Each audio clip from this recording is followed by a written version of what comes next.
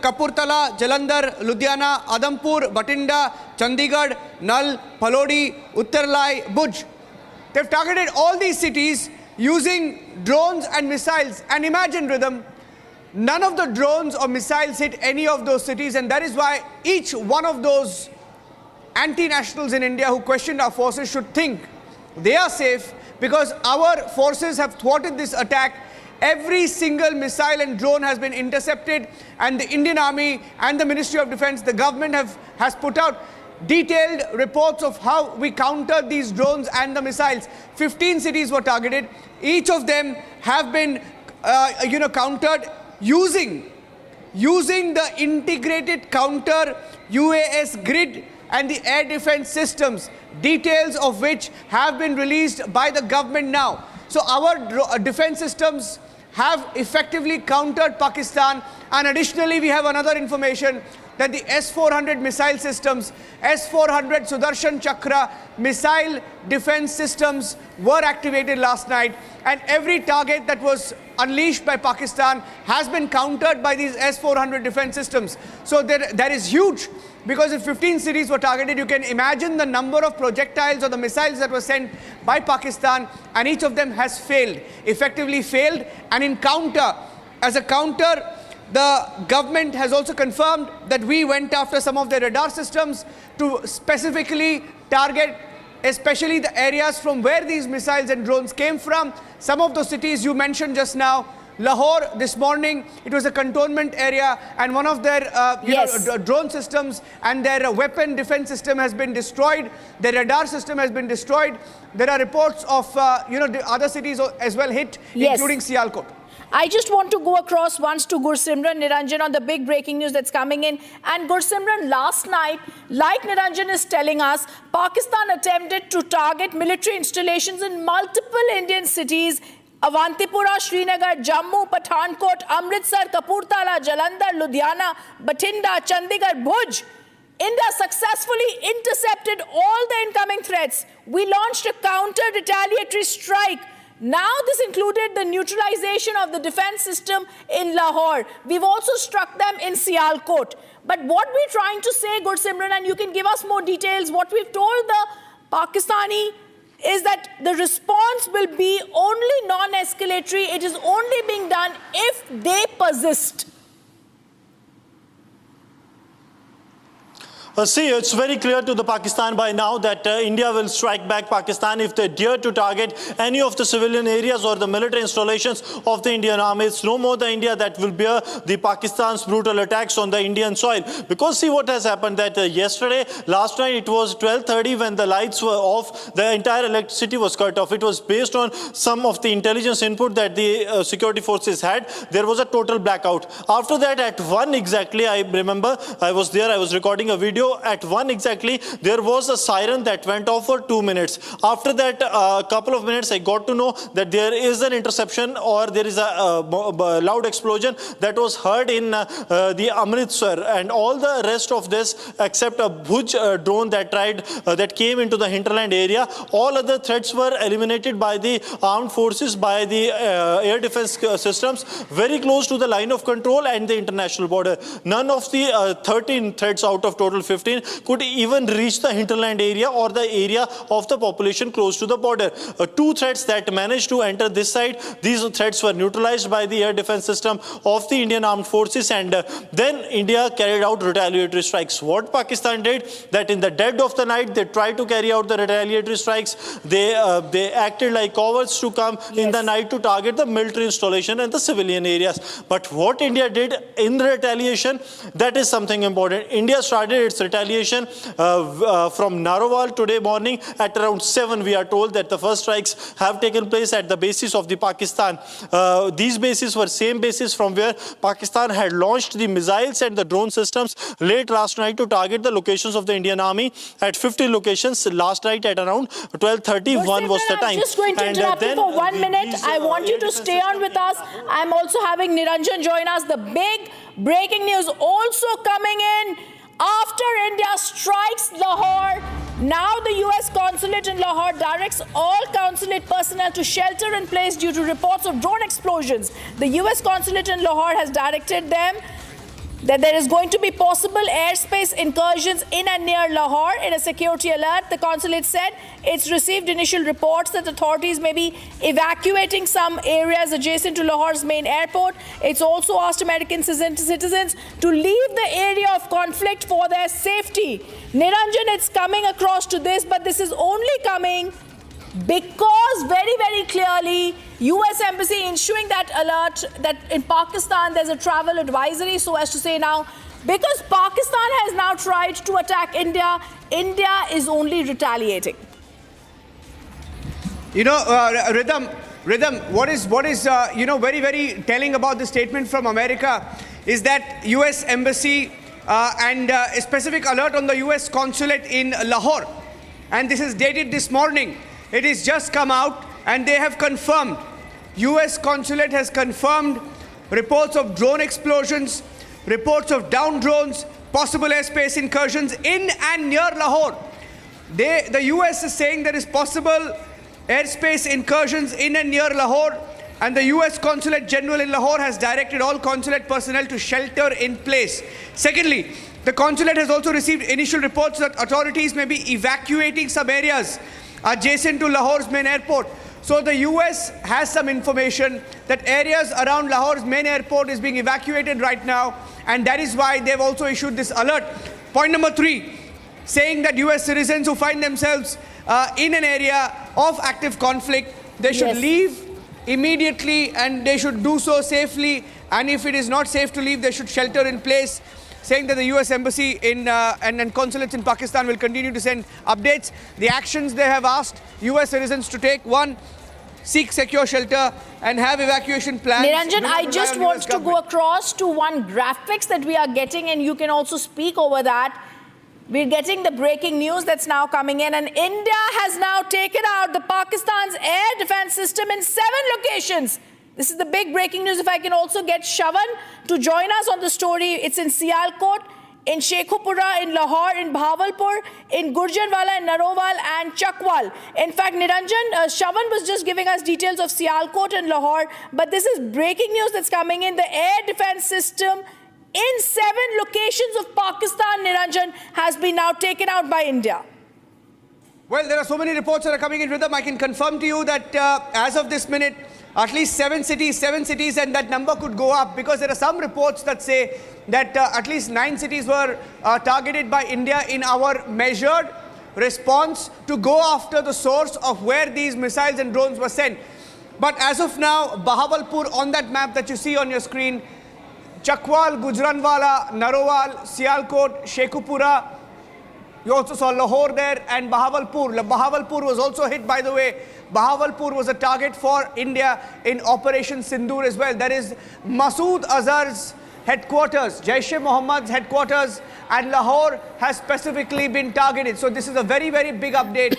That number and this map could change in the next few hours. That's an update we are getting in, because more visuals reportedly from other cities of Pakistan as well. We will wait for those updates to come in. Rhythm.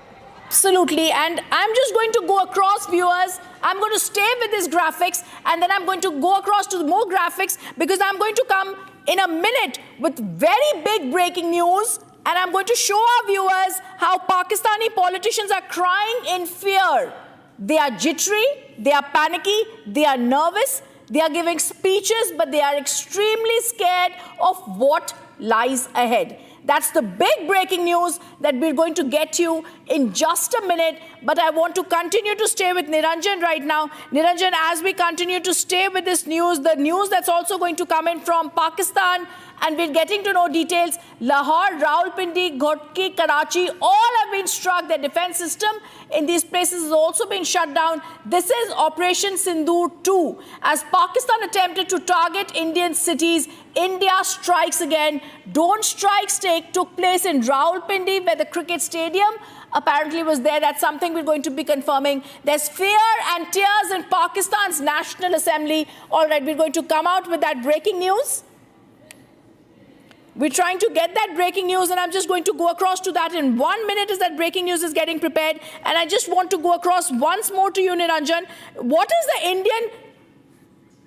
Okay, the big breaking news that's coming in, and we're getting this breaking news that's now coming in. There's fears and tears in Pakistan National Assembly. Pakistan's Foreign Army Major in the National Assembly says, please save Pakistan from India. This is Major Tahir Iqbal, retired Pakistan MNA. He cries while giving a speech in the National Assembly. It's clear Pakistan is jittery.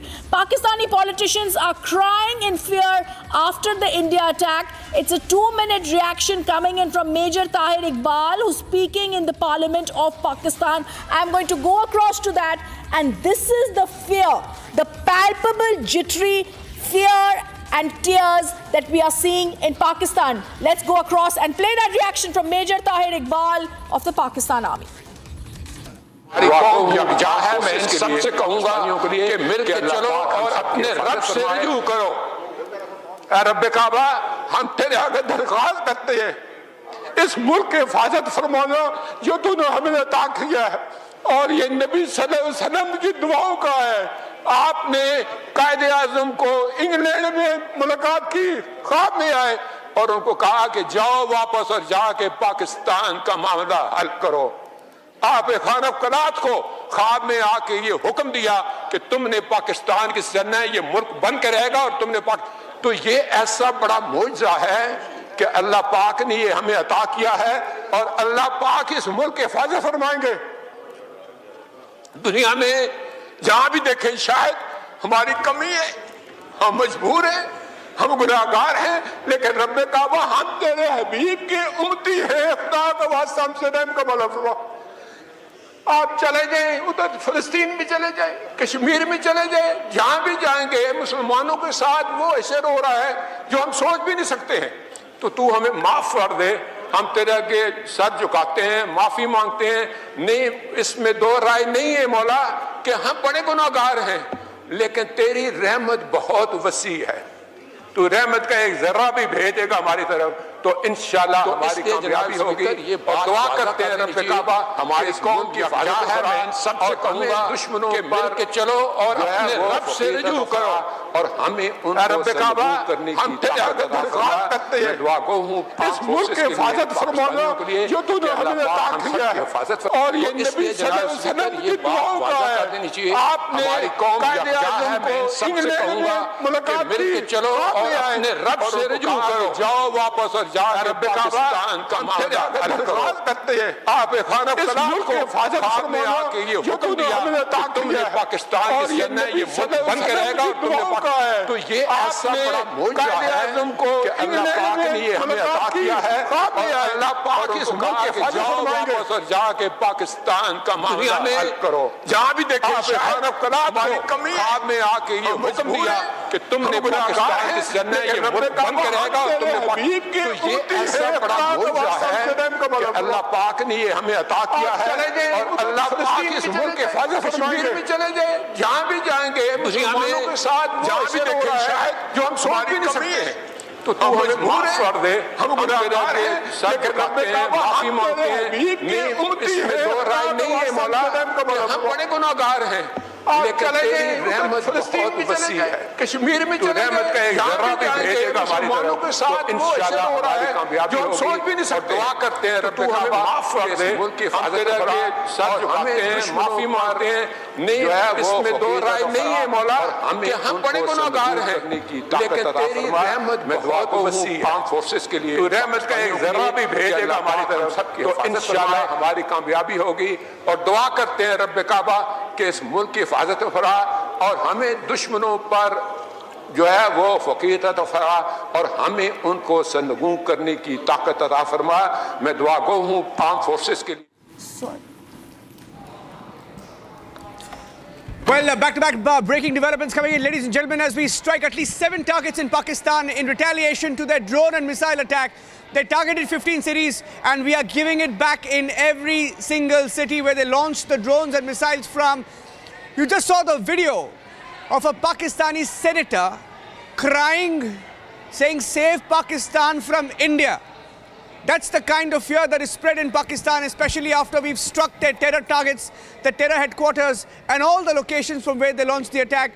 Let's play that video out once again. That's a reminder to Pakistan that they once again try to target India. This is what they will get. Take a look at this senator crying in the Pakistan National Assembly.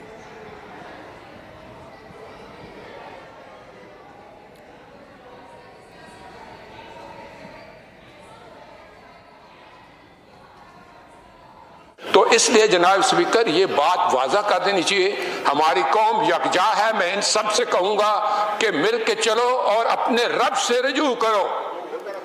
रब काबा, हम तेरे आगे दरख्वास्त करते हैं, इस मुल्क की हिफाजत फरमाना जो तूने हमें अता किया है, और ये नबी सल्लल्लाहु अलैहि वसल्लम की दुआओं का है। आपने कायदे आजम को इंग्लैंड में मुलाकात की, ख्वाब में आए और उनको कहा कि जाओ वापस और जाके पाकिस्तान का मामला हल करो। आप खान कलात को ख्वाब में आके ये हुक्म दिया कि तुमने पाकिस्तान की सरना ये मुल्क बन के रहेगा और तुमने तो ये ऐसा बड़ा मौजज़ा है कि अल्लाह पाक ने ये हमें अता किया है और अल्लाह पाक इस मुल्क की हिफाजत फरमाएंगे। दुनिया में जहां भी देखें शायद हमारी कमी है, हम मजबूर हैं, हम गुनाहगार हैं, लेकिन रब्बे काबा हम तेरे हबीब के उम्मती हैं, खुदा का वास्ता हमसे रहम का मौला फरमा।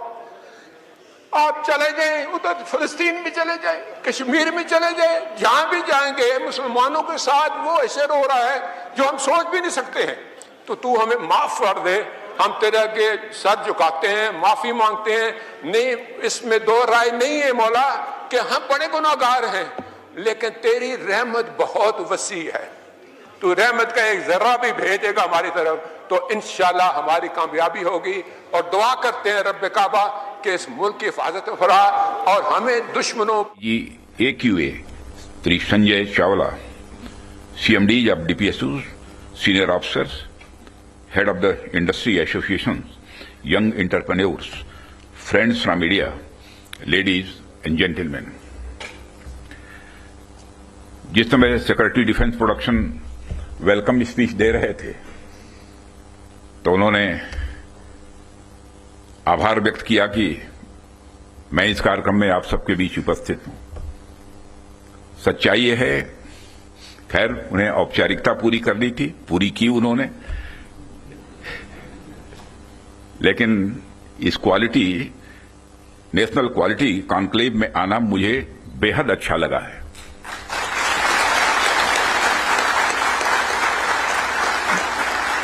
वैसे ऑर्डिनरी कॉन्क्लेव में तो हम लोग जाते रहते हैं, तो क्वालिटी कॉन्क्लेव में आने में क्या आपत्ति हो सकती है।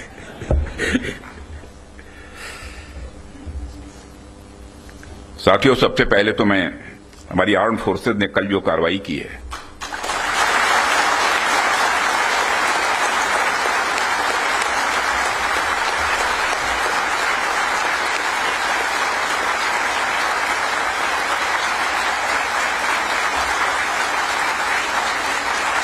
और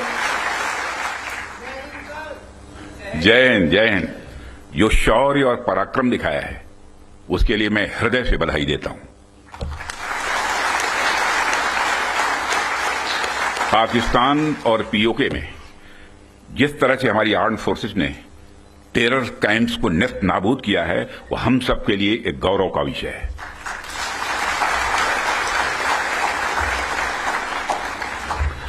साथियों, आप सभी नेशनल क्वालिटी कॉन्क्लेव का आयोजन ये आपका चल रहा है। क्वालिटी की क्या भूमिका होती है, यह क्या रोल अदा करती है, इसका नमूना हमने कल देखा।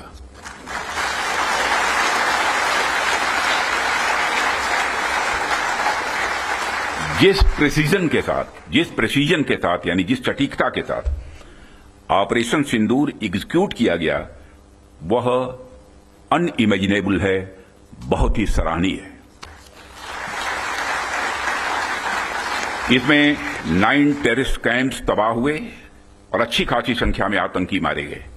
जिस तरह से इस ऑपरेशन को किसी भी इनोसेंट को नुकसान पहुंचाए बिना मिनिमम कोलेटरल डैमेज के साथ अंजाम दिया गया, वह इसलिए संभव हो पाया क्योंकि हमारे formidable and professionally trained armed forces के पास इक्विपमेंट भी हाई क्वालिटी के थे।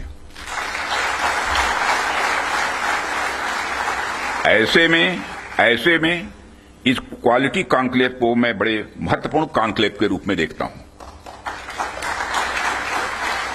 मैं इस आयोजन के लिए डिपार्टमेंट ऑफ डिफेंस प्रोडक्शन और इनके secretary defence production Shri Sanjeev Kumar को भी हार्दिक बधाई देता हूं और क्वालिटी एश्योरेंस ऑर्गेनाइजेशंस को भी मैं बधाई देता हूं। साथियों, अभी मैं इस कॉन्क्लेव की थीम देख रहा था, fast tracking of quality assurance through integrated approach and technology enabled processes. आपकी यह थीम मुझे बेहद अच्छी ही नहीं लगी, बल्कि दिलचस्प भी लगी, इंटरेस्टिंग लगी।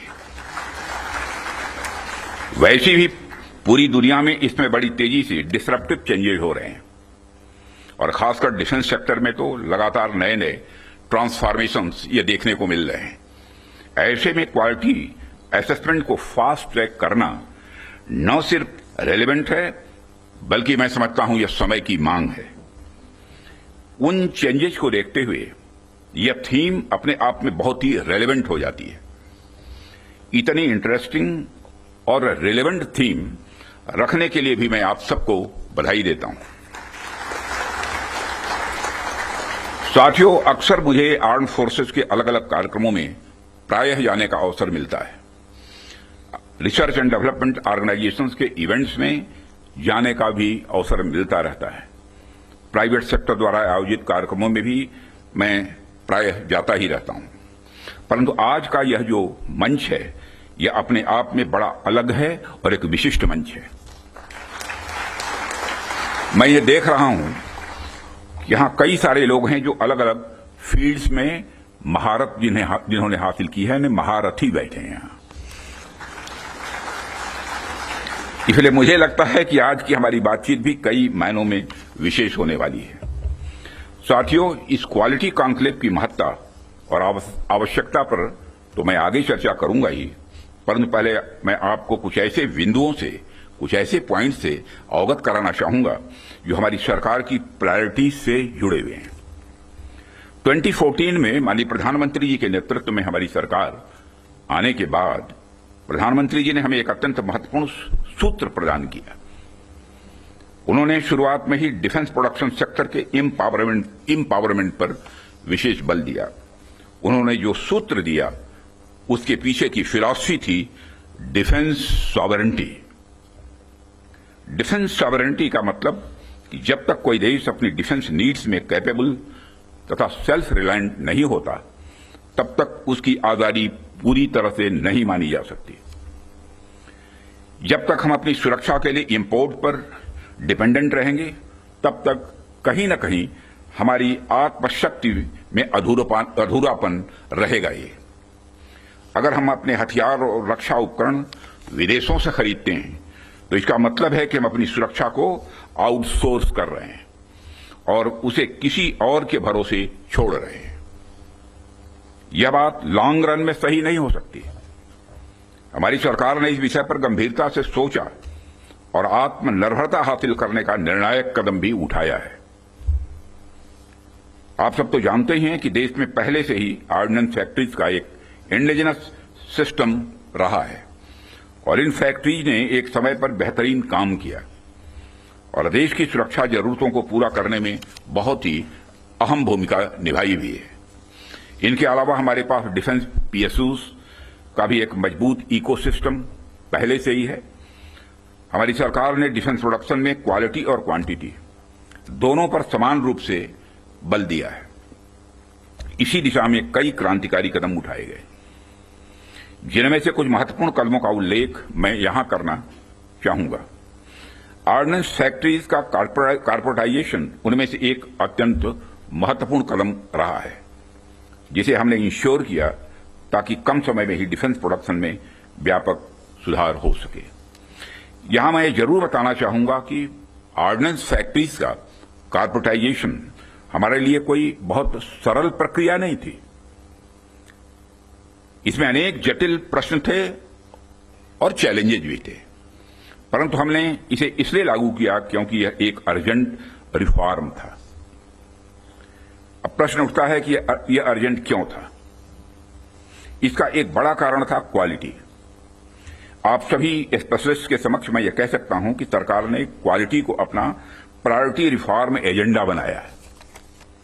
हमने क्वालिटी इंप्रूवमेंट को ही टारगेट करते हुए ऑर्डिनेंस फैक्ट्रीज का कॉर्पोरेटाइजेशन किया। तब से लेकर आज तक डिफेंस पीएसयूज ने लगातार सुधार किया है और कार्बोनाइजेशन के पश्चात क्वालिटी प्रोडक्शन को लगातार आगे बढ़ाने का प्रयास भी किया गया है। और आज ये डीपीएसयू इंटरनेशनली कॉम्पिटिटिव हो रहे हैं।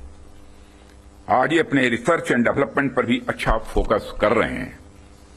आज ये ऑर्गेनाइजेशन पहले से कहीं ज्यादा वाइब्रेंट और एक्सपोर्ट ओरिएंटेड हो रहे हैं। वैसे तो अभी कुछ कार्य बाकी है, पर मैं इतना जरूर आश्वस्त हूं कि जिस प्रकार पब्लिक सेक्टर में रिफॉर्म के लिए हम प्रयासरत हैं, वह हमें आने वाले समय में काफी अच्छे रिजल्ट्स देने वाला है।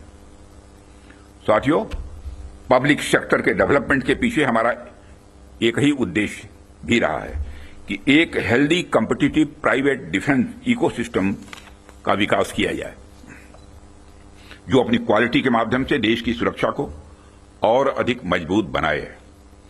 जैसा कि हम सभी जानते हैं कि क्वालिटी को लेकर प्राइवेट सेक्टर की अपनी एक अच्छी खासी इमेज होती है। किसी भी क्षेत्र में प्राइवेट सेक्टर अपनी गुणवत्ता के लिए जाना जाता है। आज चाहे बड़े प्लेटफॉर्म्स हों या सिस्टम्स, एमएसएमईज हों या स्टार्टअप्स, हमने ऐसा प्राइवेट इंडस्ट्रियल बेस तैयार किया है जो देश के डिफेंस सेक्टर के विकास में सक्रिय भागीदार बन रहा है और उसे सशक्त कर रहा है। आज रिलीज होने वाले इंडस्ट्री 4 को भी मैं इसी संदर्भ में देख रहा हूं। यह निश्चित रूप से हमें स्मार्ट मैन्युफैक्चरिंग के एक ऐसे एरा में ले जाएगा जहां से हमारे लिए कई नए डायमेंशंस खुलेंगे। इसी तरह जो दूसरे मैनुअल्स आज रिलीज हो रहे हैं, जो एमओयू साइन हुए हैं, उनको भी मैं इसी कंटेक्स्ट में देखता हूं। ये सभी प्रयास केवल सरकार के प्रयास नहीं हैं, बल्कि आप सभी का मिला जुला प्रयास इसमें शामिल है, इसीलिए यह संभव हो पा रहा है। साथियों, जैसा कि आप सभी जानते हैं, आज की दुनिया में सिर्फ प्रोडक्ट नहीं बल्कि एक मजबूत ब्रांड वैल्यू भी जरूरी है। जब मार्केट में असिमेट्रिक इंफॉर्मेशन फैली होती है, तब कंज्यूमर भ्रमित हो जाता है, कंफ्यूज हो जाता है। ऐसे में वही ब्रांड सफल होता है जो कंसिस्टेंट क्वालिटी और रिलायबिलिटी का भरोसा देता है। और यही कारण है कि हमें इंडियन डिफेंस इंडस्ट्री को एक स्ट्रांग और ट्रस्टेड ब्रांड बनाना ही होगा। इस संदर्भ में आज मैं आपसे एक महत्वपूर्ण अपील करने के लिए आप सबके बीच खड़ा हुआ हूं। यह अपील है एक मजबूत वर्ल्ड लीडिंग और state of the art brand India का निर्माण।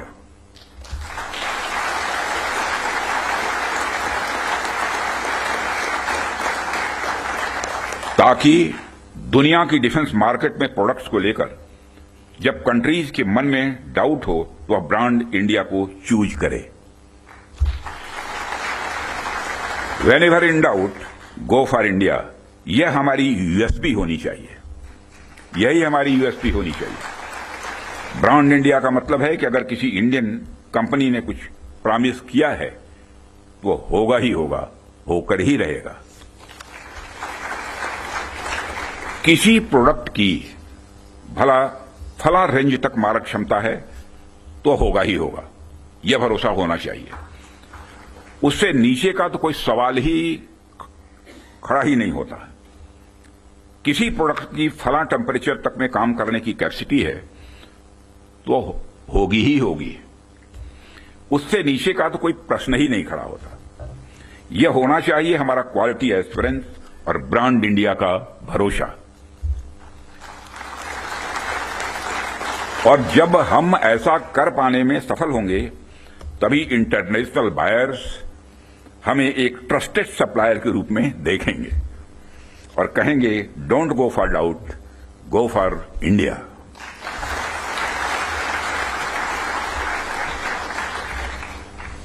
साथियों, मैं समझता हूं कि इस दिशा में प्रयास करने का यह सबसे उचित समय है, क्योंकि इस समय जो परिस्थितियां चल रही हैं उसे आप सब देख रहे हैं।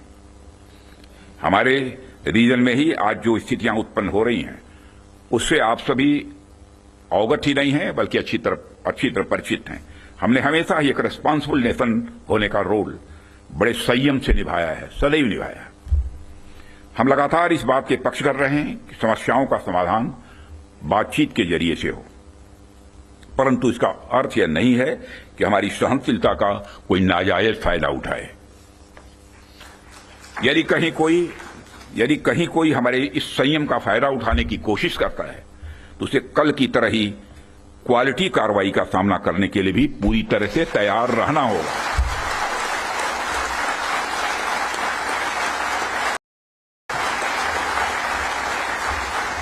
कल की तरह ही क्वालिटी कार्रवाई का सामना करने के लिए उसे तैयार रहना होगा। भारत की संप्रभुता की सुरक्षा में कोई भी हद हमारे लिए बाधा नहीं बनेगी, इसका मैं देशवासियों को भरोसा देता हूं। मित्रों, ऐसे रेस्पॉन्सिबल रेस्पॉन्सेस के लिए हम आगे भी पूरी तरह से तैयार हैं, और यदि हमारी यह तैयारी बनी हुई है तो इसमें आपका एक बहुत बड़ा रोल है, बहुत ही महत्वपूर्ण रोल है। इसके लिए मैं आप सबको बधाई देना चाहता हूं, आप सबकी मैं सराहना करता हूं। भारत का यह expanding defence industrial universe, Bharat का यह expanding defence industrial universe Bharat को एक अभूतपूर्व संबल प्रदान कर रहा है। और इसी प्रकार अगर हम आज के ग्लोबल सिनेरियो पर नजर डालें तो ग्लोबल ऑर्डर में हमें बड़े बड़े चेंजेस देखने को मिल रहे हैं। हमारे सामने कई अनसर्टेन डायमेंशंस ओपन हो रहे हैं। यूरोप से लेकर एशिया तक हर जगह कॉन्फ्लिक्ट्स बढ़ते जा रहे हैं। Ukraine Russia conflict, Israel Palestine tension और मिडिल ईस्ट अनरेस्ट ने यह साबित कर दिया है कि ग्लोबल स्टेबिलिटी आज अपने आप में बहुत ही फ्रेजाइल है। अभी पिछले कुछ समय से हमें यूरोपियन यूनियन और नाटो के सिक्योरिटी सिनेरियो में भी काफी हद तक बदलाव देखने को मिल रहा है। जो यूरोपियन यूनियन एक समय पर बड़े स्तर पर नाटो पर डिपेंडेंट था, वही यूरोपियन यूनियन आज बड़े स्तर पर रीअर्मामेंट की ओर तेजी से बढ़ रहा है। जाहिर सी बात है कि जब विकसित देश रीअर्मामेंट की तरफ बढ़ेंगे तो आर्म्स एंड इक्विपमेंट की डिमांड भी स्वाभाविक रूप से बढ़ेगी क्या, बल्कि मैं यह कह सकता हूं कि यह डिमांड लगातार नई ऊंचाइयां छू रही है। हाल ही में मैं Stockholm International Peace Research Institute की एक रिपोर्ट पढ़ रहा था, और अभी कुछ दिन पहले उन्होंने एक रिपोर्ट जारी की है, और उसी रिपोर्ट में यह बताया गया है कि वर्ल्ड मिलिट्री एक्सपेंडिचर 2024 में 2718 बिलियन डॉलर तक पहुंच गया है, जो अपने आप में मैं समझता हूं कि बहुत बड़ी बात है। यदि मैं, और मेरे कहने का अर्थ यह है कि चाहे डोमेस्टिक डिफेंस रिक्वायरमेंट हो या इंटरनेशनल, आज आर्म्स एंड इक्विपमेंट तथा डिफेंस प्रोडक्ट्स की रिक्वायरमेंट पहले से कहीं ज्यादा है। और आपके द्वारा किए जा रहे प्रयासों से इस देश का जो डिफेंस मैन्युफैक्चरिंग सेक्टर है, वह ब्रांड इंडिया फिलॉसफी के साथ विश्व में अपना सिक्का जमा सकता है। साथियों, ऐसा नहीं है कि यह बात मैं सिर्फ कहने के लिए कह रहा हूं, हमने पास्ट में ऐसा करके दिखाया है। यदि मैं आंकड़ों की बात करूं तो अभी 2024-25 के फाइनेंशियल ईयर में हमारा डिफेंस एक्सपोर्ट अप्रॉक्सीमेटली 24,000 करोड़ के रिकॉर्ड आंकड़े को पार कर गया है, और यह हम सबके लिए प्रसन्नता की बात है कि हमने इस लक्ष्य को प्राप्त किया है। लेकिन हमें यहां पर रुकना नहीं है, हमारा लक्ष्य इससे कहीं अधिक बड़ा है, और हमने निर्धारित किया है कि 2029 तक डिफेंस एक्सपोर्ट को कि इस आंकड़े को बढ़ाकर हमको 50,000 करोड़ तक ले जाना है, और 2047 तक जब हम पूर्ण विकसित एक डेवलप्ड नेशन के रूप में खड़े होंगे, राष्ट्र बनेंगे, उस समय तब तक तो हमें दुनिया का सबसे बड़ा डिफेंस एक्सपोर्टर बनना है। लक्ष्य बड़ा होना चाहिए, तभी हम कुछ कर सकते हैं। इतने बड़े लक्ष्य की प्राप्ति के लिए बेहद जरूरी है कि हम अपने डिफेंस इक्विपमेंट की क्वालिटी को लेकर पूरी दुनिया में एक ट्रस्ट डेवलप करें, लोगों का दिल जीतें, लोगों का भरोसा जीतें। डिफेंस इक्विपमेंट का एक्सपोर्ट करने से पहले हमें इस ट्रस्ट को एक्सपोर्ट करना पड़ेगा। डिफेंस इक्विपमेंट का एक्सपोर्ट करने से पहले हमें उस ट्रस्ट को एक्सपोर्ट करना पड़ेगा, तभी यह होगा। साथियों, उसके लिए हमें क्वालिटी को लेकर किसी पर्टिकुलर डिपार्टमेंट की रिस्पॉन्सिबिलिटी या प्रोडक्शन प्रोसेस के स्टेज तक ही सीमित करके नहीं देखना होगा, बल्कि क्वालिटी हमारी गाइडिंग फिलॉसफी होनी चाहिए, हमारा यह कल्चर होना चाहिए जो डिफेंस मैन्युफैक्चरिंग में शामिल हर डिसीजन, हर डिजाइन और हर प्रोसेस और हर इंडिविजुअल तक अपना इन्फ्लुएंस रखे।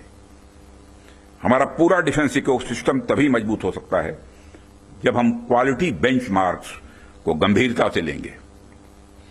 मुझे देखकर भी खुशी होती है कि आप लोगों ने क्वालिटी के महत्व को पहचाना है, समझा है, और जिस डेडिकेशन के साथ और जिस विचार के साथ आप क्वालिटी इंप्रूवमेंट पर ध्यान दे रहे हैं, वह निश्चित रूप से आने वाले समय में भारत के डिफेंस मैन्युफैक्चरिंग को एक नई ऊंचाइयों तक ले जाएगा, ऐसा मेरा पक्का विश्वास है। साथियों, वैसे तो आप सभी क्वालिटी इंप्रूवमेंट की दिशा में बहुत अच्छा काम कर रहे हैं, लेकिन जाते जाते मैं अपनी तरफ से कुछ सुझाव भी आप लोगों को देना चाहूंगा। आप सब तो जानते ही हैं, आज के जमाने में आर्टिफिशियल इंटेलिजेंस और डिजिटल टेक्नोलॉजी की भूमिका कितनी बढ़ गई है, कितनी महत्वपूर्ण हो गई है। इसलिए आपको इस बात पर भी ध्यान देना होगा कि रियल टाइम क्वालिटी मॉनिटरिंग के लिए हम किस तरह से artificial intelligence, internet of things और मशीन लर्निंग जैसे टूल्स का प्रयोग कर सकते हैं। साथ ही साथ इवॉल्विंग ग्लोबल टेक्नोलॉजीज के साथ अलाइन करते हुए हमें अपने जो स्टैंडर्ड्स और टेस्टिंग प्रोटोकॉल्स को भी अपडेट करते रहना होगा। हमें time bound quality assurance clearances पर भी ध्यान देना होगा, ताकि किसी प्रोजेक्ट को लेकर अनवांटेड डिले देखने को न मिले। साथियों, मेरा यह भी मानना है कि हमारी क्वालिटी असेसमेंट एजेंसीज को अपनी डेफिशिएंसीज पर भी हमेशा ध्यान रखना चाहिए और किस प्रकार इन डेफिशिएंसीज को मॉडर्नाइजेशन और टेस्टिंग इंफ्रास्ट्रक्चर के डेवलपमेंट के द्वारा दूर किया जाए, उस पर भी कार्य करते रहना चाहिए, ऐसा मेरा सुझाव है।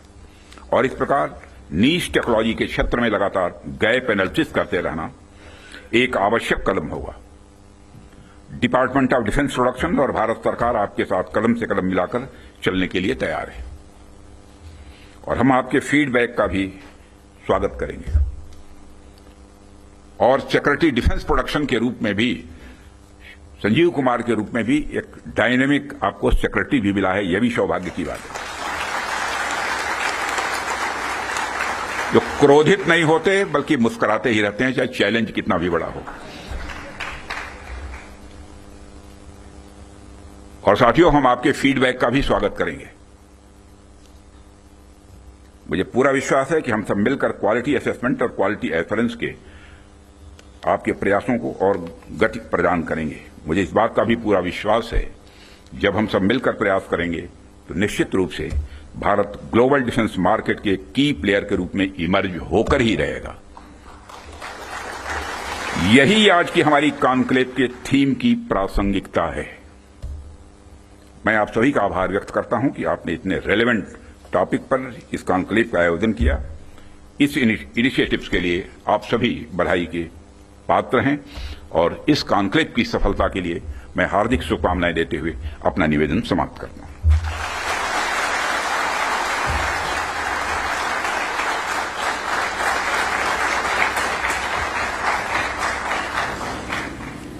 हम माननीय Defense Minister Raksha Mantri Rajnath Singh there stating India is going to be emerging as a king of the defense manufacturer. He's also giving details about air and digital technology playing a very important role, saying India is a nation capable of highest defense exports. He's also said that the operation was carried out without harming any innocents and with minimum collateral damage when the 9 terror camps had been destroyed and a large number of terrorists had been killed. We're also getting some updates. Yes, big breaking news that's coming in, and we're going across to that. We're getting news that the Foreign Secretary briefing is going to be there at 5:30 p.m. today. The MEA briefing, Vikram Misri is going to be briefing the media at 5:30 p.m. The Foreign Secretary briefing is going to be there. And we're getting this big news, the Foreign Secretary briefing at 5:30 p.m. today, viewers. Today we've seen there have been more major developments in Operation Sindhu 2 as India strikes back.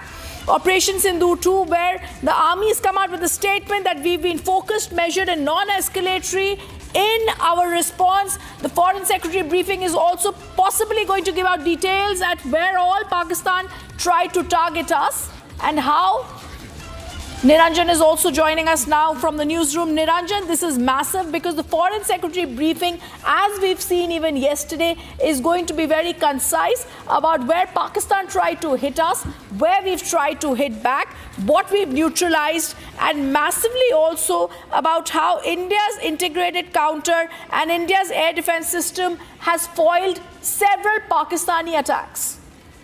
Rhythm, when the news conference was held yesterday by the MOD, the Ministry of Defense and the Ministry of External Affairs, the joint briefing, when the Foreign Secretary was there and when India said in that briefing that we will respond if Pakistan tries any misadventure, that warning was given yesterday, Rhythm. Yes. And it was given not just by the MOD, by our forces as well. And despite that warning, saying that if there was any misadventure from Pakistan, today Pakistan has tried to strike 15 of our cities, and we have hit back, hitting their missile systems, hitting their defense systems. And today at 5:30, in a short while from now, we will have a detailed briefing on what we have done as a response to Pakistan. So in that briefing, Rhythm, we can expect more details. One, yes, of the kind of response we have given.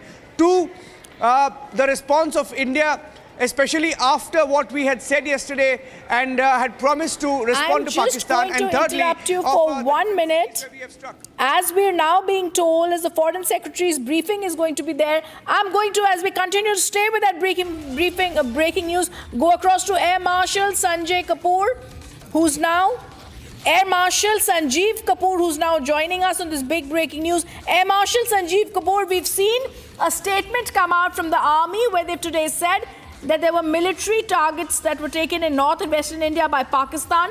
They want to be focused, measured and non-escalatory. In fact, they've also said the armed forces targeted air defense radars at a number of locations in Pakistan. Indian response has been in the same domain with the same intensity as Pakistan. Has been learned. Air defense system in Lahore has also been neutralized. Now, this is very clear, Air Marshal Sanjeev Kapoor, Air Marshal, that we have only tried to save ourselves. Our focus and our response has been focused, measured and non-escalatory. But I just want to read out one thing before I come across to you, which is coming right now. Yes, the MOD's response is also there. The Indian Armed Forces targeted air defense radars in various locations in Pakistan. Yes, absolutely. And recall, last night Pakistan tried to attack most of our airfields along the northern and their eastern borders. These were 15 in number, and the shelling, the intensity and the caliber of the shells has also gone up. So I saw it on your channels. There's a large amount of collateral damage to the civilians, to certain gurudwaras, to certain other civilian population. So in retaliation of the escalatory steps which the Pakistani armed forces have taken, today our air defense system came into action. So we have a very potent S-400, that is the Russian Triumph air defense system. So that was put in use. So most of the attacks which the Pakistanis did last night were thwarted. Their air defense attacks all were nullified. And today we have taken out their air defense. The heart of Pakistan, that is the general headquarters at Rawalpindi, the Lahore, which is supposed to be the heart of the Pakistani ecosystem, because everything there is controlled by the Pakistani Punjabis, and their capital is Lahore, and in and around Lahore, everything is, just secure. So if we have taken out the Chinese HQ-9 air defense systems and nullified it across 15 places in Pakistan, that indicates our, and we have physically not crossed. See, mind you, till now, the aeroplanes have not physically gone across the IB. So our drones itself have gone and taken out these targets. And this is a great step because now their air defense system is in array, and this gives us the pockets to enter and strike at will wherever we wish to.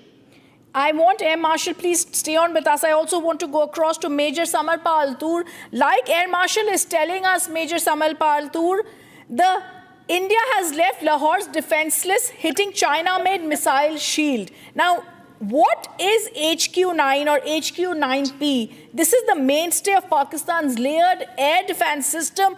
China relies on its HQ-9 when it comes to land-based integrated air defense system, but it's been completely smashed, whether it's been in Ghotki, Sialkot, but this time in Lahore, Major Samarpal Toor, it's been taken out by India. You see, Rhythm, these are all tactical locations of the Pakistan military. And these are basically proximity of the terror hubs are almost within the 5-kilometer vicinity of these Pakistani military installations. And, you know, a clear-cut message has been given by carrying out pinpoint precision guided strikes, which is a clear-cut message that India does not want an escalation in this.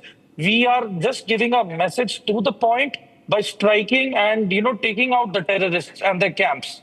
And if Pakistan military is, you know, going to back this up, back the terrorists up by, you know, carrying out reciprocatory strikes at us, well, it is only going to make matters worse. So, you know, today being the third day of the strikes and the last night what Pakistan has done. So you see now with their air radar systems taken out, their vulnerability has increased. So let's see by today what is the response. In case they want to mellow it down and they want to reduce the tensions, they should be mature in their approach. Probably that is going to be helpful for us and for the Southeast Asia and the peace in the region.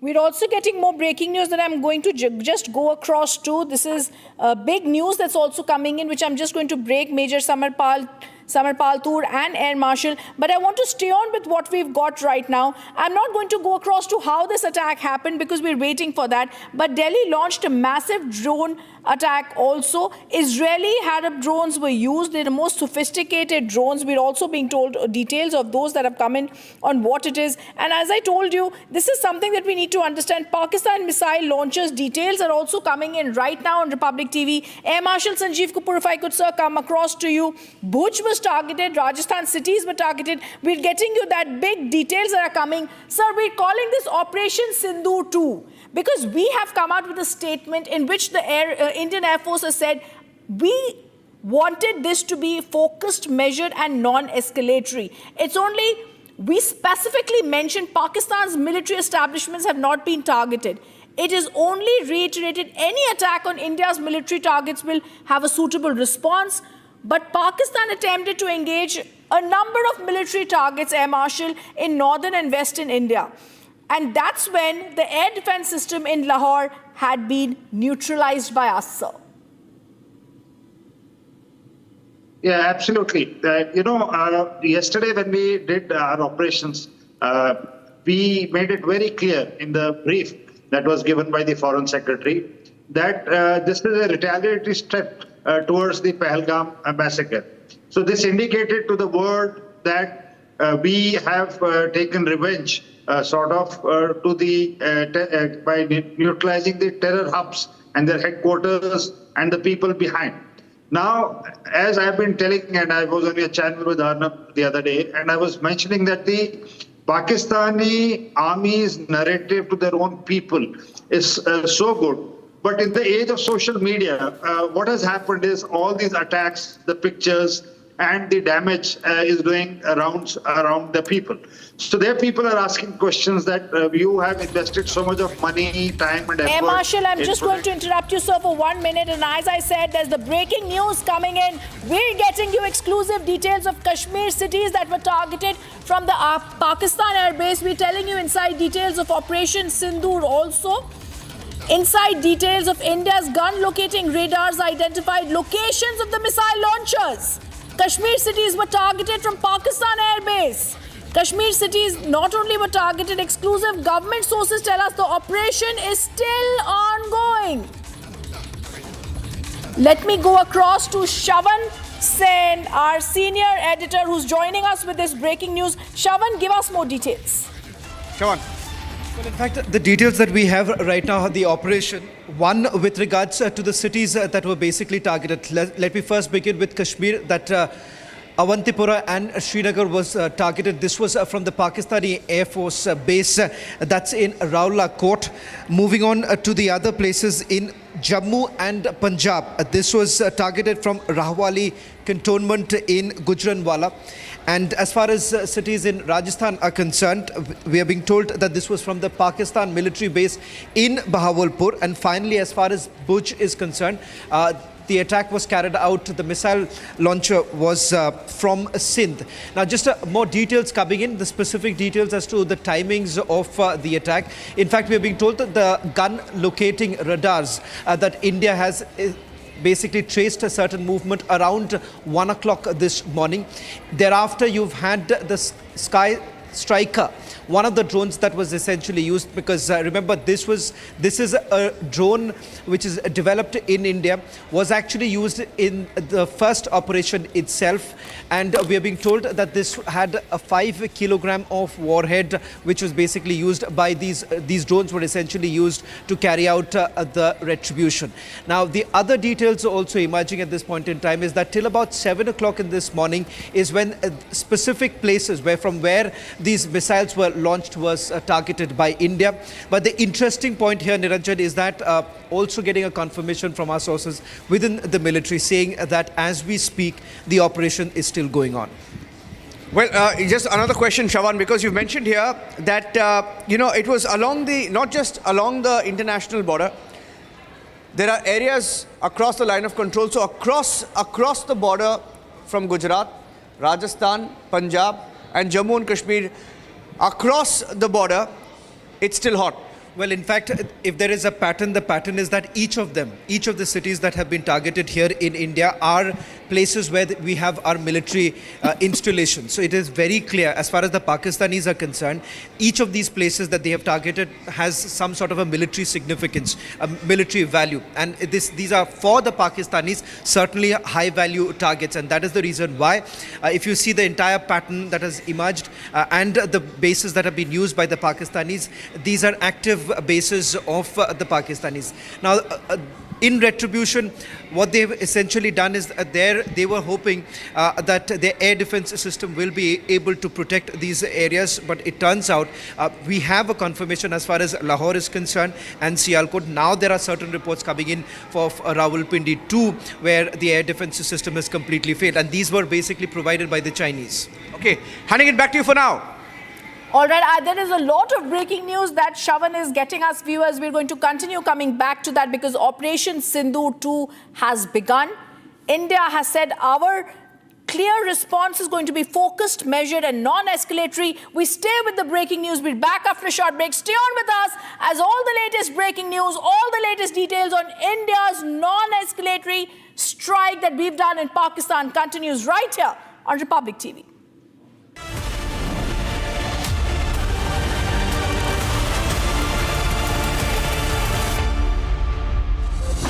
Summer is here. Is your home ready for the heat? Keep your roof cool and your home comfortable all summer with Roof Cool and Seal.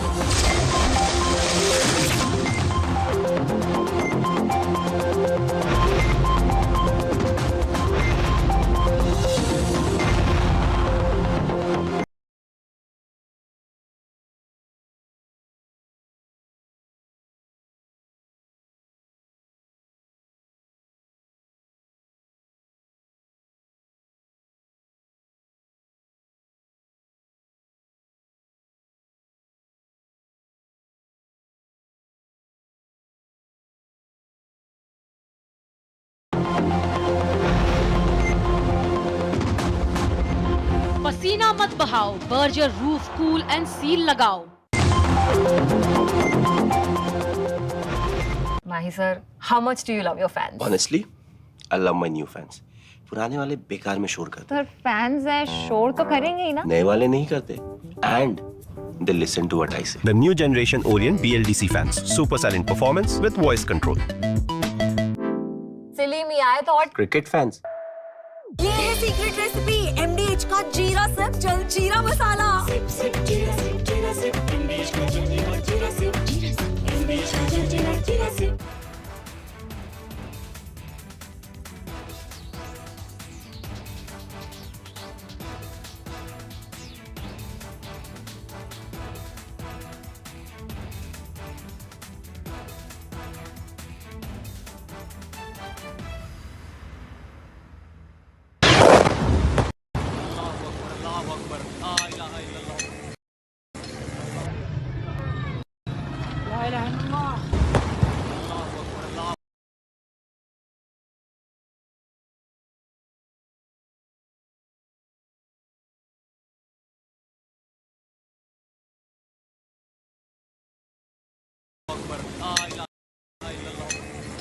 Of different weapon systems, because you cannot risk putting all eggs in one basket.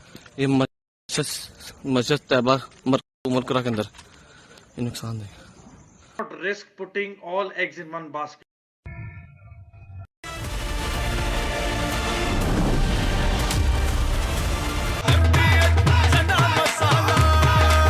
अब छोलिया हो या लोबिया, सफेद चने या काले चने, सब कुछ मजेदार बने। पाकिस्तानी और इंडियन जंग शुरू कर दी है। अभी मेरे बहावलपुर सिटी के अंदर मौलाना मसूद अजहर साहब के जो है मदरसा है उसके ऊपर 4 मिसाइल दागे गए हैं। 4 मिसाइलों के साथ हमला किया गया है मौलाना मसूद अजहर साहब के मदरसे के ऊपर। हम अपनी अफवाज पाकिस्तान के साथ खड़े हैं, लेकिन मेरा सवाल है कि हमारी एजेंसीज कहाँ सोई हुई थी, हमारी अफवाज पाकिस्तान कहाँ सोई हुई थी जब ये हमला हुआ। मुजफ्फराबाद की भी खबर आ रही है कि मुजफ्फराबाद वाली साइड पे ये अटैक हुआ है, लेकिन सबसे पहले मेरे बहावलपुर सिटी के अंदर अटैक हुआ है ब्लास्टिक मिसाइल के साथ। उन्होंने हमला किया है मौलाना मसूद अजहर साहब के मदरसे के ऊपर 4 मिसाइल मारे गए हैं। अभी ये कहना कबल वक्त है कि गोया कितनी सच्चाई है इस खबर के अंदर, किस साइड से ये मिसाइल आए हैं, ये अभी कन्फर्म होना बाकी है। लेकिन ये कन्फर्म न्यूज़ है कि उनके मदरसे के ऊपर 4 मिसाइल मारे गए हैं।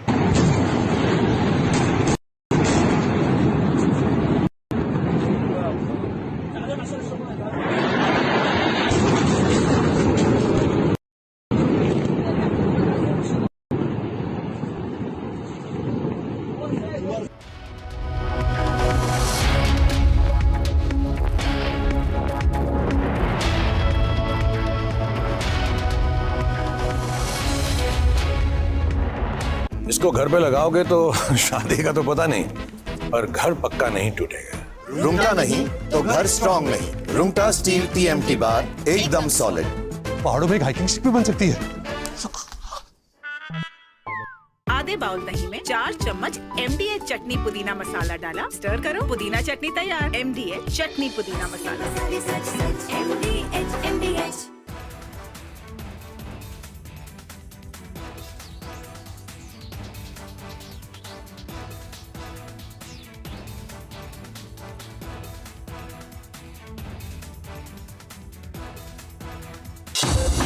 Summer is here. Is your home ready for the heat? Keep your roof cool and your home comfortable all summer with Roof Cool and Seal.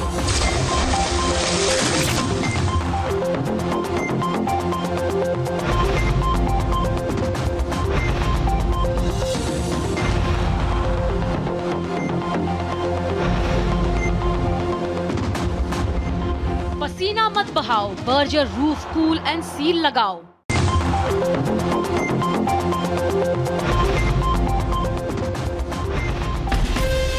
From Asia's largest news headquarters, setting the agenda for Bharat.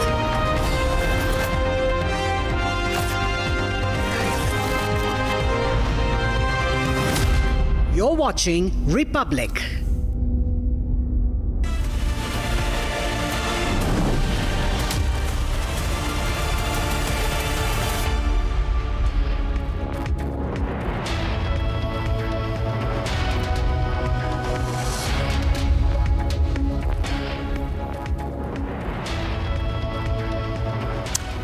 Welcome back, friends. A day after India dismantled the terror infrastructure on Pakistani soil, we have taken down their air defense systems with Operation Sindhu 2.0 on as we speak, and it's not ending. The wrath of the Indian armed forces going full throttle on Pakistan. That's our focus. We'll get you more details. Let's begin with the headlines. It's not over yet. Operation Sindhu 2.0 now being carried out by the armed forces. जिस precision के साथ यानी जिस सटीकता के साथ operation सिंदूर execute किया गया वह अनइमेजिनेबल है, बहुत ही सराहनीय है। इसमें 9 टेररिस्ट कैंप्स तबाह हुए और अच्छी खासी संख्या में आतंकी मारे गए। Defense Minister Rajnath Singh issued a stern warning to Pakistan, says India is ready for more military response.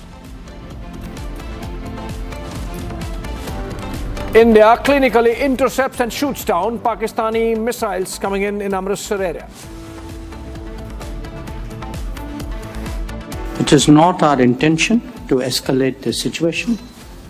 However, if there are military attacks on us, there should be no doubt that it will be met with a very, very firm response. External Affairs Minister S. Jaishankar underscores India's policy, says we'll hit back if Pakistan strikes. And major success for India as Jaish-e Mohammed chief Masood Azhar's brother, who had masterminded IC-814 plane hijacking crisis, is killed. And Baloch Liberation Army releases full video of attack on Bolan, 14 Pakistani soldiers killed.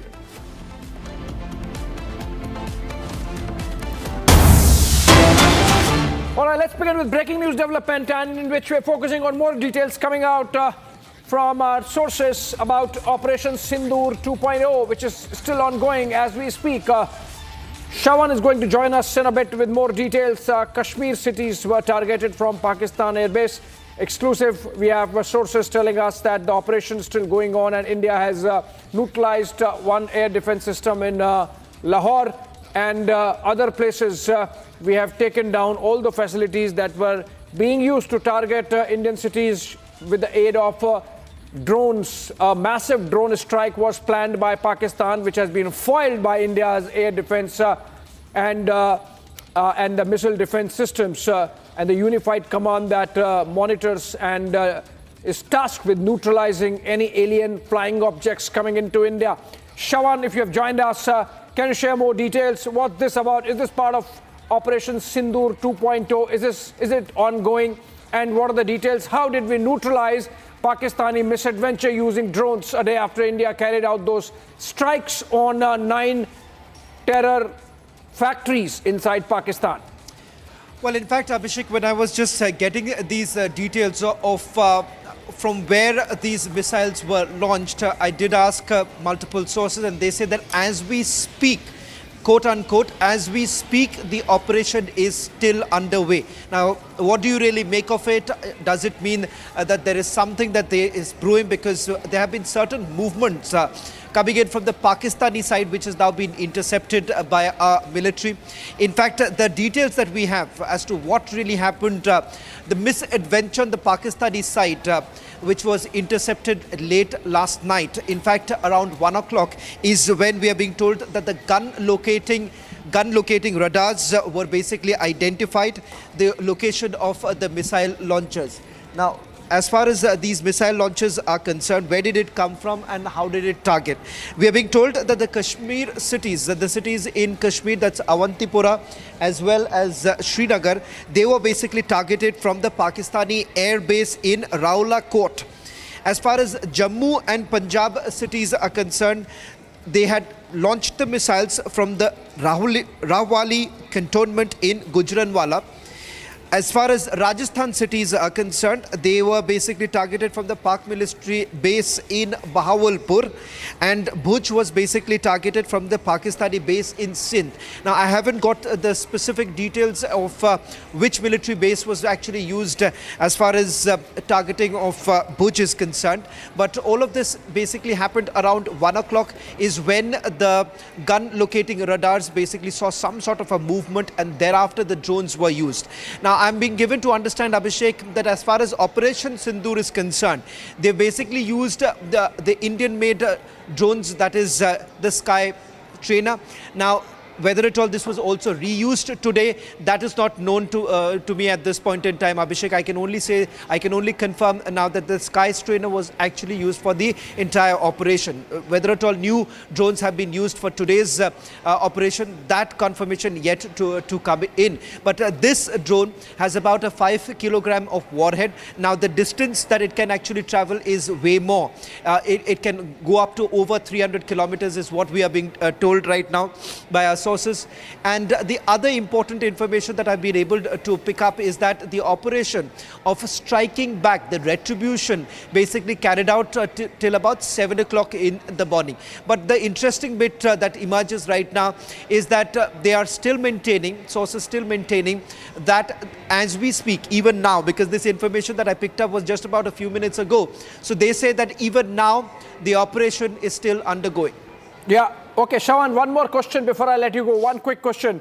What is the estimate of how many drones Pakistan would have used or could have used for this massive strike they planned, which of course was foiled and has failed? And in fact, India has inflicted a tremendous amount of damage to their air defense system in return. How many drones would the Pakistanis have thought that they could use to inflict some damage on India in which they failed? Well, in fact, this is the question of how many missiles that were basically launched. I did actually ask my source. In fact, they are saying that they're not going to reveal it at this point in time. So I do not have the answer to your question right now, Abhishek, as to how many missiles have been launched by the Pakistanis. All that I've been able to confirm is from which bases have they launched the missiles and how this was basically intercepted by our air defense system. And of course, thereafterwards, the retribution. These are the details that we have, but the rough estimate can easily go up.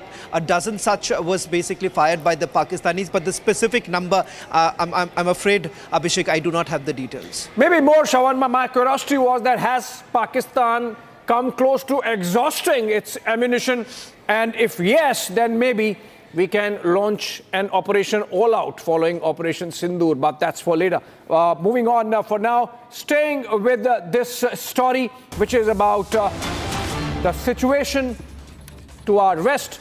And the breaking news is India has temporarily suspended operations from 27 airports across the country, mostly in the northern and western part of this country, in fact. And these 27 airports include those in Amritsar, in Chandigarh, in Jaipur, in Jaisalmer, in Bikaner, in Bhuj. 27 airports essentially in the northern and western part of the country, including Chandigarh. They have been shut.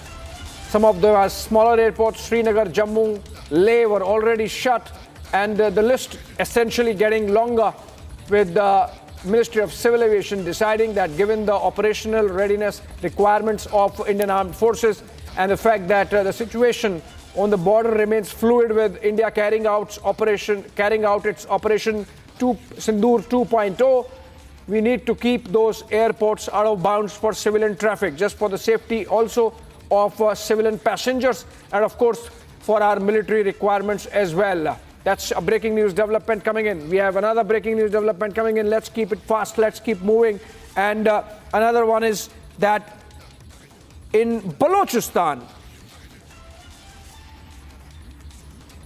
all right, we have pictures coming in from Baluchistan where people are so happy and excited and gung-ho that India has acted and inflicted costs on Pakistani terror, that the Baluchi insurgents, the Baluchi rebels, they have come out and removed Pakistani flags and put on Baloch national flags. These are pictures coming in from some parts of Baluchistan released by BLA, the Baloch Liberation Army. Remember, they have been at the forefront of fighting against the Pakistani state for Baluchi independence for decades. And in fact, they had a role to play. They own responsibility for carrying out the hijack of Jafar Express a couple of months back in Pakistan. And now they are hoisting Baluch flags atop public buildings. Okay. A massive blow to Pakistan's security forces. A deadly IED blast in Baluchistan's Bolan region has left 14 soldiers neutralized. This happened yesterday, but again, since we are on Baluchistan, this is another story. Take a look at the details.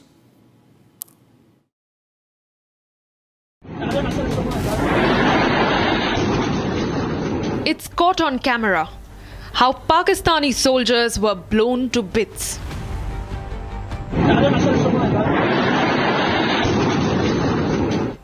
The Baluchistan Liberation Army has released a 5-minute video that captures the targeted attack on Munir Army personnel. The clip first captures 12 Pakistani Army officials conducting drills for route clearance. And minutes later, a white van carrying the soldiers are blown apart in a massive IED explosion in the Machkund area of Bolan. The Bolan blast is the latest in a spate of targeted attacks carried out by the BLA against Pakistan's forces. Pakistan is grappling with rising internal turmoil, with the Baloch Liberation Army seeking freedom. And the uprising is such that the BLA rebels are up in arms against the Shehbaz Sharif government. 22 Pakistani soldiers were killed in Turbat after a face-off with the BLA. 4 guards of the former Home Minister of Balochistan, who the BLA claims has now turned into a proxy for Islamabad, were gunned down. And back in March, the BLA hijacked the Jafar Express passenger train, killing 60-plus Pakistani soldiers and taking 300 others into hostage. The BLA-Pakistan tensions escalate at a time when Islamabad is attempting to come to terms with India's payback for the Pahalgam terror attack. And with a rising crisis at its western border, Pakistan has completely lost the plot. All right, another breaking news development. The Ministry of External Affairs is to brief media on Operation Sindhu 2.0 at 5:30 p.m. In fact, the operation is ongoing and there is going to be another round of briefing. In fact, this is the big one with Foreign Secretary Vikram Misri accompanied by Colonel Sophia Qureshi of the Indian Army and Wing Commander Vyomika Singh of the Indian Air Force to brief media on Operation Sindhu 2.0, which has been going on for the last 24 hours, went overnight, and we had a statement from the Ministry of Defense saying that India had to respond as its right of defense since Pakistan tried to target military installations across 15 cities from north of India in Jammu and Kashmir to Gujarat, where Bhuj and Nal were targeted. The Nalia Air Base were targeted. And now we are going to have this briefing in just about 15 minutes from now. Foreign Secretary Vikram Misri and from the Indian Army Colonel Sophia Qureshi to brief media about Operation Sindhu 2.0, which means things are building up and it's not dying anytime soon. We have heard that the operation is ongoing. Defense Minister Rajnath Singh briefed the opposition and said that the operation is still going on. More breaking news coming in because Pakistanis are scared. Some of them are crying. Now, sirens going off in Sialkot, and these are air sirens going off in Lahore, in Sialkot, in many other towns of Pakistan. And this really shows the jitteriness.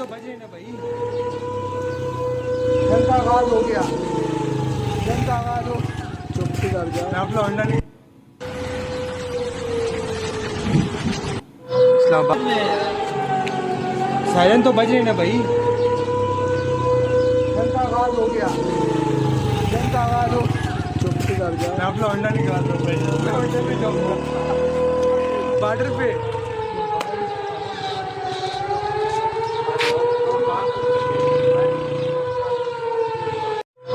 Shahbaz के मुख्तलिफ इलाकों में siren तो बज रहे ना भाई।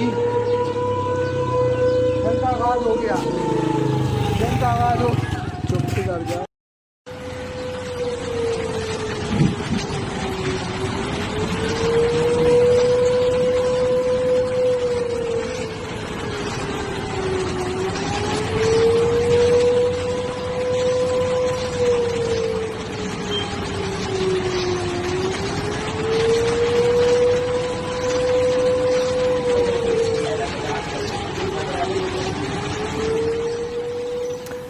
All right, those are sirens going off in Islamabad, in Lahore, in Sialkot, many other towns of Pakistan. And in one of those net sounds, you could hear someone saying, oh, siren chal nahi raha hai, which means their systems are not in place. And that is the reason why their air defense couldn't spot the Indian MO, including missiles getting into their airspace and hitting those targets as part of Operation Sindhu. Also, their air defense could not see the drone that was coming to target that air defense system. It seems like Chinese stuff. And that's why their air defense system in Lahore taken down by Indian forces. All right, more details. India launched cross-border precision strikes in Pakistan and Pakistan-occupied Kashmir, targeting 9 terror camps. The strikes killed over 80 terrorists. Defense Minister Rajnath Singh says close to 100. Videos from Pakistan and PAK-occupied Jammu and Kashmir showed funerals being held after India's strike on terror camps, and some of them, in fact, Pakistani officers participating. Take a look. ये मुल्क पूरे का पूरा फौज है और सारा मुल्क फौज के साथ है इंशाअल्लाह ताला, और ये शोहदा का इंतकाम भी होगा। तुमने निहत्थे लोगों पे हमला किया है, तुमने अल्लाह के घरों पे हमला किया है, ये बस्तियों में ठीक है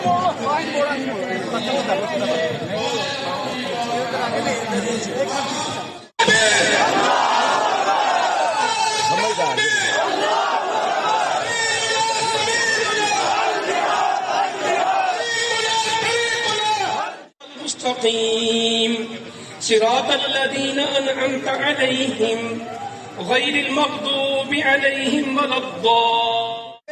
चुकाएंगे। ये मुल्क पूरे का पूरा फौज है और सारा मुल्क फौज के साथ है इंशाअल्लाह ताला, और ये शोहदा का इंतकाम भी होगा। तुमने निहत्थे लोगों पे हमला किया है, तुमने अल्लाह के घरों पे हमला किया है, ये बस्तियों में ठीक है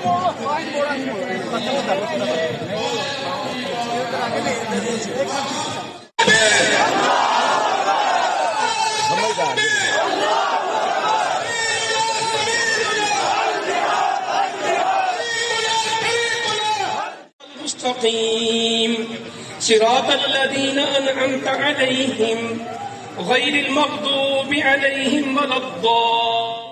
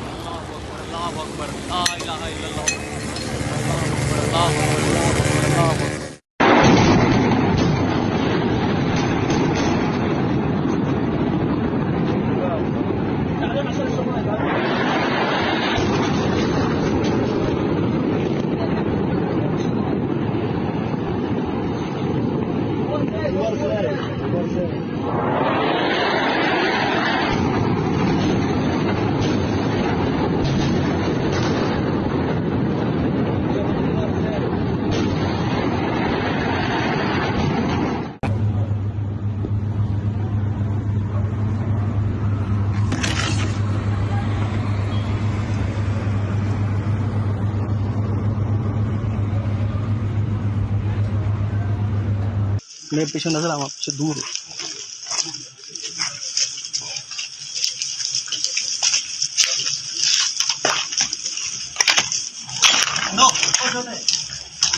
हेलो भाई,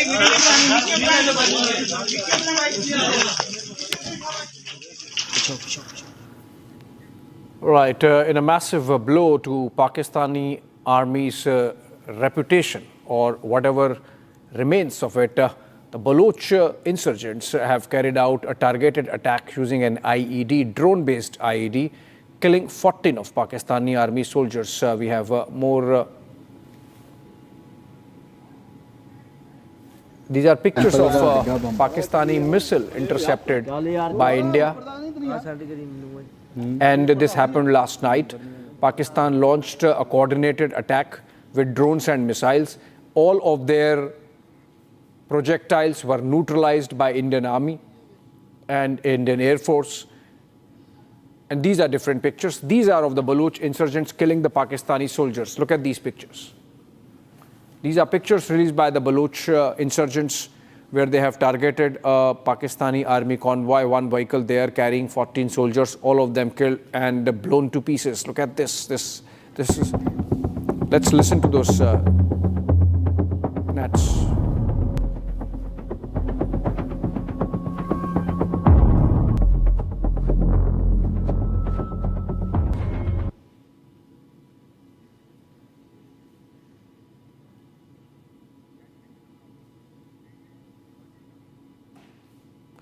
And this is the blast. Look at this. There was a road opening party, so the road was opened and the soldiers thought that it's all clear.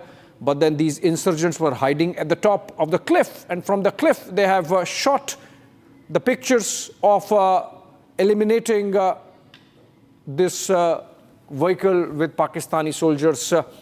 Been happening quite frequently of late in Baluchistan, and the Pakistan army facing the brunt of Baluch insurgents and nationalists, freedom fighters of Baluchistan, these are. And they are, of course, targeting Pakistan army. Gursimran joins us live from Jammu on this. Gursimran, another video and another evidence that the Baluch nationalists, Baluch freedom fighters, Baluch insurgents, they are not going to let Pakistan army off the hook easily. They are going to go after it, and maybe they see in this moment a time to really hit hard when the Pakistan army is more concerned about a possible Indian attack. Yes, Abhishek, you have rightly mentioned that Pakistan is facing heat from every possible side, be it from the Indian side, from the Tehreek-e-Taliban Pakistan, and now this video emerging of the Baluchistan Liberation Army, wherein they have carried out an attack. These kind of attacks in the last couple of weeks have become a new normal for the Pakistani side to face from the Baluchistan Liberation Army, because Baluchis, they see this as an opportune time to hit back at the Pakistani army, because Pakistan is much concentrated on its borders with the India, and the way they are receiving the strikes inside their country, they are focused on this side. And now what the Baluch people are doing, they are actually getting the revenge for their atrocities that have been committed upon them, revenge for the Baluch disappearances which the Pakistani army has been resorting to for the decades now. Thousands and thousands of Baluchs are missing, and all the credit to the Pakistani army. And now they are hitting back at the Pakistani army. Even the Tehreek-e-Taliban Pakistan, that has come out today with a statement alleging that it is the Pakistani army that is involved in the crimes and the atrocities on the humans that is being done in the Khyber Pakhtunkhwa and the nearby areas, and also the heat that the Pakistan is getting from the Durand line. All these are actually making the things very difficult for the Pakistani army,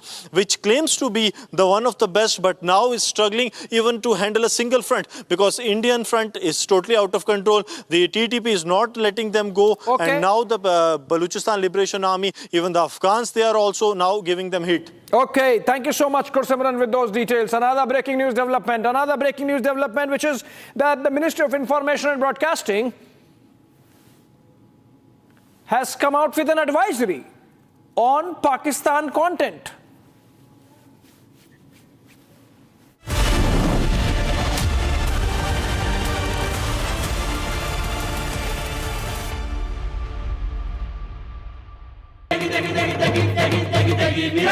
MDH की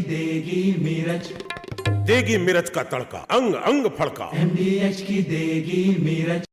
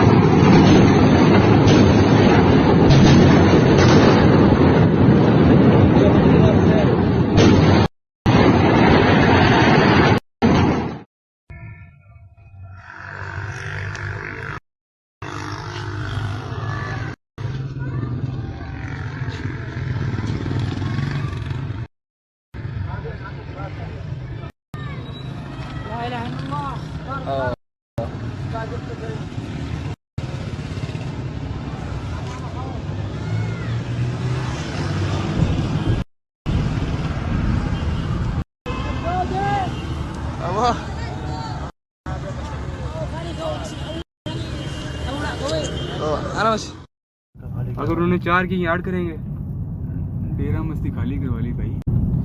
हाँ देखना वहां करिए वहां से। अभी video catch होगी? नहीं होगी।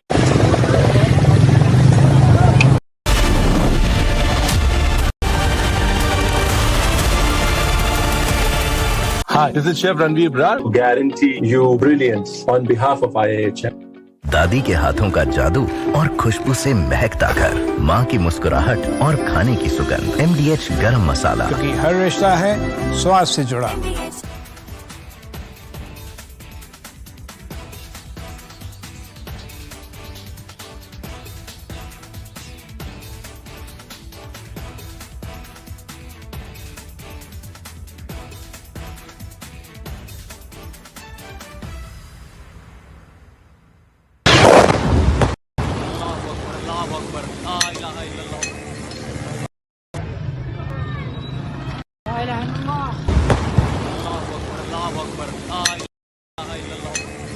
of different weapon systems, because you cannot risk putting all eggs in one basket.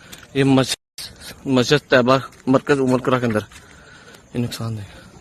Not risk putting all eggs in one basket.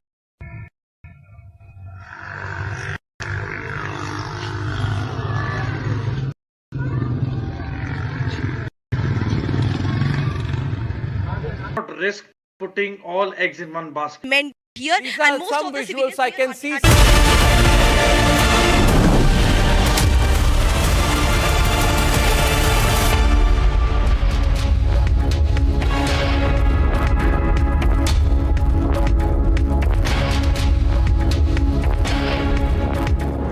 Right, we are building up to that big update that has to come in from a press conference being jointly held by Ministry of External Affairs and the Ministry of Defence, which will have Foreign Secretary Vikram Misri, and of course from the Indian Army we will have Colonel Sophia Qureshi, and from the Air Force Wing Commander Vyomika Singh.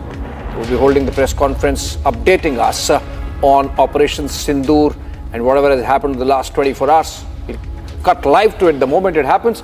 Till then, let me get you the headlines.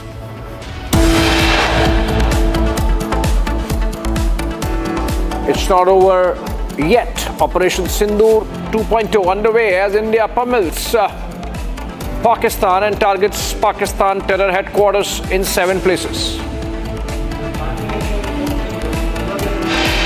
यदि कहीं कोई हमारे इस संयम का फायदा उठाने की कोशिश करता है तो उसे कल की तरह ही क्वालिटी कार्रवाई का सामना करने के लिए भी पूरी तरह से तैयार रहना होगा। Defense Minister Rajnath Singh issues a stern warning to Pakistan, says India is ready for more military response.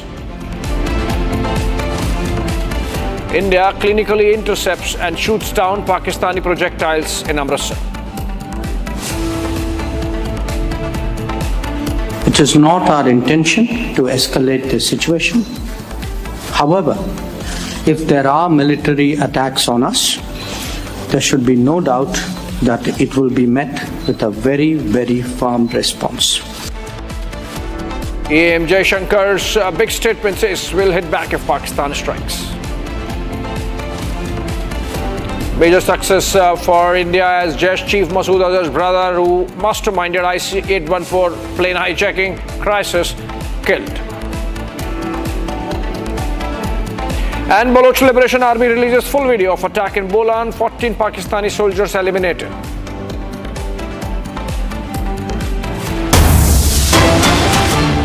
Okay, another breaking news to begin with. In the interest of national security, all OTT platforms, media streaming platforms and intermediaries operating in India are advised to discontinue the web series, films, songs, podcasts and other streaming media content, whether made available on a subscription basis, model or otherwise, which has its origins in Pakistan. Pakistan origin content to be banished from platforms in India, OTT platforms, state television, any other way, on the internet, in whichever way, if anybody is beaming, broadcasting, telecasting, streaming Pakistan origin content, it has to be stopped. This is coming in from Ministry of Information and Broadcasting in an advisory released for all concerned.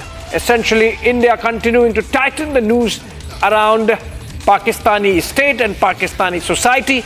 There cannot be any business as usual at any level, and that's why this advisory.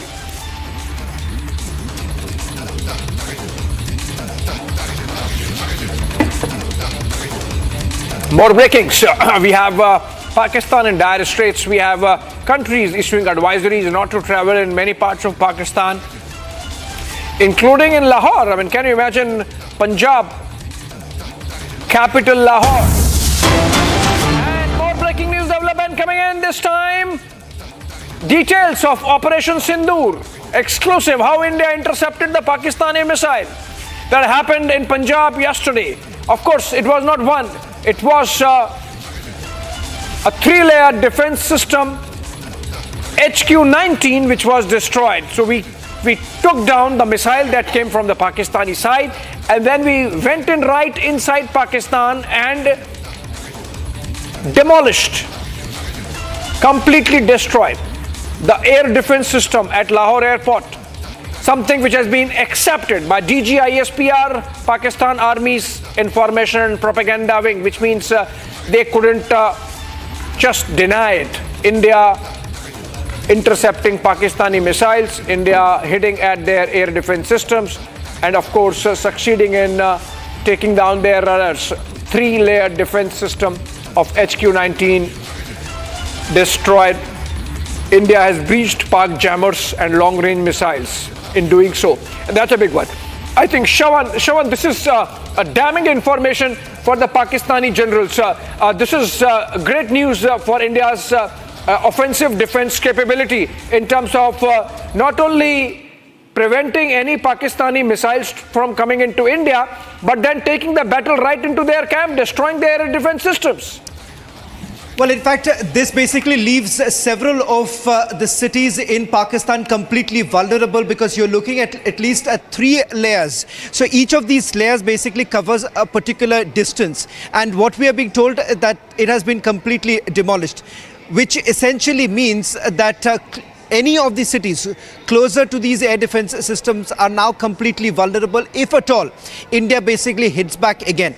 The second important point to point out here is that soon after the gun locating radars basically found out from the places where these missiles were actually launched, you've had the drones being launched by India.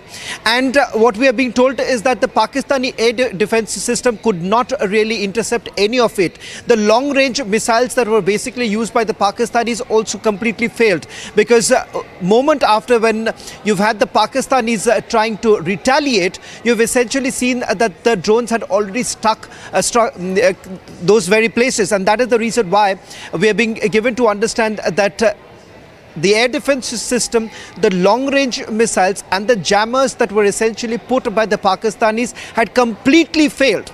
And this is the reason why you're seeing the kind of large-scale damage that was inflicted upon the military of Pakistan. This was only because, remember, this is some sort of a response coming in only after what the Pakistanis were essentially trying to do, because each of the 15 cities that you actually look at, these cities in India do have some sort of a military installation. And what the Pakistanis essentially wanted to do is that across the international border and the line of control, they essentially wanted to target the military bases. For instance, take a look at what happened in Kashmir. The 2 cities that you're talking about, one is Awantipura and the other is Srinagar. Both the places have a military base. If you look at Jammu and the fact that you have the Pathankot air base that was being targeted, and that was being targeted from the Rawalpindi cantonment. Now each of these places down to Rajasthan too, there too you have our military bases that were being targeted, and finally of course in Bhuj. So all of it, remember, there is a clear pattern that has essentially emerged.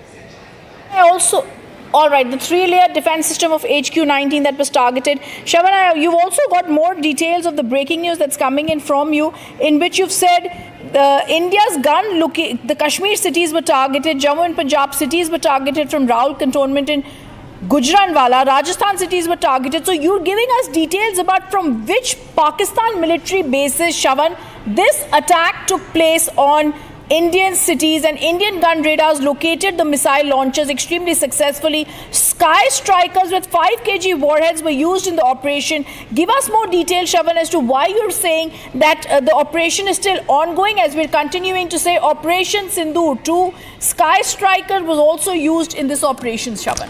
Well, in fact, Rhythm, first let me answer the question as to why am I saying that the operation is still undergoing.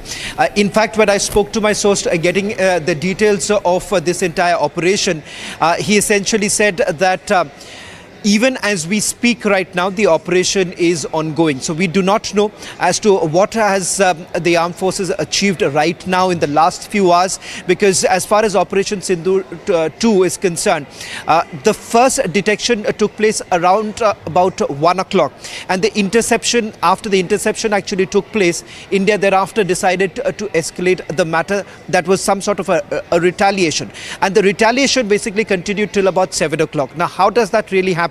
Once you have these gun locating radars, they basically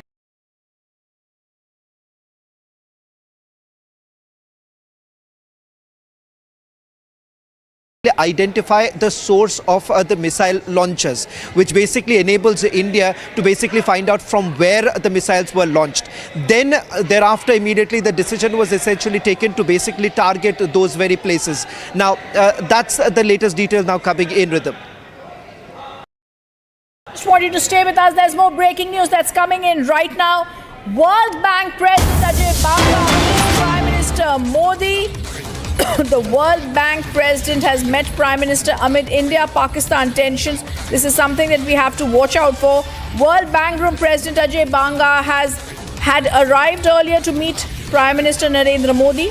The President of the World Bank had spoken earlier, we remember, on all the ways transformation in India had taken place, and now World Bank President Ajay Banga, who's an Indian, is now meeting President Narendra Modi. Extremely crucial, as the timing is very crucial, and we're seeing how he's meeting. There's more breaking news that's coming in.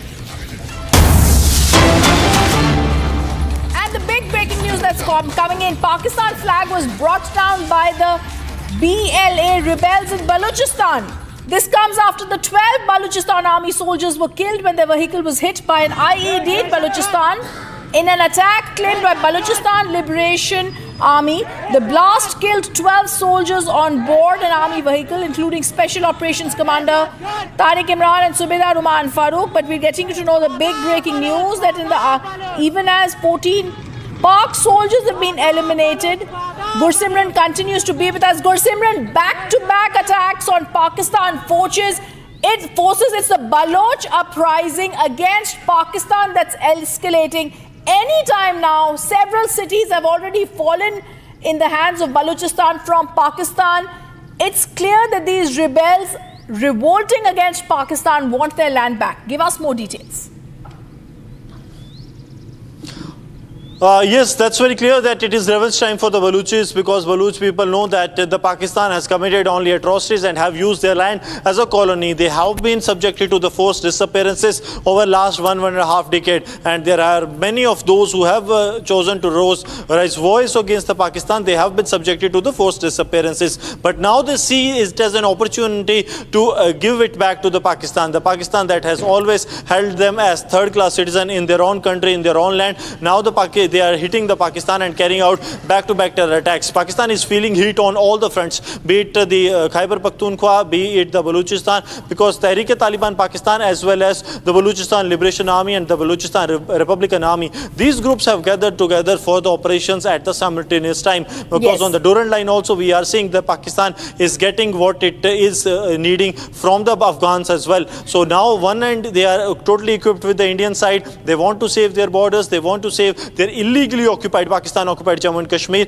and on the other hand, the Baluchistan and the Khyber Pakhtunkhwa is slipping out of their hands as here rebel groups have decided that they will be going full throttle war against Pakistan by targeting their security forces. So Pakistan is losing out its control in the Khyber Pakhtunkhwa as well as in the Baluchistan, reason being that they do not have the local support.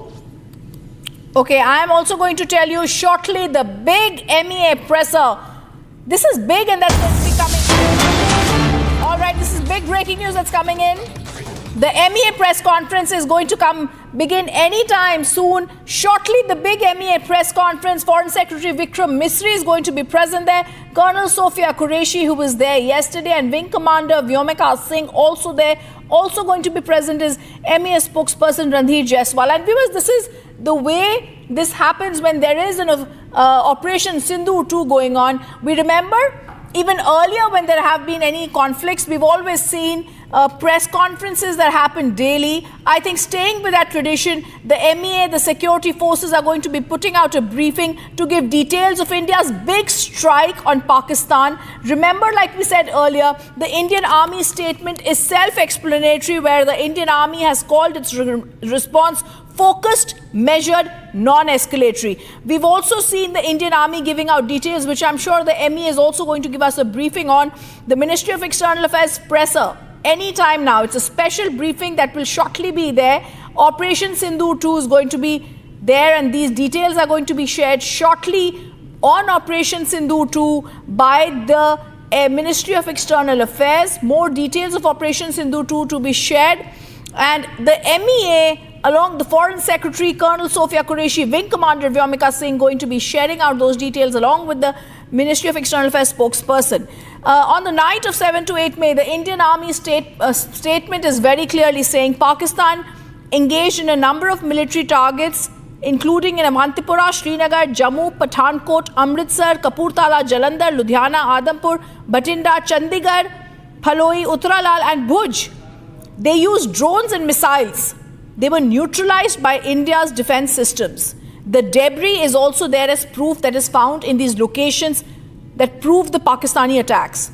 Today morning, the Indian Armed Forces statement says the Indian Armed Forces targeted air defense radars and systems at a number of locations in Pakistan. India's response has been in the same domain and intensity as Pakistan. We're putting out pictures of the ongoing Operation Sindoor, where we've also seen in Karachi, Ghotki, where we've attacked. It's been reliably learned the air defense system at Lahore has been neutralized.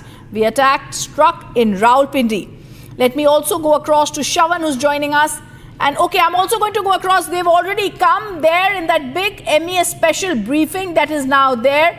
They're going to give us details of Operation Sindhu 2 that's ongoing. At the Ministry of External Affairs, we can already see Vikram Misri, Foreign Secretary, who's coming. They're making the last minute arrangements for all of them to be there. And remember, Pakistan increased the intensity of its unprovoked firing across the line of control. They used mortars, heavy caliber artillery in Kupwara, Baramula, Uri, Poonch, where there have been serious civilian injuries. 3 women and 5 children have died due to the Pakistan firing.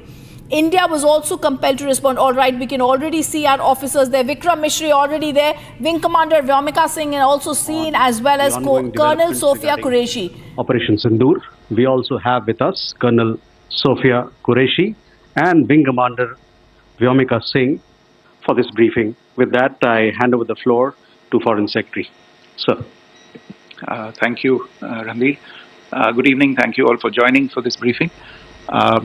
You would have perhaps seen some information related to developments since late last night, early this morning, which has been put out by the Ministry of Defense. Just in case it has been missed, I will request Colonel Sophia Qureshi and Wing Commander Vyomika Singh to just update you and fill you in on the details. Thank you, sir. Operation Sindoor पर 7 मई 2025 को हुई press conference के दौरान भारत ने अपनी प्रतिक्रिया को केंद्रित, संतुलित और गैर उत्तेजक बताया था। ये विशेष रूप से स्पष्ट किया गया था कि पाकिस्तानी सैन्य ठिकानों को निशाना नहीं बनाया गया। साथ ही दोहराया गया कि भारत में किसी भी सैन्य लक्ष्य पर हमले का उचित जवाब दिया जाएगा। 7 से 8 मई 2025 की रात को पाकिस्तान ने उत्तरी और पश्चिमी भारत में स्थित कई सैन्य ठिकानों को, जैसे कि अवंतीपुरा, श्रीनगर, जम्मू, पठानकोट, अमृतसर, कपूरथला, जालंधर, लुधियाना, आदमपुर, भटिंडा, चंडीगढ़, नाल, फलौदी, उत्तरलाई और भुज पर ड्रोन और मिसाइलों से हमला करने का प्रयास किया। इन हमलों को इंटीग्रेटेड काउंटर यूएएस ग्रिड और वायु रक्षा प्रणालियों द्वारा निष्क्रिय कर दिया गया। इन हमलों का मलबा कई स्थानों से बरामद हुआ, जो कि पाकिस्तानी हमलों का प्रमाण है। On the night of 7th May 2025, Pakistan attempted to engage a number of military targets in northern and western India using drones and missiles. These places included Avantipura, Srinagar, Jammu, Pathankot, Amritsar, Kapurthala, Nal, Jalandhar, Ludhiana, Adampur, Bhatinda, Chandigarh, Falodi, Uttarlai and Bhuj. These were neutralized by the integrated counter unmanned aerial system and other air defense systems. The debris of these attacks is now being recovered from a number of locations that prove the Pakistani attacks. आज सुबह भारतीय सशस्त्र बलों ने पाकिस्तान के कई स्थानों पर वायु रक्षा रडार और प्रणालियों को निशाना बनाया। भारत की प्रतिक्रिया समान क्षेत्र में समान तीव्रता के साथ की गई। यह विश्वसनीय रूप से ज्ञात हुआ कि लाहौर में स्थित एक वायु रक्षा प्रणाली को निष्क्रिय कर दिया गया। Today morning, Indian Armed Forces targeted air defense radars and systems at a number of locations in Pakistan. Indian response has been in the same domain with the same intensity as Pakistan. It has been reliably learnt that an air defense system at Lahore has been neutralized. Pakistan ने नियंत्रण रेखा पर आकरण गोलीबारी की तीव्रता बढ़ा दी है, जिसमें कुपवाड़ा, बारामूला, उरी, पुंछ, मेंढर और राजौरी क्षेत्रों में मोर्टार और भारी तोपखाने का इस्तेमाल किया जा रहा है। Pakistan has increased the intensity of its unprovoked firing across the line of control using mortar and heavy calibre artillery in areas in Kupwara, Baramula, Uri, Poonch, Mendhar and Rajouri sectors in Jammu and Kashmir. 16 innocent lives have been lost, including 3 women and 5 children, due to the Pakistani firing. Here too, India was compelled to respond to bring mortar and artillery fire from Pakistan to a halt. Indian Armed Forces reiterate their commitment to non-escalation, provided it is respected by the Pakistan military. Jai Hind.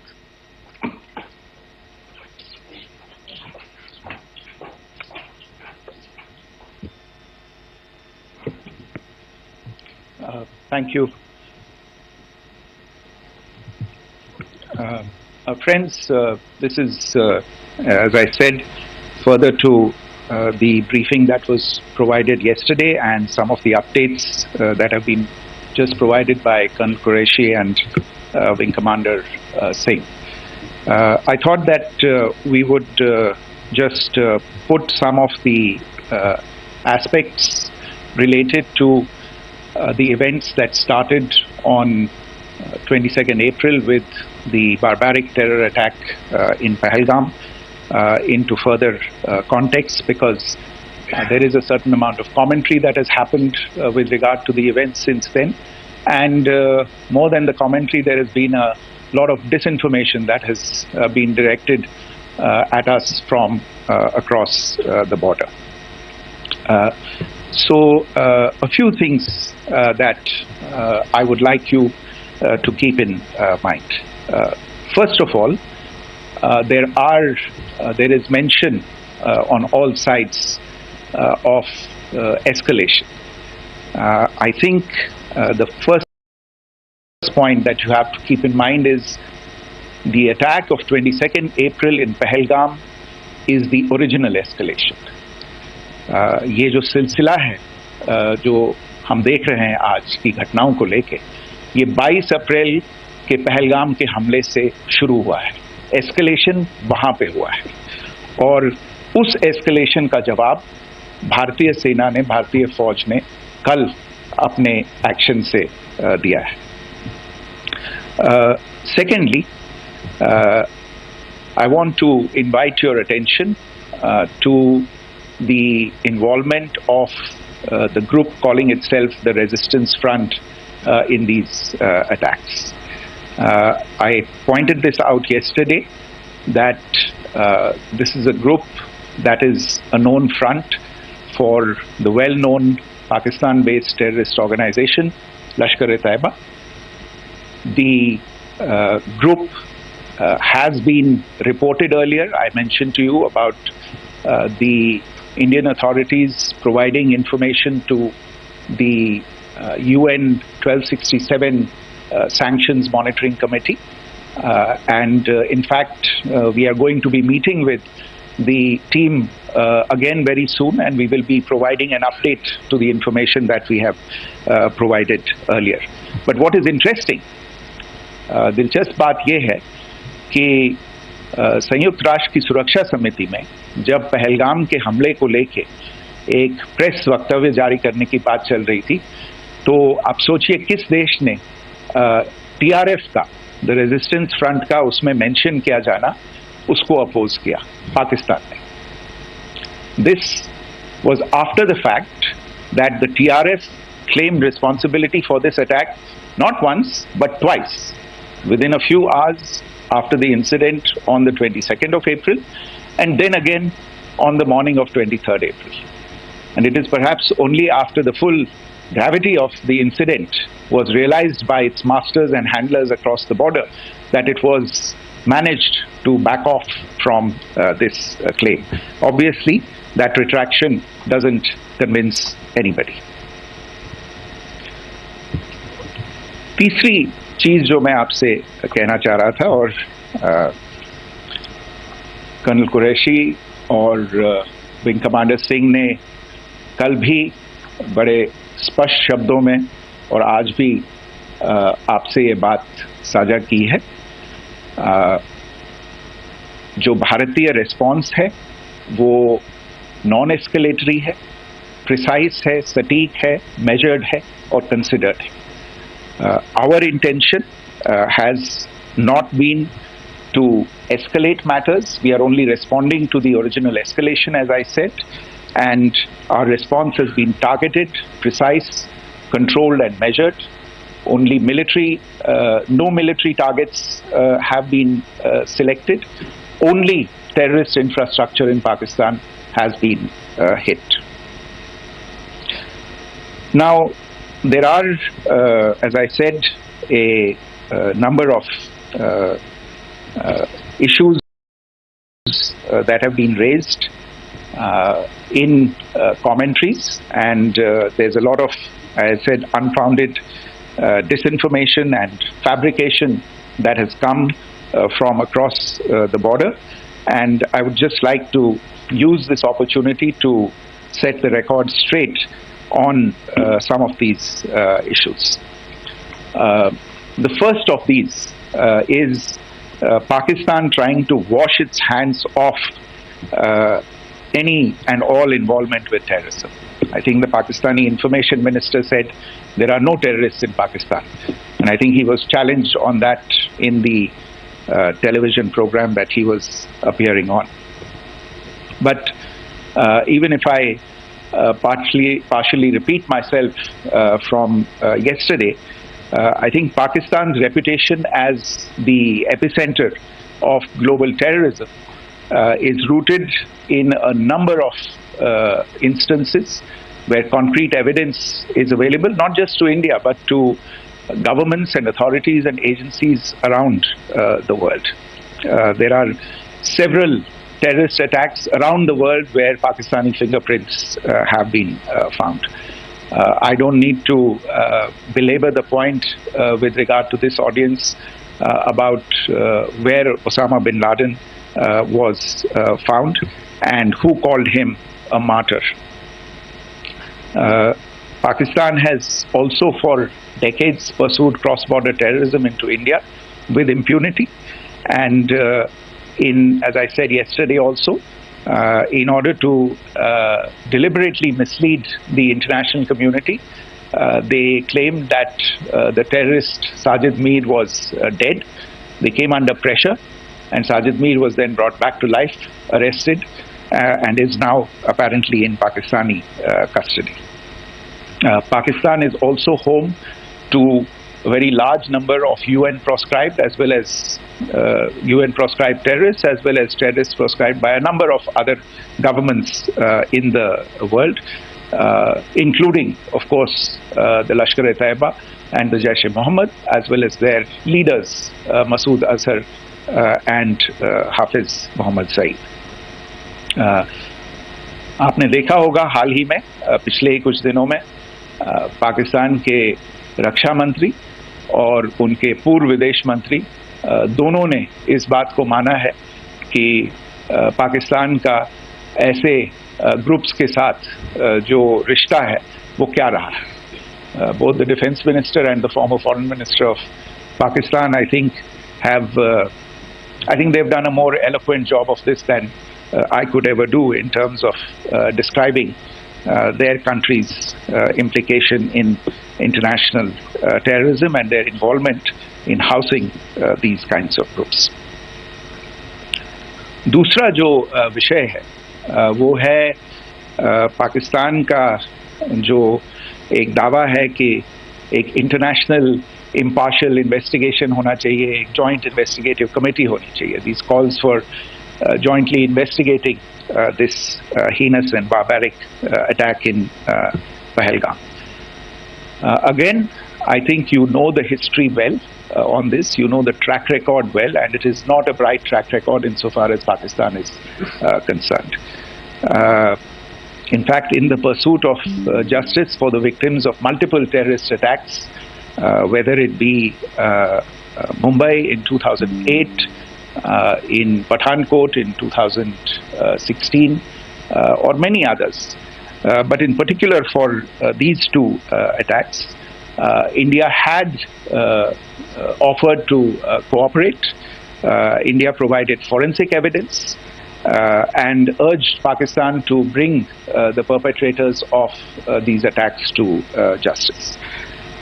We, in particular with regard to the Mumbai attacks of 2008, where a Pakistani Lashkar-e-Taiba terrorist was captured alive, India provided extensive information and evidence related to the involvement of Pakistani terrorists in this attack.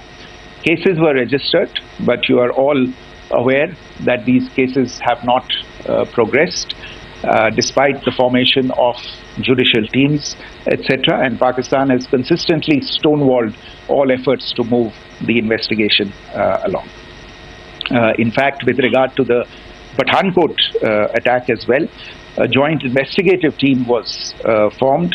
We gave access, unprecedented access, I should say, to Pakistani team to the site of the attack.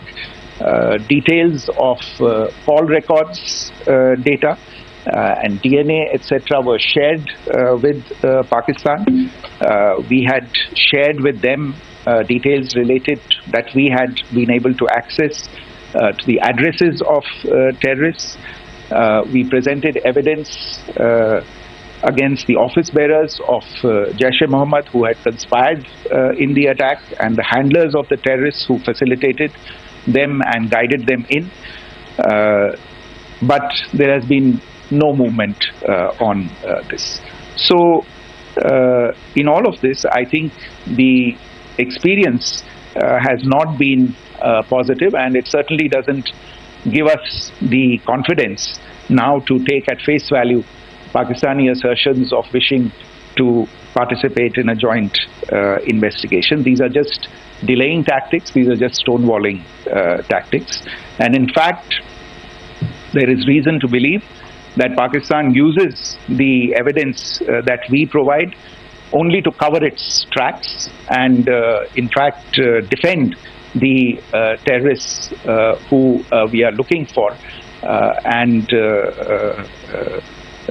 obstruct the path of investigation.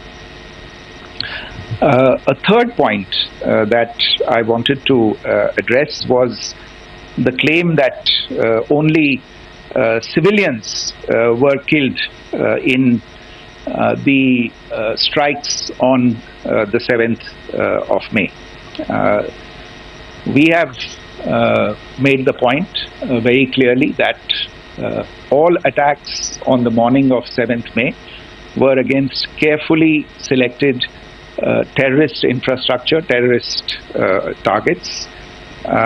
It is not clear to us, in fact, seeing some of the coverage of the after effects of these strikes, including the funerals for the terrorists that were held yesterday. I think a lot of you have seen the reports and the coverage on media. If only civilians, if any civilians were killed in these attacks, I wonder what message this picture actually sends to all of you. This is a question that is worth asking. It's also odd that the funerals of civilians are carried out with the coffins being draped in Pakistani flags and state honors being accorded. As far as we are concerned, the individuals eliminated at these facilities were terrorists. Giving terrorist state funerals may be a practice in Pakistan. Doesn't seem to make much sense to us. Pakistan has also claimed that India deliberately attacked religious sites. This is completely false again. I have made it clear that the targets were terrorist infrastructure, terrorist facilities, and locations connected clearly with incidents of cross-border terrorism into India. And it is in fact Pakistan that is misusing religious sites as a cover to in fact radicalize, direct and indoctrinate and train terrorists. In fact, contrary to what Pakistan is claiming, yesterday Pakistan launched a targeted attack on the Sikh community in the state of Jammu and Kashmir, hitting Gurdwara in Poonch and the homes of Sikh community members, which came under attack. And we know that at least 3 individuals were killed in that particular attack. Pakistan is also making attempts to, in fact, just to add to this point, the retaliatory action that Pakistan has taken, in fact, is impacting civilians. I showed you the picture of the Gurdwara and the Sikh community members who were killed in this. There are other civilians also who've been killed and injured in these attacks. In fact, since yesterday morning, a total of 16 civilians have been killed and 59 others have been injured in the attacks by Pakistan. Not only this, Pakistan is also making attempts as part of its disinformation campaign to paint our action with regard to cross-border terrorism through the communal angle. If that is the issue, then I think I can do no better than to cite or point you in the direction of the Pakistan Army Chief's speech of 16 April 2025, I think that is the last word in communal rhetoric. And in the Pahalgam attack itself, you are aware of the kind of religious profiling that was done there, and perhaps there is a linkage between these two events. I can only say that these nefarious designs will not be allowed to succeed in India. And it is to be noted that people from all faiths, all religions, all regions in India have unequivocally, not just in India but around the world, have condemned these attacks. The Pakistani claims of now responding to India's strikes of the 7th of May. As I said right at the outset, it is India which is responding. The original escalation was by Pakistan on the 22nd of April. We are the ones who are responding to that escalation with the action that was taken yesterday morning. And again, I would like to emphasize that the action was restrained. It was directed towards non-civilian, non-military targets and confined to terrorist camps. And again, as we have been saying since yesterday, any further action by Pakistan, some of which we are seeing today, is nothing but escalation by Pakistan now once again, and will be responded to and is being responded to appropriately.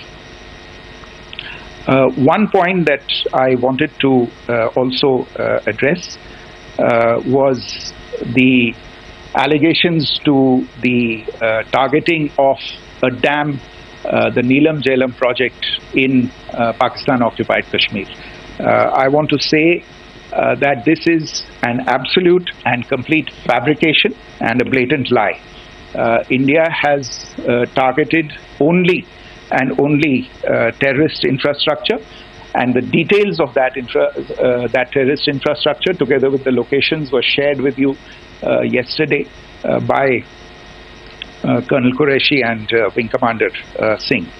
I should note that if this kind of a claim is a pretext for targeting Indian infrastructure of a similar nature, Pakistan will be entirely responsible for the consequences that will undoubtedly follow. Finally, I want to address some issues that have been raised related to the Indus Waters Treaty and the disinformation that has been raised in regard to that as well. The fact is that there have been fundamental changes in the circumstances in which the Indus Waters Treaty was concluded, and they call for a reassessment of the obligations under the treaty. Over the last year and a half to 2 years, India has been in communication with the government of Pakistan. We've sent several notices to them requesting for negotiations to discuss modification of the treaty. India has for 6+ decades now honored the treaty, even during periods when Pakistan imposed multiple wars on us, and even when relations were adversarial. Pakistan is the one that has been acting in violation of the treaty, deliberately creating legal roadblocks in India exercising its legitimate rights on the western rivers. Any projects that India sought to build on the eastern rivers and even on the western rivers, which we are allowed to by the treaty, were always challenged by Pakistan, thereby hampering our rights to utilize our legitimate waters under the treaty. In fact, if you see the preamble of the treaty itself states that the treaty was concluded in a spirit of goodwill and friendship. Mark those words, concluded in a spirit of goodwill and friendship. ये भारत का धैर्य और भारत की सहनशीलता है जो 65 साल से हम इतनी प्रोवोकेशन के बावजूद इस ट्रीटी को निभा रहे हैं. However, as has been made clear earlier as well, Pakistan has not responded to our request to enter into negotiations for a reassessment of the obligations under the treaty. A number of conditions have changed. This is a treaty that was based on the engineering techniques of the 50s and the 60s. We are living through the first quarter of the 21st century. Technological changes and technological advancements have to be taken into account. There are demographic changes. There are climate changes that have taken place. There is the imperative of clean energy. And of course, the terrorism that Pakistan has wreaked in the state of Jammu and Kashmir itself has hampered India's ability to exercise its rights under the treaty.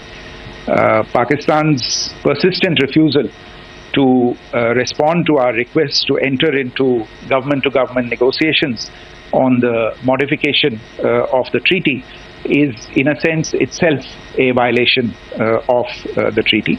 And therefore, India has taken the step of putting the treaty in abeyance until Pakistan abjures irrevocably its support for cross-border terrorism.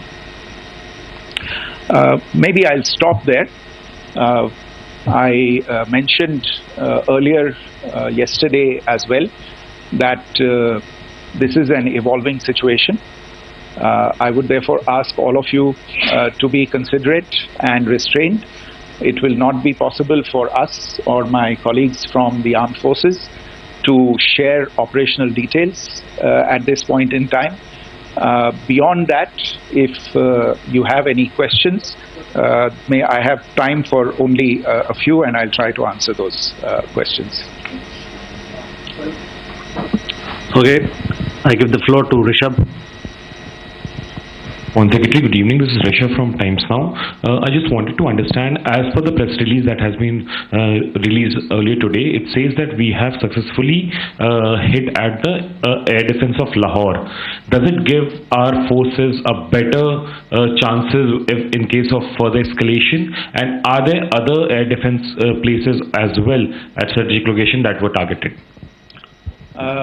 Rishabh, you are violating the first rule that I set out at the end of my remarks. The press release that has been issued by the Ministry of Defence today speaks for itself. It is related to operational matters. It's been released by the Ministry of Defence.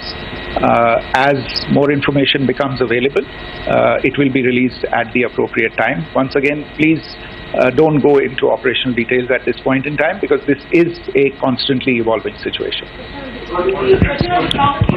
Yeah, go ahead.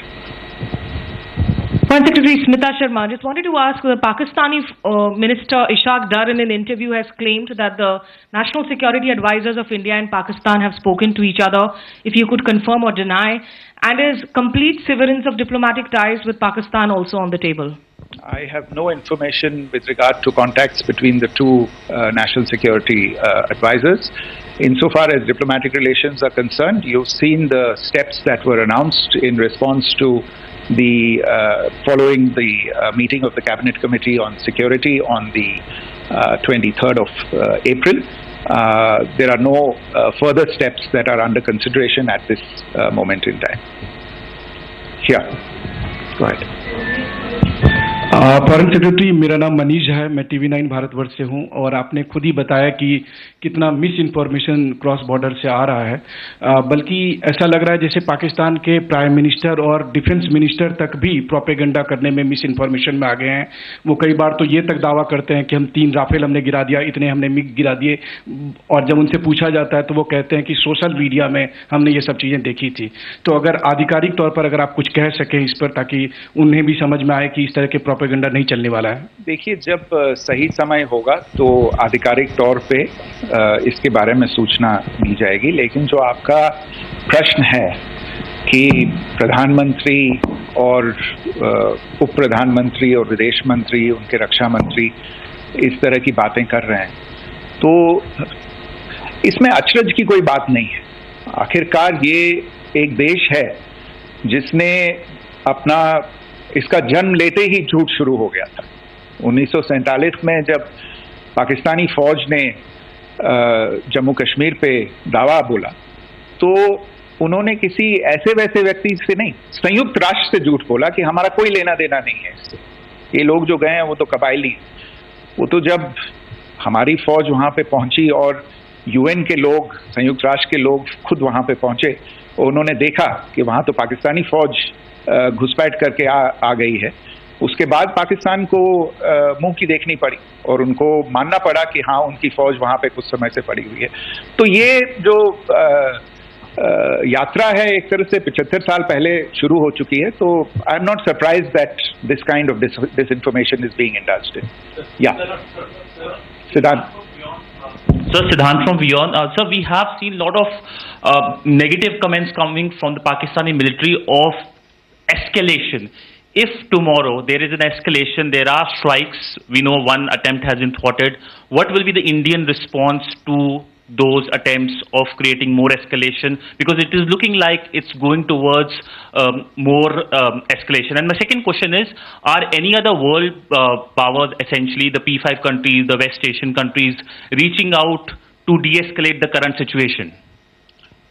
Look, on escalation, we've already made our stance clear. I mean, there are 2 basic points. First of all, it is Pakistan that escalated on the 22nd of April. We are only responding to that escalation.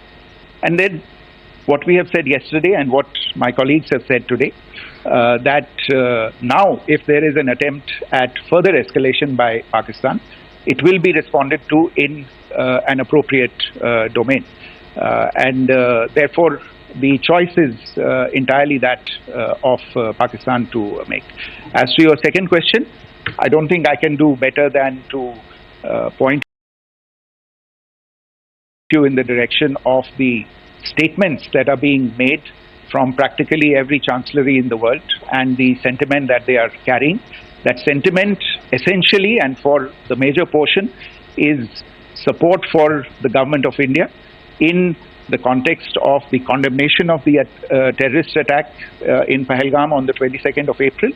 There is wide recognition of the government of India's right to respond to these attacks in self-defense, and of course a desire to ensure that there is not further escalation. I think these statements speak for themselves.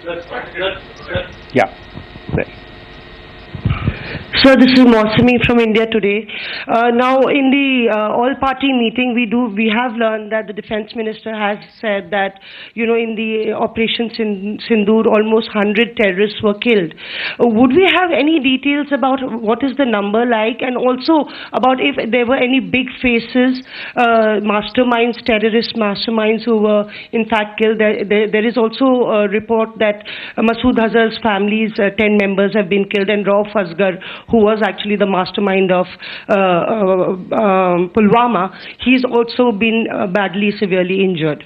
I don't have information at this point in time to share with you on these issues.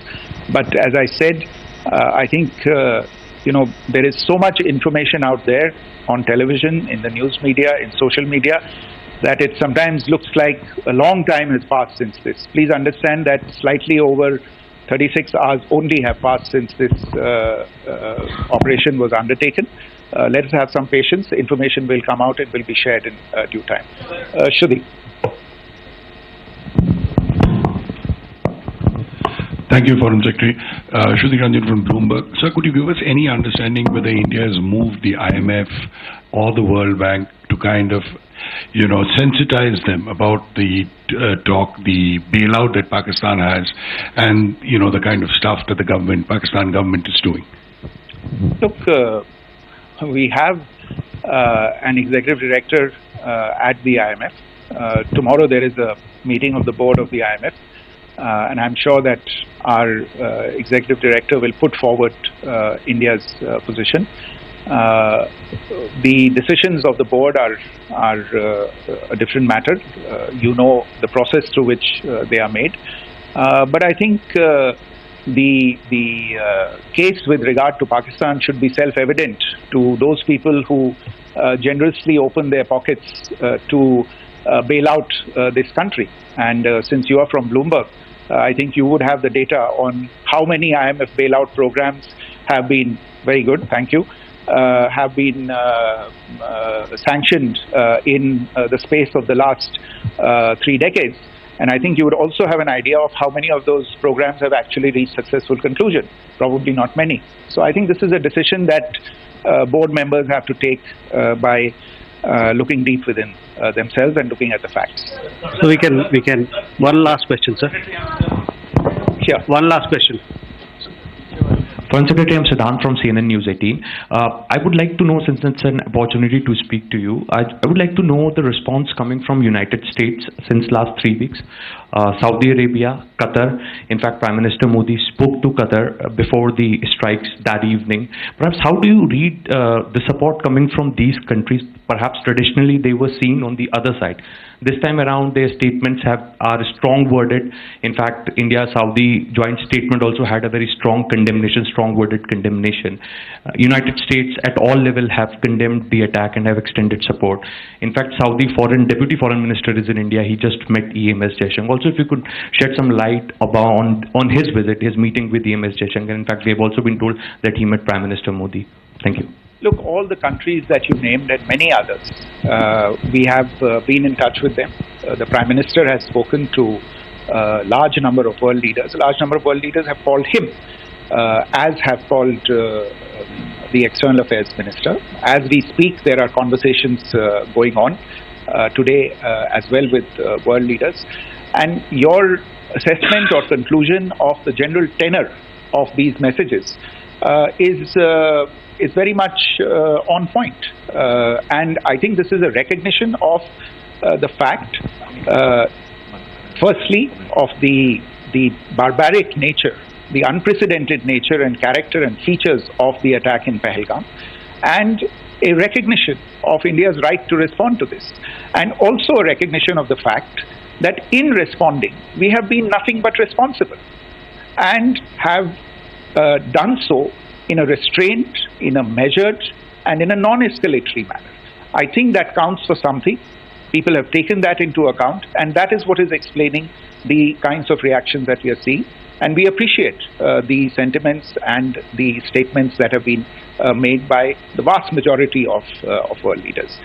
Yes, the Saudi Minister of State for Foreign Affairs is in Delhi. He had a meeting with the External Affairs Minister earlier today. I don't have further details at this moment, but if there are details, the ministry will share them at some point with you. Thank you. I think that's all we have time for today. We'll join you again soon. Thank you all. Thank you.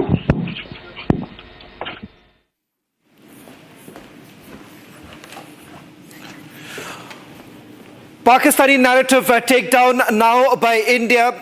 This entire narrative that was peddled by the Pakistanis that the drone hit that was carried out was because, not because of any sort of retaliation, but this was part of the operation. India makes it abundantly clear that we will hit back if at all Pakistan escalates the matter. Not just that, there are several other issues that were addressed by the Foreign Secretary and of course by this Army as well as the Air Force. We're going to take you through every details of it, but slipping into a short break, coming back with the full details of the briefing that has taken place.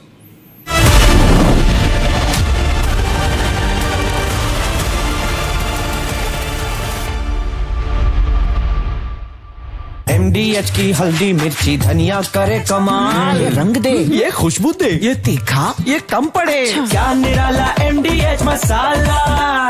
Pakistani और India ने जंग शुरू कर दी। मेरे Bahawalpur city के अंदर मौलाना मसूद अजहर साहब के जो है मदरसा है उसके ऊपर 4 मिसाइल दागे गए हैं। 4 मिसाइलों के साथ हमला किया गया है। मौलाना मसूद अजहर साहब के मदरसे के ऊपर हम अपनी अफवाज पाकिस्तान के साथ खड़े हैं, लेकिन मेरा सवाल है कि हमारी एजेंसीज कहाँ सोई हुई थी, हमारी अफवाज पाकिस्तान कहाँ सोई हुई थी जब हमला हुआ। मुजफ्फराबाद की भी खबर आ रही है कि मुजफ्फराबाद वाली साइड पे भी अटैक हुआ है, लेकिन सबसे पहले मेरे बहावलपुर सिटी के अंदर अटैक हुआ है ब्लास्टिक मिसाइल के साथ। उन्होंने हमला किया है मौलाना मसूद अजहर साहब के मदरसे के ऊपर 4 मिसाइल मारे गए हैं। अभी ये कहना कबल सकता है कि गोया कितनी सच्चाई है इस खबर के अंदर, किस साइड से ये मिसाइल आए हैं, ये अभी कंफर्म होना बाकी है, लेकिन ये कंफर्म न्यूज़ है कि उनके मदरसे के ऊपर 4 मिसाइल मारे गए हैं।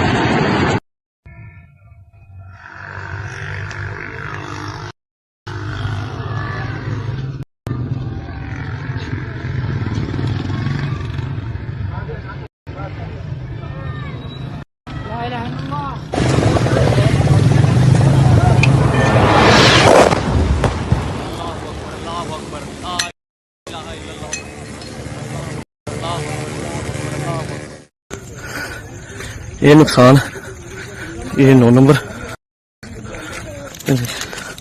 ये मस्जिद तैयबा मरकज उमरकरा के अंदर ये नुकसान है।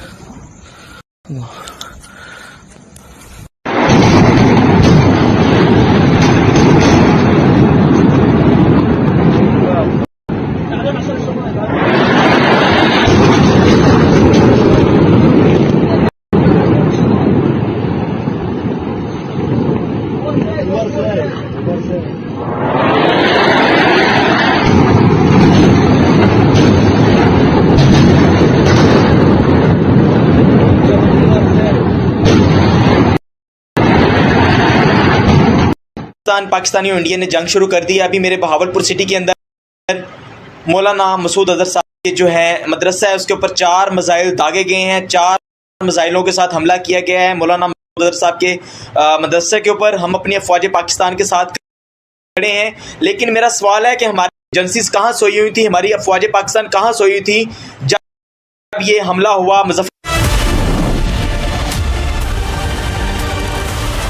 ये है सीक्रेट रेसिपी MDH का जीरा सिप जल जीरा मसाला। जीरा सिप MDH का जल्दी और जीरा सिप MDH का जल जीरा SIP.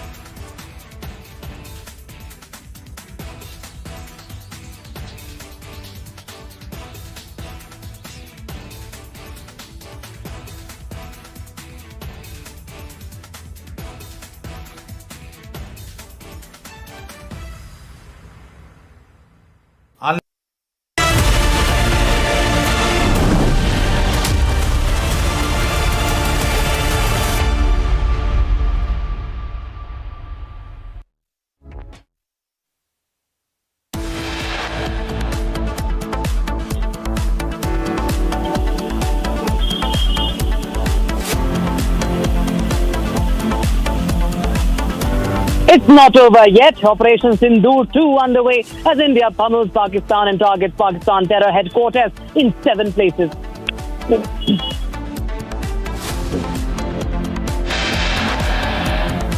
India goes after Lashkar-e-Taiba off to TRF to brief United Nations Security Council.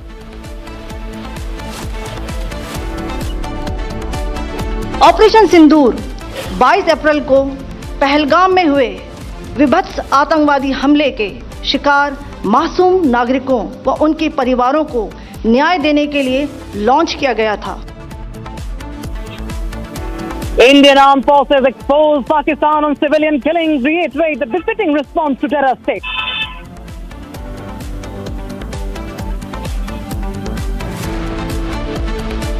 It is not our intention to escalate the situation. However, if there are military attacks on us, there should be no doubt that it will be met with a very, very firm response. External Affairs Minister Dr. S. Jaishankar's big statement says we'll hit back if Pakistan strikes.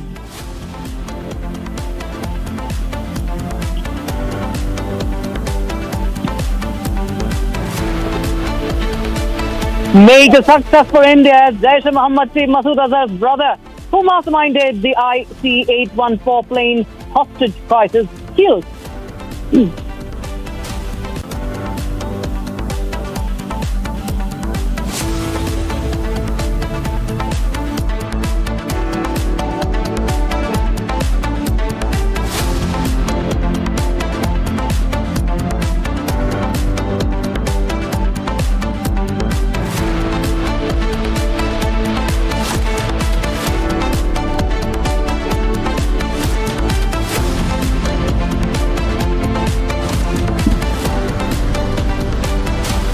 All right, viewers, there's an important meeting that is going on right now as we speak at the 7 Lok Kalyan Marg.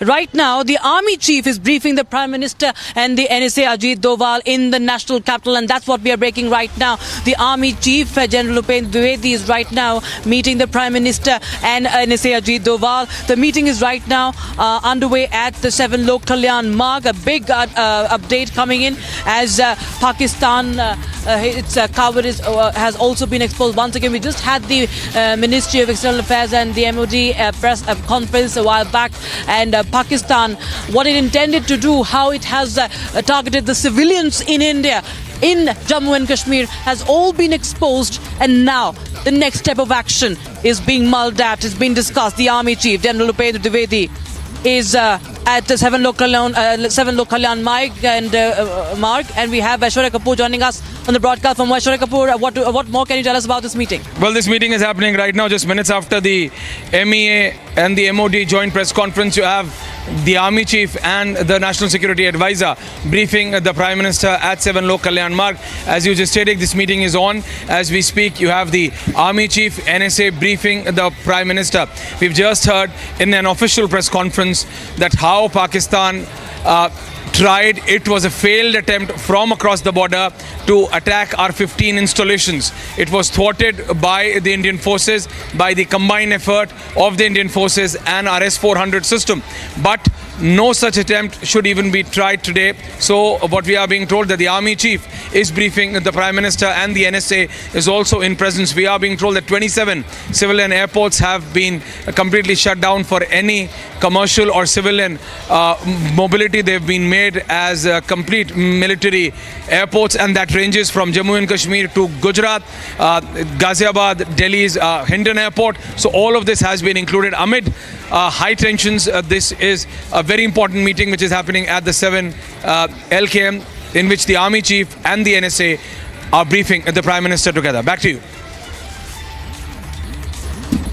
Aishwarya, it's very important to understand that, the operation is still underway. It's Operation Sindhu 2. What Pakistan saw, it was, of course, a strike back at what it did in Pahalgam. But we can understand, as the MEA was saying in this press conference, the Foreign Secretary said how it had targeted the Indian cities and how it has targeted the civilians in Jammu and Kashmir. That, of course, exposes Pakistan. And India has made it clear that it will not step back at all. India should not be taken lightly. And Pakistan has signed up for something very, very dangerous. It is very clear, and henceforth we see these important meetings are now underway.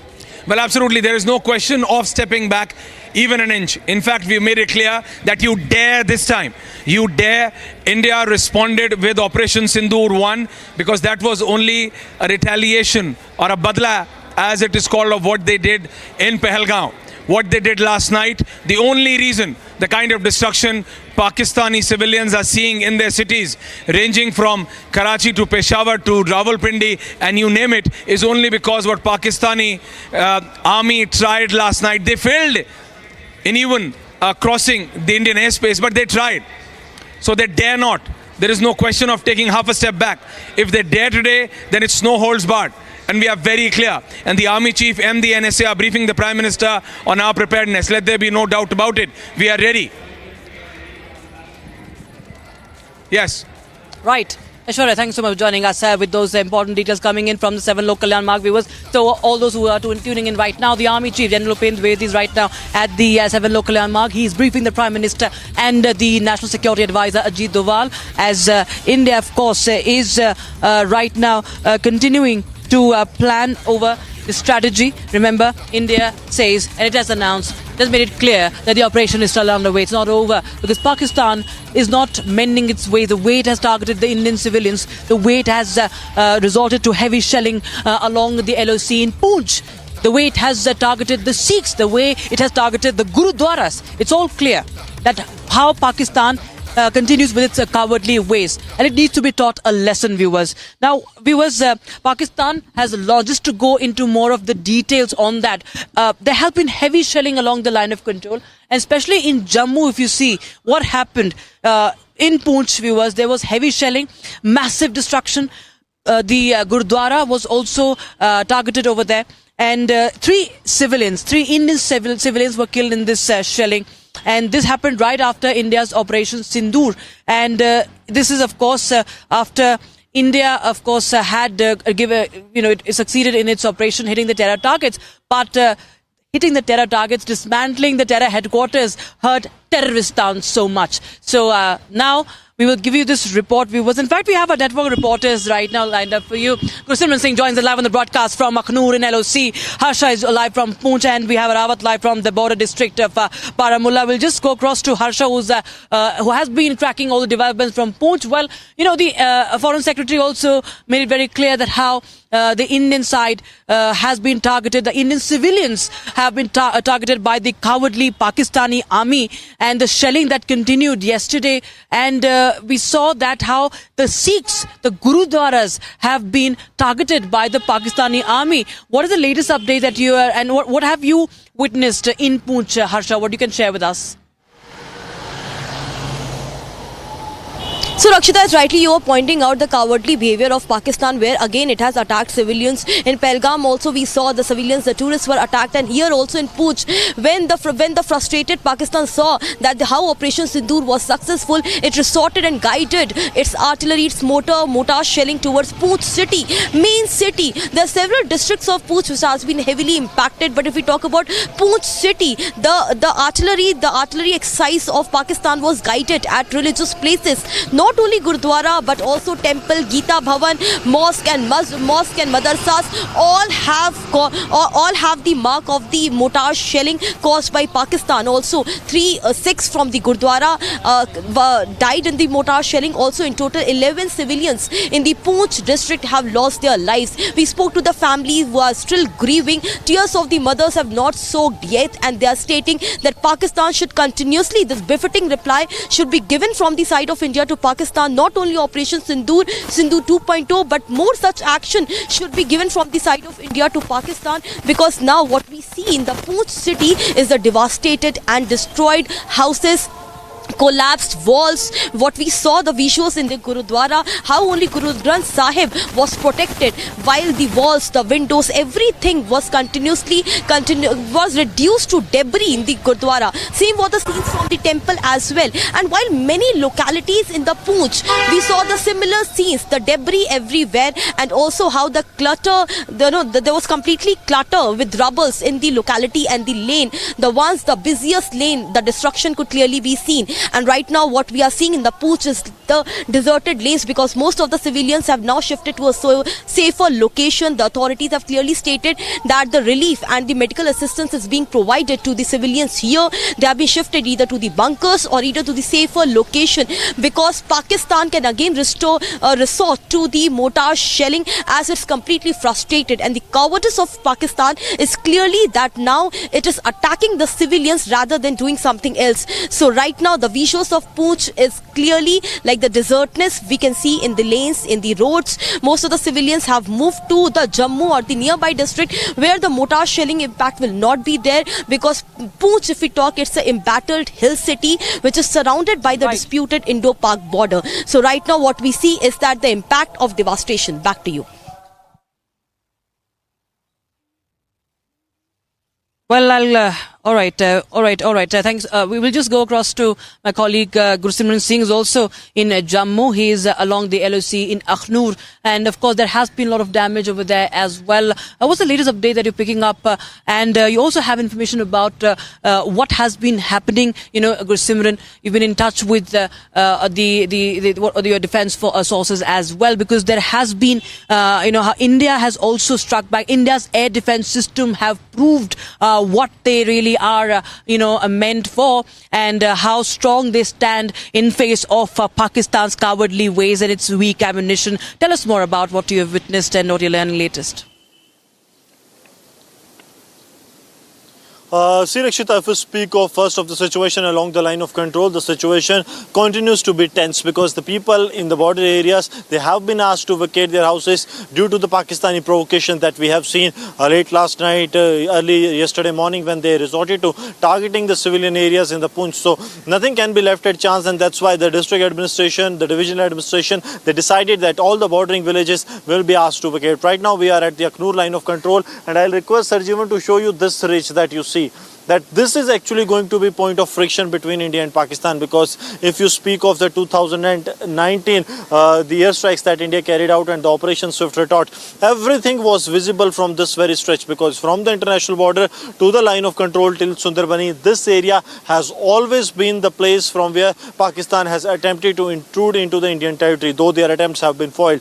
And today, since the India has done the retaliation, and the retaliation was on the Pakistani army headquarters, it is very likely and the forces are prepared for any kind of retaliation from the Pakistani side, because Pakistan will once again, they will not sit back. That's very sure for the security establishment, because they know the habit of the Pakistan, that even after getting defeated, the Pakistan tries to overcome the same, and in the same spirit that they try to win this, but every time they have faced the defeat.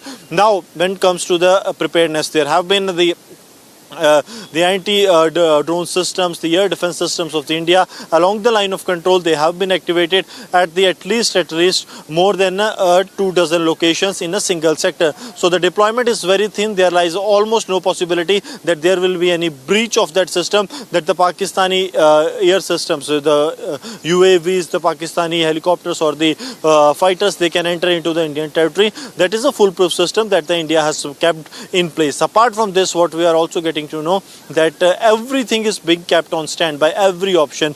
Indian Army's local formation commander, they are directly speaking to the Northern Army commander almost on real-time basis, and they are briefing on the prevailing situation, so that if there is a change in the situation that needs the response from the Indian Army, that can be given without any delay, Rakshita.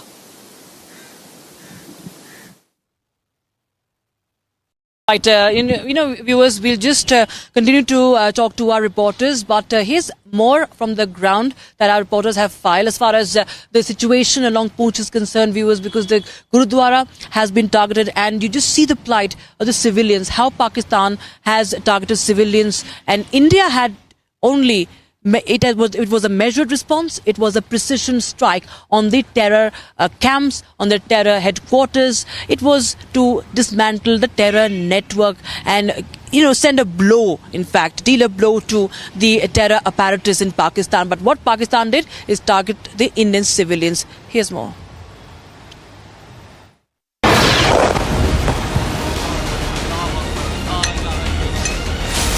Hit like it seldom had before, the rattled and clueless Pakistani troops opened small arms fire on civilian areas along the line of control. Heavy artillery fire was also directed on unarmed civilians in the forward areas of Poonch near the LOC. While the army responded swiftly and effectively to unprovoked Pakistani shelling, an effort was underway to shift all civilians in harm's way to safer places. The unprovoked Pakistani shelling and small arms fire have so far claimed 16 lives while leaving over 40 injured. I am Harsha reporting for Border Dispatch from Gurdwara Guru Singh Sabha in the Poonch city. There's a Gurdwara located in the main city of the Poonch district. It's very important to showcase this place because after the successful launch of the Operation Sindhu at Pakistan resorted to the mortar shelling at the religious places in the Poonch city. And this is one of the places, this is one of the Gurdwaras which was the target of the Pakistan, and also through visuals it could clearly be seen from windows to walls. Most of the infrastructure have been damaged from the mortar shelling from the Pakistan side. In the early morning hours of Wednesday morning at around 9 o'clock, heavy shelling was targeted from the site of Pakistan at this Gurdwara. Not only this Gurdwara but nearby temple, madrasa and masjid have also been impacted. Visuals captured ongoing efforts to shift civilians to safer shores in the forward areas of Poonch. The forces and Jammu and Kashmir police also carried out checks in civilian areas, public installations and even religious places. In more visuals, motorists were flagged down and the vehicles searched at multiple checkpoints across Poonch town. Meanwhile, the Poonch Gurdwara bore telltale shelling marks after being targeted by cowardly Pakistani troops. The cowardly attack on the sacred shrine claimed the lives of 3 Granthis. Speaking to the public, a local said he had been witness to many instances of unprovoked shelling from across the border, but had never seen such cowardice. Delhi Minister Manjinder Singh Sirsa, meanwhile, came down heavily on the Pakistani troops for directing heavy artillery fire on a place of worship. As Pakistan continues with its gutless artillery fire on civilian areas, the authorities are in a race against time to shift locals out of harm's way. Now viewers, we have to understand that how Operation Sindhu has started and what it aimed to and what has been carried out. How India targeted these 9 military areas. Now it targeted those terrorist targets, the operational to dismantle the operational capabilities of the terrorists, and this was done to avoid further escalation, to avoid a military conflict. And my colleague Harsha, who has been along the LOC in Jammu, she is going to explain in this report that how India had operated all throughout in this mission. Listen in. At least 12 civilians were killed and 42 injured as the Pakistan Army resorted to intense artillery shelling along the line of control in Poonch district on Wednesday.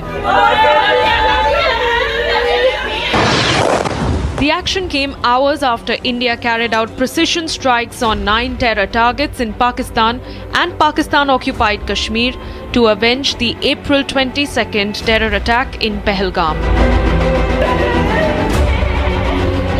Officials confirmed multiple casualties, including the death of 4 children aged between 7 and 14 years. The indiscriminate shelling created panic among the border residents, who were then forced to take refuge.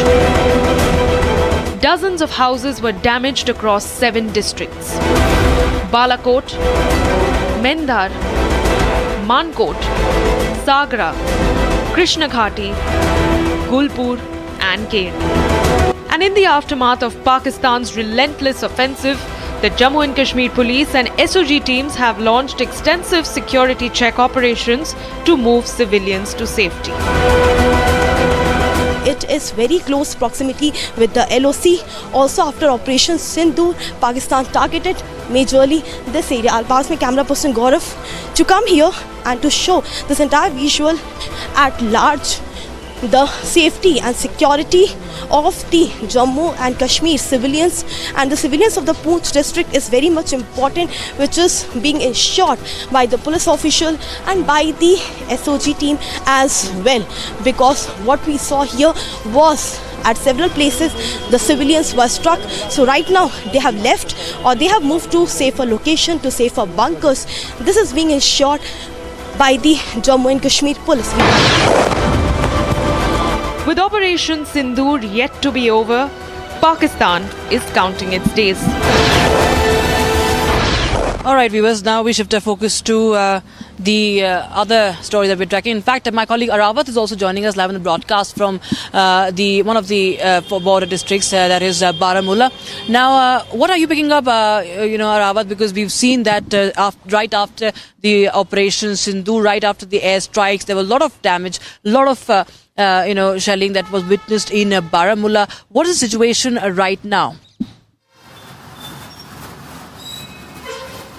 Absolutely, Rakshita, as we have seen that the strike on the terror groups of the and Lashkar in the Pakistan and other places there. And then after we have seen that the Pakistani troopers have tried to create the disturbance in the Kashmir Valley's Uri sector in the Baramula district. We have seen that the properties were damaged in the various parts of the Uri sector. But we have seen that the senior officials from the Jammu and Kashmir police and other paramilitary security forces are there on the ground, and they have access to all the situation, and everything is controlled there. And also we have seen that the health department is there active, and we have also seen that all the entry and exit points in the border areas of across the Jammu and Kashmir is on the high alert after we have seen that there was an attempt from the troopers of the Pakistan to target the civilian population of the Kashmir Valley. We have also the reports from the line of control area in the Kupwara sector, where we have seen that the mosque was also damaged by that in that particular area. And then after we have seen that the same kind of operation is also taking place in the various parts of the Kashmir Valley, and then after we have seen that the same kind of operation is also taking place here in the Uri sector. Also we have seen that locals have been advised there to move to safer locations. Then after also we have seen that everything is there under control in the Uri sector, but we have seen that the Indian Army is giving them the befitting reply to the Pakistan's unprovoked firing. We have seen that the ceasefire violation in the Uri sector comes after when we have seen the deadly terror attack in the South Kashmir's Pahalgam, where we have seen that the 26 men lost their lives. Then after we have seen the continuously ceasefire violation by the troopers of the Pakistani army in the Uri sector, but we have seen that the Indian army is giving them the befitting reply. Yes, Rakshita. Right, Arawat. In fact, viewers, we also have to understand it's not just in Poonch, not just in Baramula, but also in several other areas like Gulmarg. That is popular, one of the most popular tourist destinations as far as the Jammu and Kashmir is concerned. Now, that also was targeted. Unprovoked shelling was done. We saw that happening in Gulmarg as well, and as a result, the authorities took a decision of even suspending the famous gondola rides, the trolley cars that go in towards the Afarvat peaks as well. And this, of course, is a direct attack on the tourism. We've seen that how tourists have been targeted, and Gulmarg also now came under shelling. Here's more. Amid heightened tensions between India and Pakistan, authorities have suspended the gondola cable car services in Jammu and Kashmir's Gulmarg. This decision comes after unprovoked mortar shelling by Pakistani forces near the line of control. According to authorities, there has been no damage to the gondola infrastructure. However, the proximity of shelling has raised concerns. Gulmarg is one of the popular destinations in Kashmir that is close to the line of control. However, after Pakistan's unprovoked mortar shelling, the authorities have cordoned off the area for tourists. Officials said the security forces have fortified security of the tourist spot to safeguard from any untoward incident. And with that, it's a wrap on this edition from the front, viewers. We continue to report from several locations across Jammu and Kashmir. With that, I'd like to thank my colleagues Harsha from Poonch and my colleague Arawat from Baramula, and of course Gursimran from Aknur. And this is Rajnath Singh signing off from Srinagar. We'll be right back with This Is Exclusive on 7 p.m. Don't go anywhere.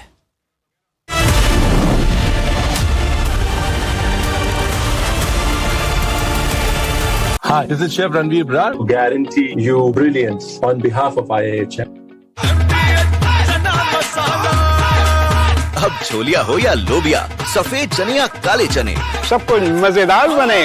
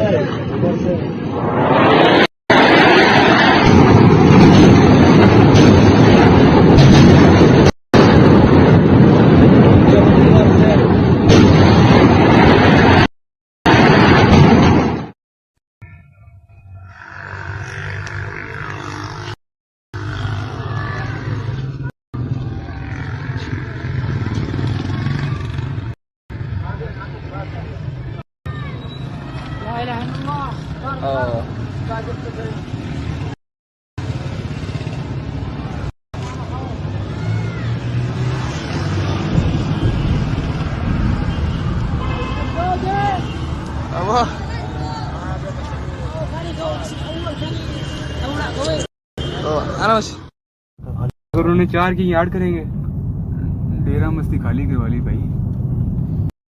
हाँ देखना वाम कैसे आ रही है वहां से। अभी video catch होगी? नहीं होगी।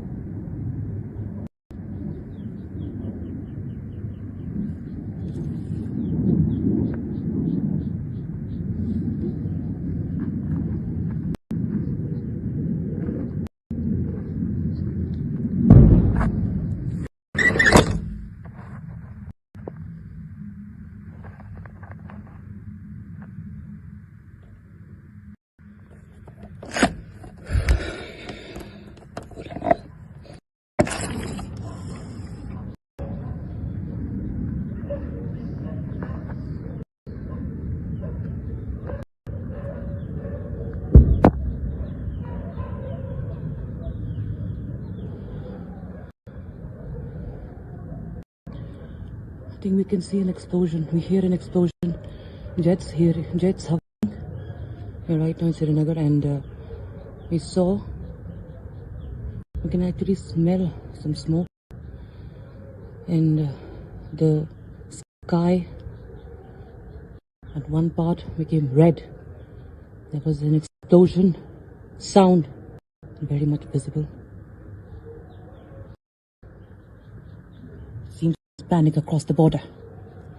As we report from Srinagar right now.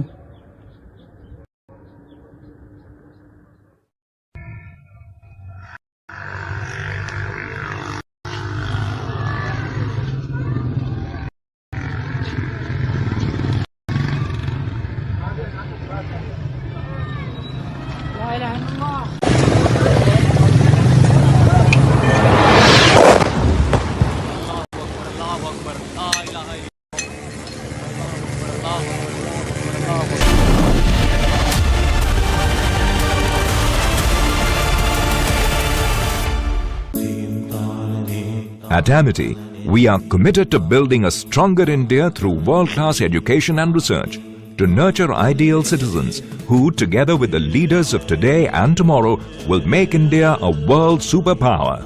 Amity University, India's leading not-for-profit private university. MDH की हल्दी मिर्ची धनिया करे कमाल, ये रंग दे, ये खुशबू दे, ये तीखा, ये कम पड़े, क्या निराला MDH masala. Mahi sir, how much do you love your fans? Honestly, I love my new fans. पुराने वाले बेकार में शोर करते. Sir, fans है शोर तो करेंगे ही ना. नए वाले नहीं करते. And they listen to what I say. The new generation Orient BLDC fans, super silent performance with voice control. Silly me, I thought. Cricket fans. आधे बाउल दही में 4 चम्मच MDH चटनी पुदीना मसाला डाला, स्टर करो, पुदीना चटनी तैयार. MDH चटनी पुदीना मसाला.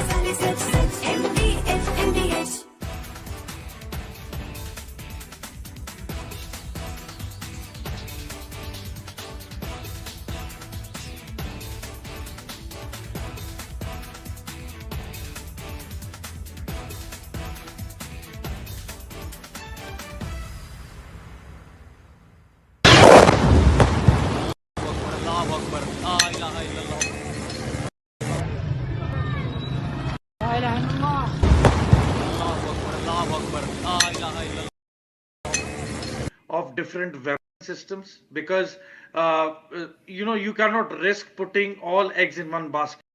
ये मशस मरकज उमरकरा के अंदर ये नुकसान है.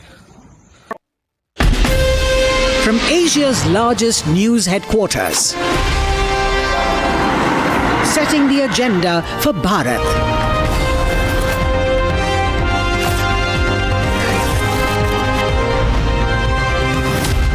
You're watching Republic.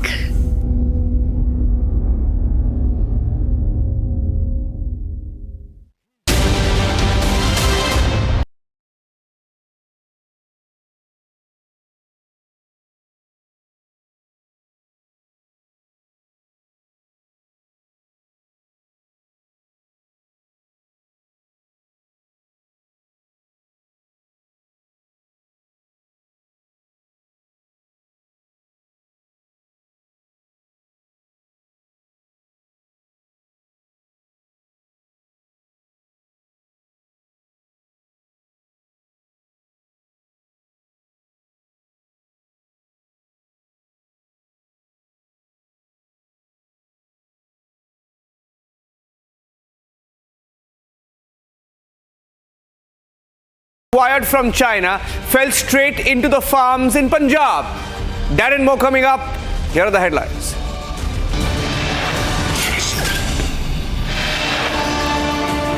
Operation Sindhu 2 continues as India hammers Pakistan for its misadventure and attempt to target Indian cities.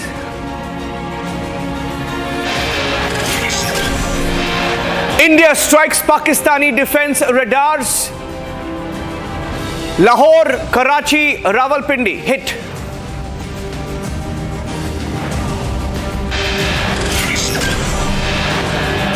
Pakistan attempts to target 15 Indian cities. Drones and missiles projected at India fall short. All of them fail to hit their targets.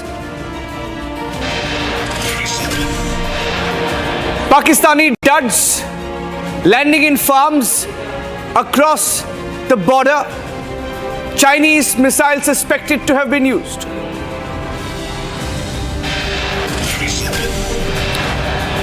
India has confirmed that we have struck Lahore air defense radars, the location from where some of the Pakistani drones and missiles were launched targeting India.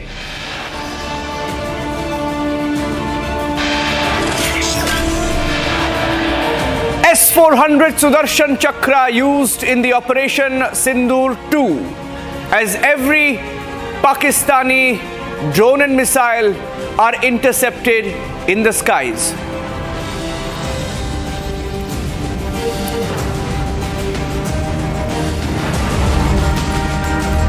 Ladies and gentlemen, it's been a very dramatic last 48 hours, and we can confirm to you now that Operation Sindhu 2 continues this evening. The military operation is on. What is military Operation Sindhu 2? Pakistan last night tried to target 15 Indian cities.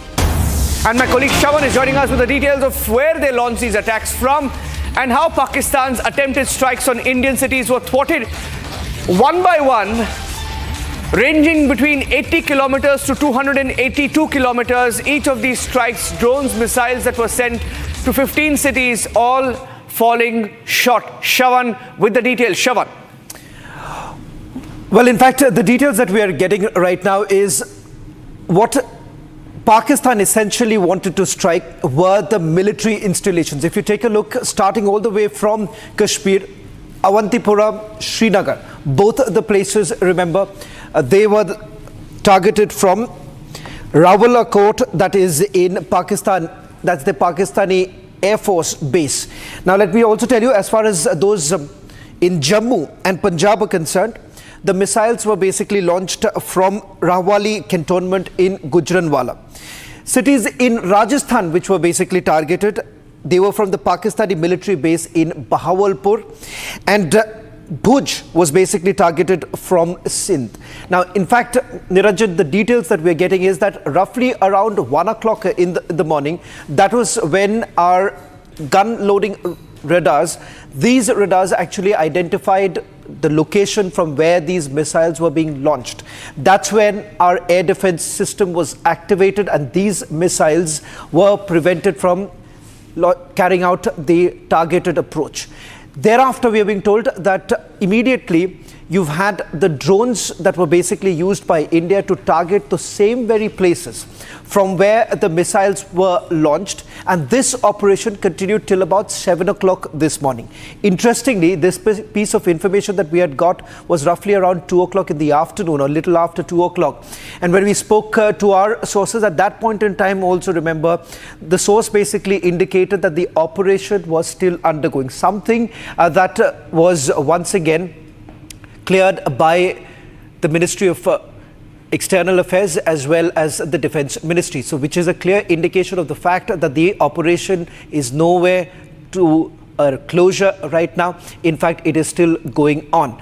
The other important aspect that we've been able to figure out is with regards to the missiles that were basically used by the Pakistanis. In fact, these are essentially the PL-15 or the BVR range missiles that were used by the Pakistanis. This was delivered to the Pakistanis by China, and this was just about 3 months ago when these missiles were actually given by China to Pakistan, which was basically used. In fact, it turns out that some of those missiles that were fired by the Pakistanis did not even continue in the same very trajectory that it was basically locked for. It did not have enough fuel. Now, that was what we have also picked up, and that is the reason why some of these missiles landed up in their own territory. And the others, which basically crossed over, were brought down by our air defense system.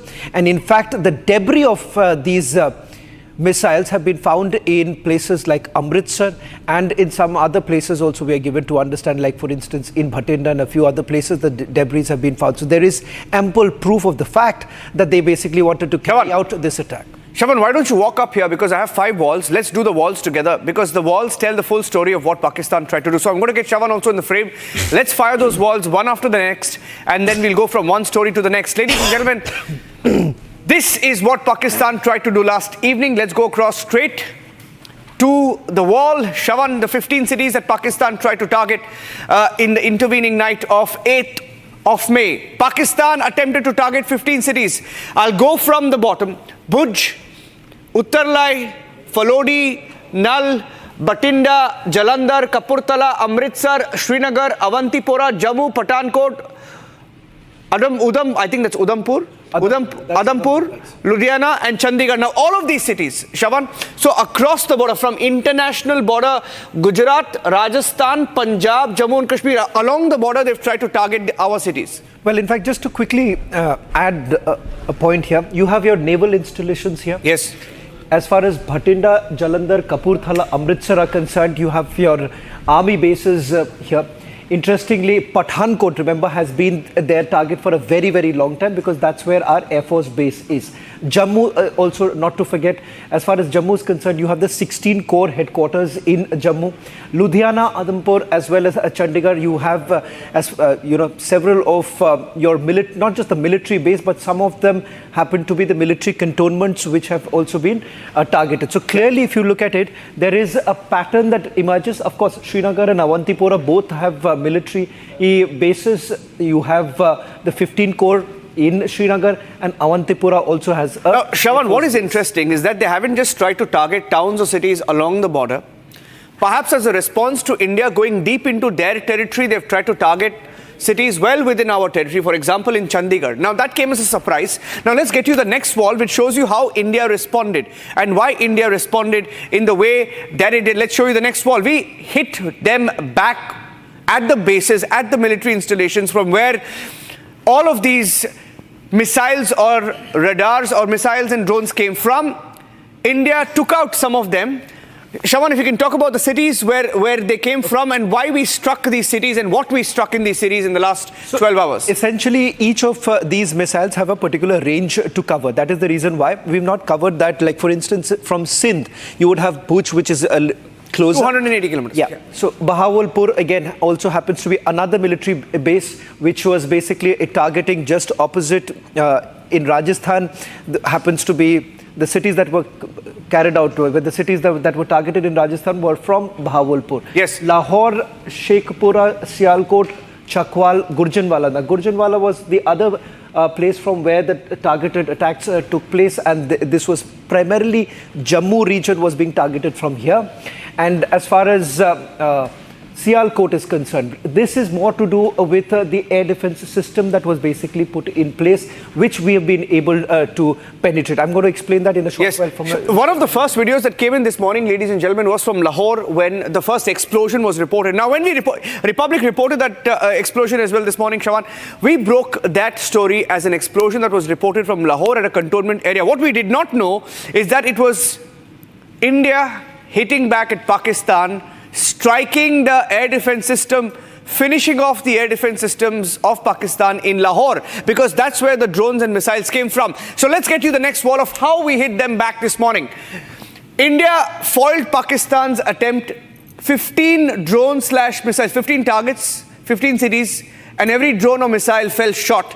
And this is how we did it. India foiled Pakistan's plans. If you can come a little ahead, Shaban, where Pakistan fired from. Now, Shawan has the exact details, where they fired from and where we intercepted them. Shawan. So this, if you see, Rawalpindi happens to be the Pakistani Air Force base, which is also, there is one in Kotli. Now, as far as Kotli is concerned, we haven't got more details from there. From there, the missile was actually launched targeting Awantipura and Srinagar. I'm not too sure about the distance. If you know, yes, you'll be roughly about 80 to 90 kilometers, Shawan. Even this around Gujranwala, roughly about 80 to 90 kilometers. This is a very key military installation as far as Pakistan is concerned. Pakistan basically launches from here because you have the Jammu, Pathankot and a few other places in Jammu that was being targeted. And for them, it's extremely important. If you remember the Pathankot airbase also, our airbase was targeted in the past. You've had this missile that was launched towards Jammu. That happens to be the Nagrota base, which is the 16-core base.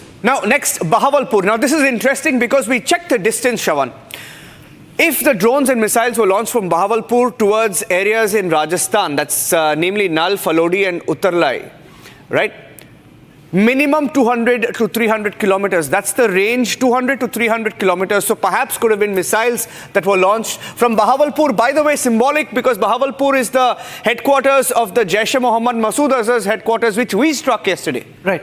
And this is also the place where we are given to understand Bahawalpur. If you can just quickly go back once. In Bahawalpur, because some of the missiles were given to understand that some of the missiles did not cross over. Yes. So that could be also because of A, because of the distance, B, because probably Chinese missiles. Yeah. Chinese missiles. Okay, finally, this is Sindh, and from Sindh they fired some projectiles towards Bhuj in Gujarat, and that was thwarted. The only thing that I'm not very sure about, and I couldn't get the details from my source, was where exactly in Sindh is the military base from where when they fired. But this is a confirmation that yes, it was from one of the province.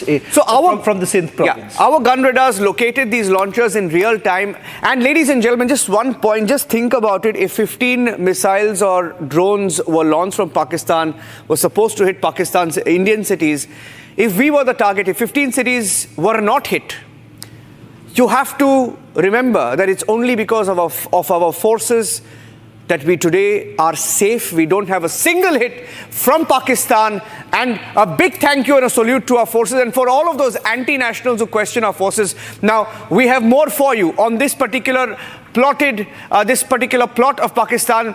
This is why we are safe. And the Chinese duds, and we have, Shawan, a breaking news came in of how we have deactivated the HQ-9s of Pakistan. We've struck some of those systems as well. If you can tell us a little bit about that, and then we will start the comparison. So, the air defense system basically works in multiple layers. So in the first layer, it would cover a particular distance, and the second layer thereon. As far as HQ-9, as far as this air defense system is concerned, they had basically installed at 3 locations. One happens to be Lahore, the other happens to be Sialkot, and the third happens to be in Rawalpindi. There we are being told that all the 3 places, they've also aided it with long-range missiles, as well as jammers. All 3 completely failed. Now, as far as the S-400 is concerned, once it is up in the air, remember, it basically does not allow any sort of penetration, and more importantly, the range that it has. This is an upgraded version of what we had earlier. Yes. It was delivered just about a few months ago, and we are given to understand that has been utilized. And the range that you're looking at, just look at what the detection range is. Look, let's look at the comparison. First of all, S-400, the Indian system has won the Sudarshan Chakra. Pakistan's HQ-9 has failed completely. The range, 600 kilometers for India's detection air defense system, S-400, 250 kilometers for HQ-9 of Pakistan. Let's go to the next parameter. Destruction range, 400 kilometers for the S-400. This is India's system, while it's just about 200 kilometers for Pakistan's HQ-9. But by the way, air defense system of Pakistan, lesser said the better, because all our missiles have struck our targets. Next, maximum target speed, Mach 14, not much more change there. There's a bit of a difference. There's a bit of a difference here. The difference being is that this basically intercepts even hypersonic missiles. Yes. So which basically means that even if you have used an advanced missile, there's a high possibility that your S-400 air defense systems would be able to detect, unlike what would have happened in the case of HQ-9, because it's not equipped. Yes. Next parameter, let's go straight up to that. Maximum altitude 30 kilometers for the S-400, a maximum altitude 50 kilometers. I don't think that really matters because this has done its job. Let's go to the next one. Next parameter, The S-400 can shoot 80 simultaneous targets, including cruise, ballistic missiles, UAVs and aircraft. And I think this has been one of the biggest displays of success of this missile system is in what we saw last night, Shravan. And of course, the Russians themselves have used it. Russians have used this during their current war. Yes. And the fact that they have essentially promised an upgraded version. This upgraded version basically looks at a variety of, interceptions. And as you pointed out, this also encompasses the newly made missiles, which are faster range, which has a longer range. All of that can be well detected, unlike in this case. Yes, you should take that with a pinch of salt, because that's what they claim. But none of India's missiles were intercepted by the HQ. In fact, this is the air defense system, as I said, it was layered. You would also have long-range missiles. So in order to basically stop some of them, because most of the missiles would have come at the same go, you would have exhausted it. The air defense system gets exhausted or blocked. But it seems that not only this air defense system failed, but the other systems that were put in place, for example, the long-range missiles, the jammers, all of them failed simultaneously. Deployment time. Next parameter, just 5 minutes for the S-400.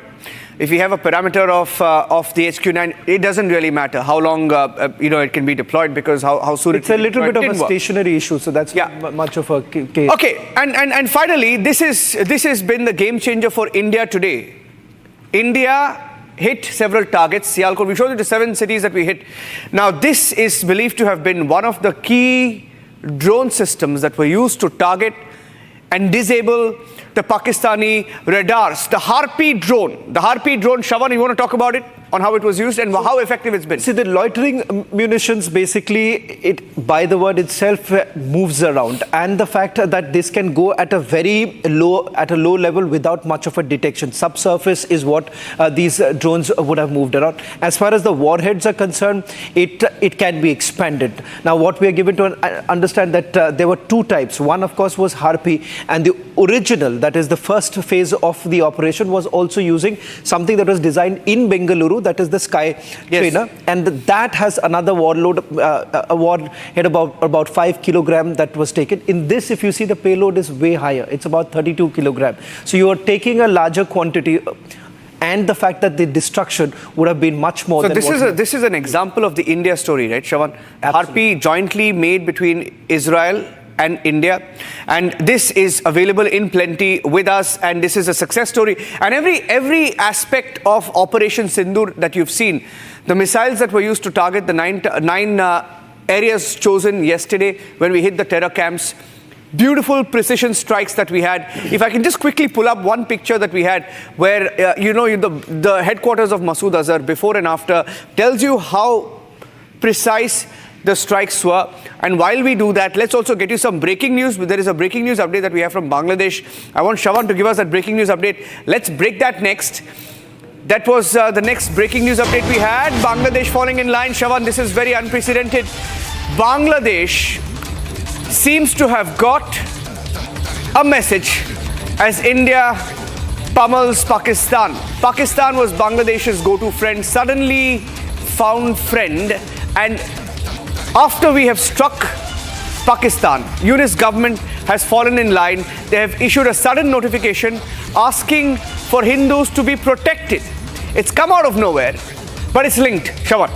Well, in fact, there is growing pressure right now. One coming in from the radicals inside Bangladesh, because remember, there were certain measures that the Yunus government essentially wanted to take, bringing in more women workforce, and that has been completely, something that has not gone down well with the radicals who have been controlling Yunus.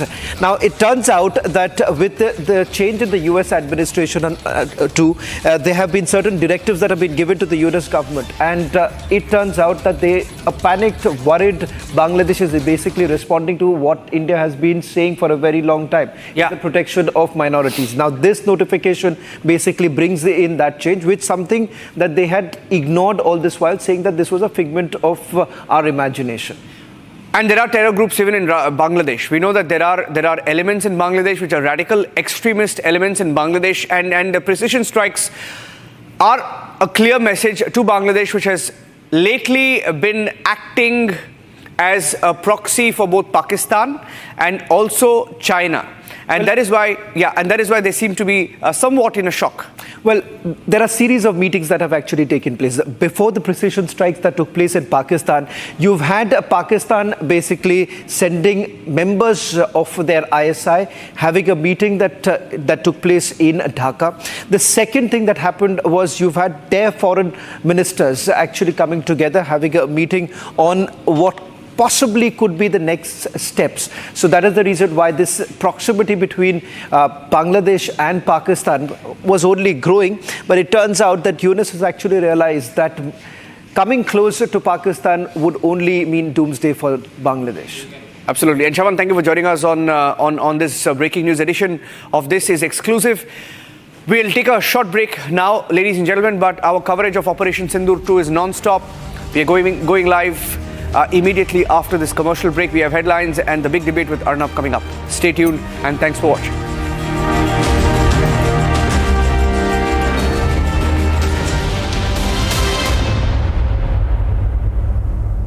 Mahi sir, how much do you love your fans? Honestly, I love my new fans. पुराने वाले बेकार में शोर करते Sir, fans है शोर तो करेंगे ही ना? नए वाले नहीं करते.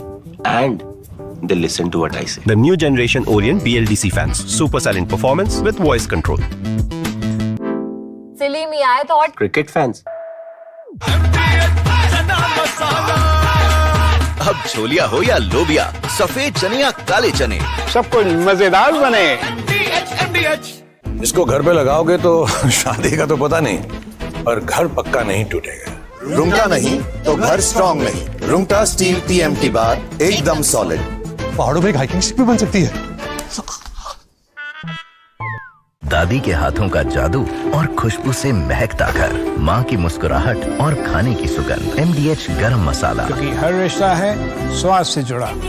पाकिस्तानी और इंडिया ने जंग शुरू कर दी है. अभी बहावलपुर सिटी के अंदर मौलाना मसूद अजहर साहब के जो है मदरसा है, उसके ऊपर 4 मिसाइल दिए गए हैं. 4 मिसाइलों के साथ हमला किया गया है. मौलाना मसूद अजहर साहब के मदरसे के ऊपर अपनी अफवाज पाकिस्तान के साथ खड़े हैं. लेकिन मेरा सवाल है कि हमारी एजेंसीज कहाँ सोई हुई थी, हमारी अफवाज पाकिस्तान कहाँ सोई हुई थी जब ये हमला हुआ. मुजफ्फराबाद की भी खबर आ रही है कि मुजफ्फराबाद वाली साइड पे भी अटैक हुआ है.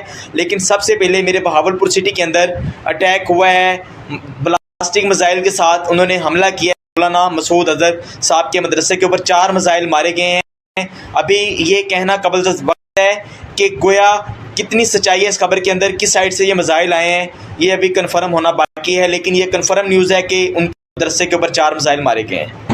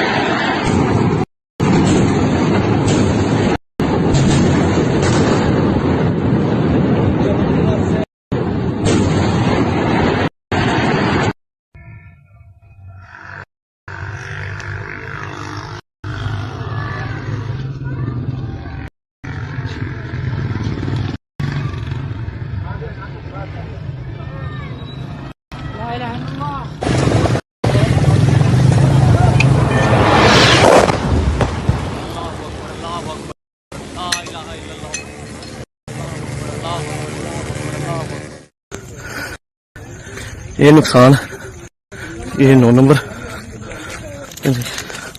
ये मस्जिद तैयबा मरकज उमर करा के अंदर नुकसान है.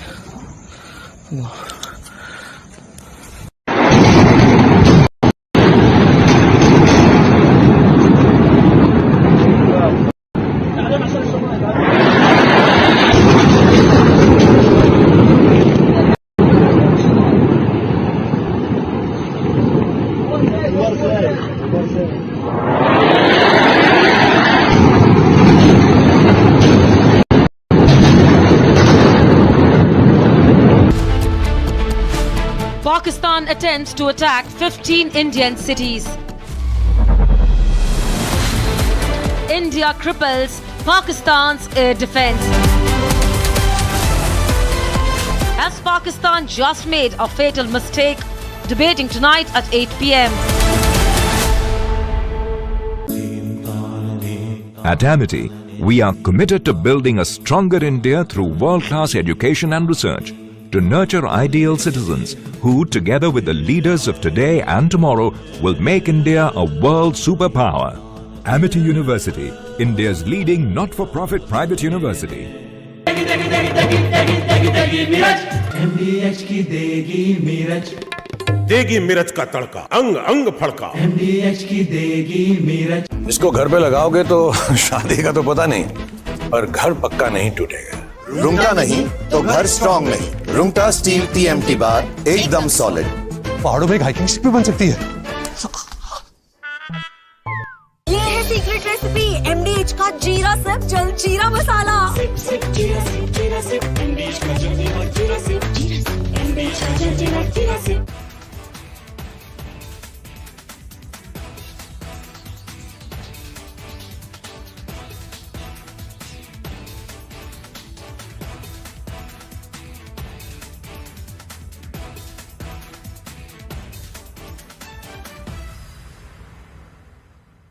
Unlike in 2019 when we had hit Balakot, which was in the wilderness, and Pakistan got an excuse to say that nothing had been damaged or killed, that we had only killed some crows and pigeons and sparrows.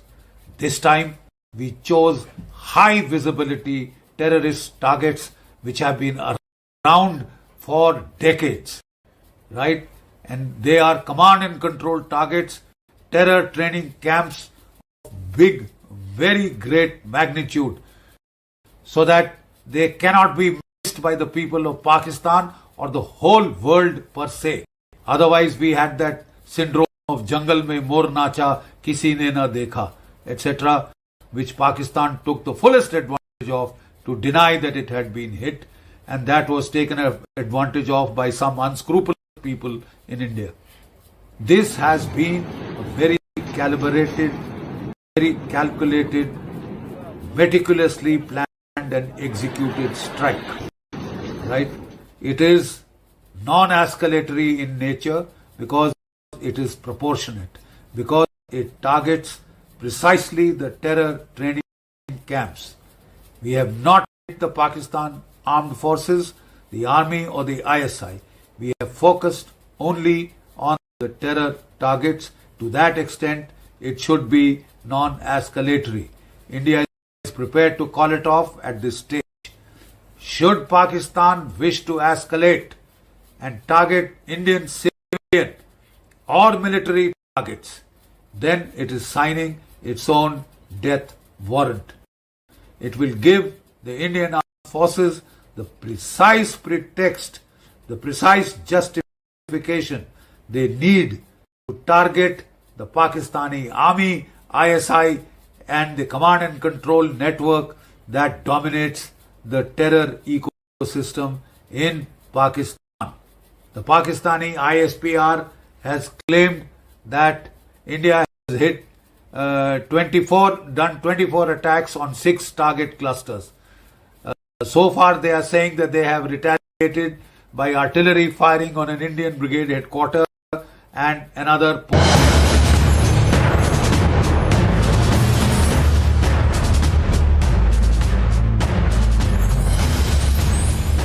Pakistan's terror facade is crumbling. The mask is off. Tonight we bring you the unvarnished truth about India's surgical strikes against Pakistan's terror infrastructure. National Security Advisor Ajit Doval's master plan behind Operation Sindhu. Join us as we dissect the precision strikes that took out over 90 terrorists, including key figures like Qari Muhammad Iqbal, with India's military by taking out 9 key terror camps, eliminating over 100 terrorists. The message is loud and clear. The era of impunity is over. I'm Shavan Sen and this is Forces First.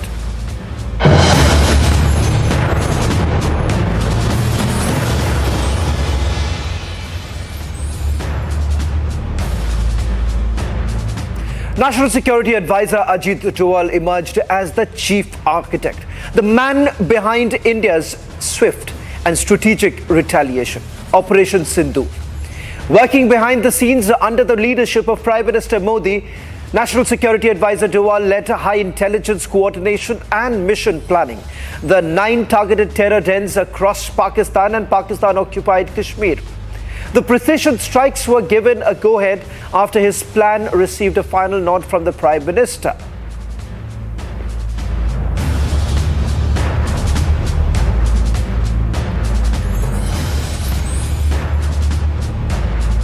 It is said that when he speaks, it's intelligence, but when he is silent, it's war. And that's exactly what happened. National Security Advisor Ajit Doval, the man who sits at the helm of India's national security architecture, kept mum all through these days since the Pahalgam terror attack. No speaking, no addressing, not seen in meetings beyond the 2 Cabinet Committee on Security meetings that took place, in where he played an active role, briefing the Prime Minister about what were the possibilities, what were the options. Remember, the first CCS took place on April 23, a day after the dastardly Pahalgam terror attack, where the NSA was seen animatedly explaining to the Prime Minister what all had happened and what had to be done or could be done. Prime Minister gave the brief to the CCS that they should come back with clear options. The national security team led by Ajit Doval, and of course which includes the Chief of Defence Staff, the 3 service chiefs of the Army, Navy, Air Force, and of course the other agencies which play a crucial role in information gathering. The Research and Analysis Wing, RAW as it is called, India's External Intelligence Agency, the IB which takes care of intelligence within, the NTRO which is a crucial arm of RAW which gathers TACINT, which is technological intelligence, and of course ISRO which gathers satellite data. Everyone was involved, including the BSF, because they have ground intelligence along the border, because they are the active force in peacetime along India's international border. And that's where all the data gathering began, information gathering began, validation of whatever intelligence that agencies already had begun. And by the time the second CCS happened on April 29, the plan was in place, the options were in place for the Prime Minister to give a go-ahead, which he did, following which he made a address where he said that a free hand had been given to forces to avenge the Pahalgam terror attack, and that's when the contours of Operation Sindhu started taking shape. So obviously no one would speak and this never happens. But then you saw in terms of those hints coming in of the policy of hot pursuit about which Prime Minister spoke while he was in Bihar, that India is going to chase the perpetrators of Pahalgam terror attack till the end of the earth, as also target the soil from which those attacks emanated. Message was clear that India yet again would go after Pakistan, its terror proxies, and all the infrastructure that operates from Pakistani soil. Operation Sindhu was essentially about collating all data, gathering all intelligence, connecting the dots, and then zeroing down on specific targets, the organizations, the individuals, the places, the locations, everything intelligence based and not in any manner indiscriminate. And that really lends value and a moral cover to the operation that India has carried out by way of Operation Sindhu. It was carried out in a manner that Pakistan was clearly foxed. So be it India's mobilization of its naval force and carrying out of live fire exercises in the Arabian Sea with great numbers of warships mobilized, be it India's air exercises that were carried out in the central sector, giving Pakistan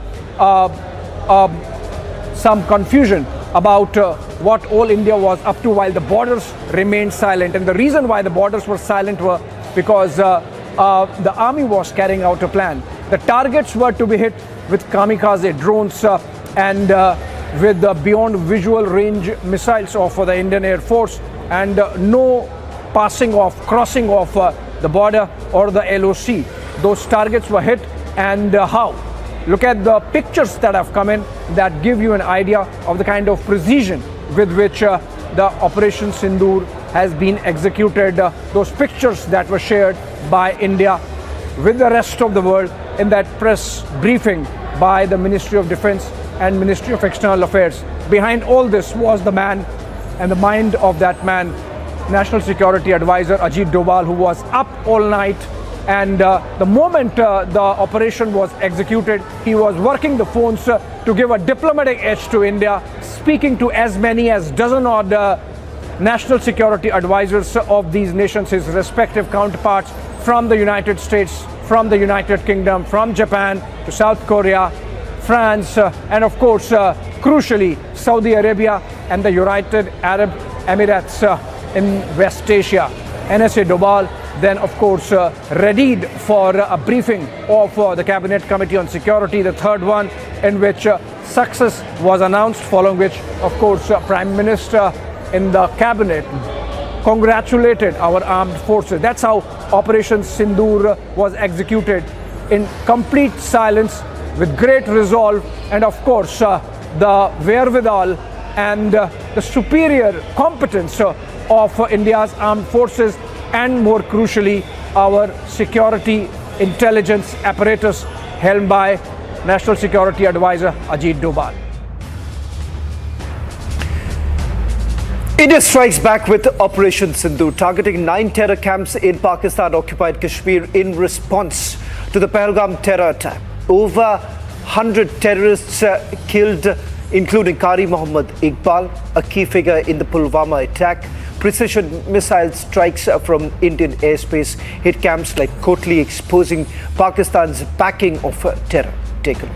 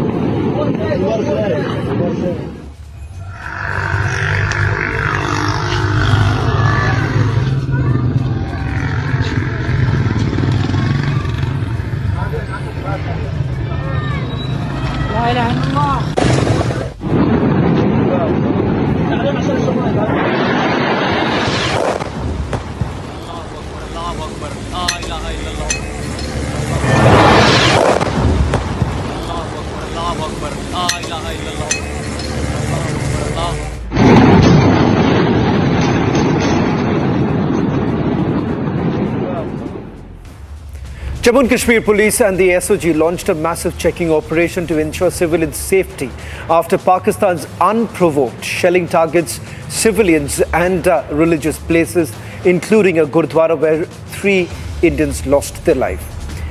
Relief assistance is being provided to affected civilians as authorities work to prevent further harm. Here's a report by my colleague Harsha. strict and continuously after yesterday when the Operation Sindhu was carried out. 100% strike, precision strike was carried out at the Pakistan 9 targets of the terrorist camps, and right now we see that the SOG and the Jammu Kashmir police is right now carrying out the search and the march at several places. Right now what we see in the picture is the madrasa where the police official along with the SOG team have reached, and there's the visuals on our screen where we can see that the intensified search is being carried out, because this becomes very much important after what happened yesterday along the LOC in the Poonch region. There were several places which were targeted by Pakistan. The civilians were targeted and the religious places was also targeted, from temple, gurdwara, madrasas and masjid. Several places were on the target of the Pakistan army, and that is the reason in the Poonch area 4-6 in the Gurdwara have lost their lives and several civilians were also injured. But right now what we see is that these thorough checks is being carried out to ensure that none of the civilian is stuck in any of the premises and in any of the infrastructure. Let me now take you through the other segment of the forces first. Ex-servicemen in the valley lauded the forces on the successful airstrikes on Pakistani terror launchpads in retaliation to the Pahalgam attack.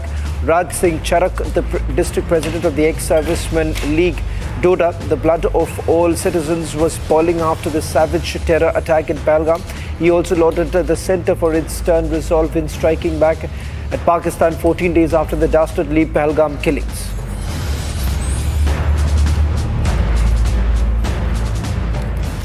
India's air defence capabilities took centre stage late Wednesday night as Indian Air Force's S-400 Sudarshan Chakra air defence missile systems played a decisive role in thwarting a Pakistani attempt to escalate hostilities by targeting Indian cities. Following the engagement, the projectiles were neutralised by the integrated counter-UAS grid and air defence systems. Assam Rifles intercepted two Swift Desire vehicles suspected of trafficking contraband from Moreh to Imphal. During the operation, the forces recovered 19 soap cases containing suspected heroin, approximately 205 grams valued at 82 lakh rupees. One individual is apprehended and both the seized narcotics and the suspect were handed over to Tengunapal police for further investigation. In a major crackdown in the war against drugs in Punjab, the counter-intelligence unit of Firozpur conducted two swift operations dismantling a cross-border narco-smuggling network and apprehending 3 smugglers.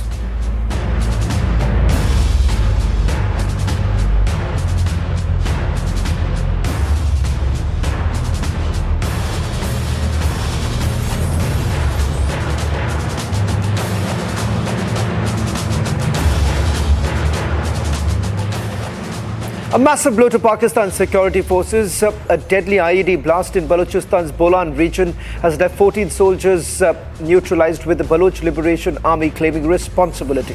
The BLA fighters have also now released a chilling 5-minute video capturing the brutal attack. This is just the latest in a series of high-profile strikes by the BLA as their agitation and war against Islamabad intensifies. Here's that report.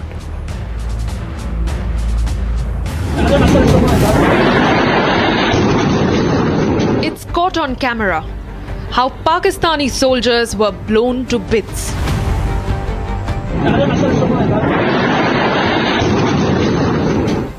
The Baluchistan Liberation Army has released a 5-minute video that captures the targeted attack on Munir Army personnel.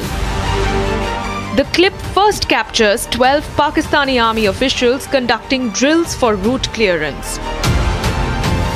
And minutes later, a white van carrying the soldiers are blown apart in a massive IED explosion in the Machkund area of Bolan. The Bolan blast is the latest in a spate of targeted attacks carried out by the BLA against Pakistan's forces. Pakistan is grappling with rising internal turmoil, with the Baloch Liberation Army seeking freedom.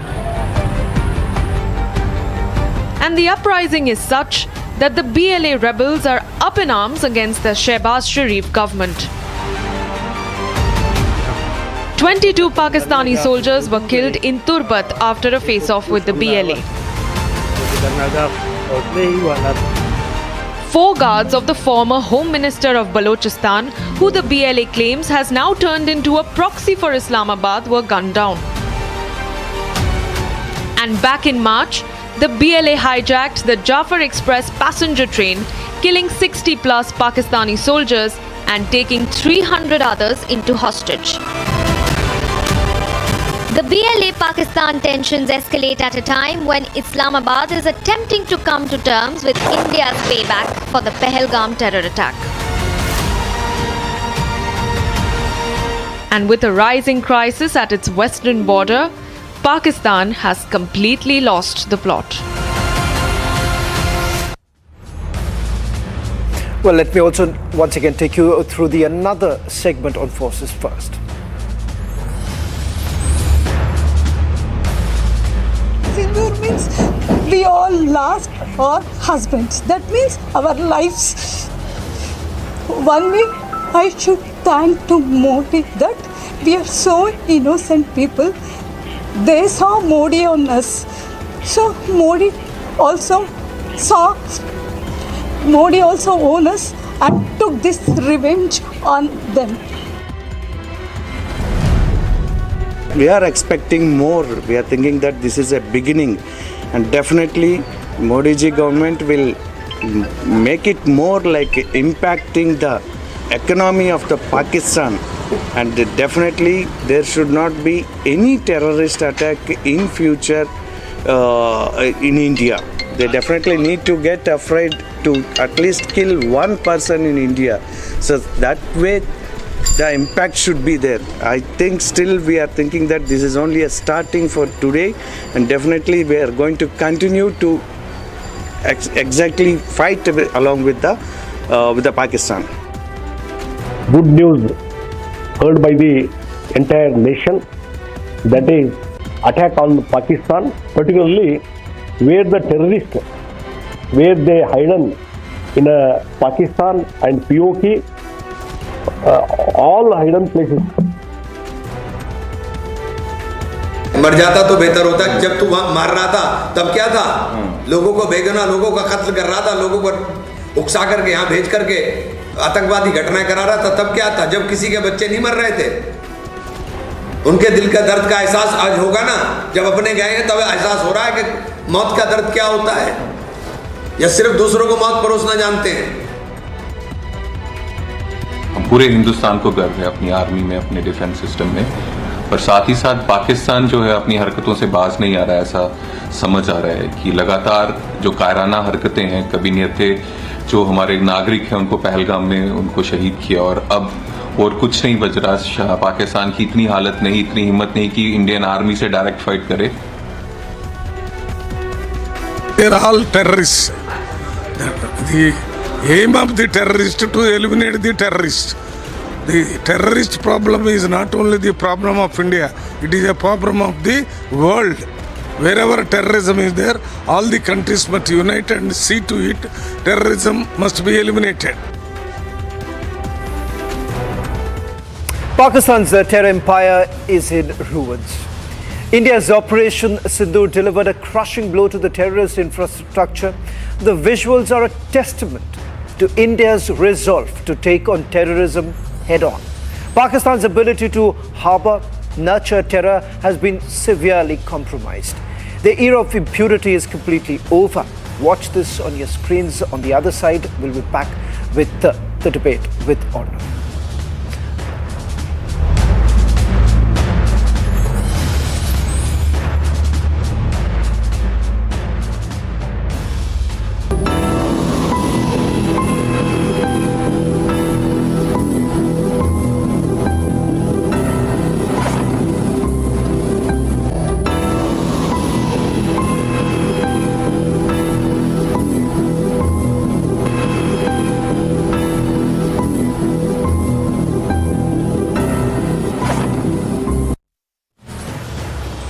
Hi, this is Chef Ranveer Brar. Guarantee you brilliance on behalf of IIHM.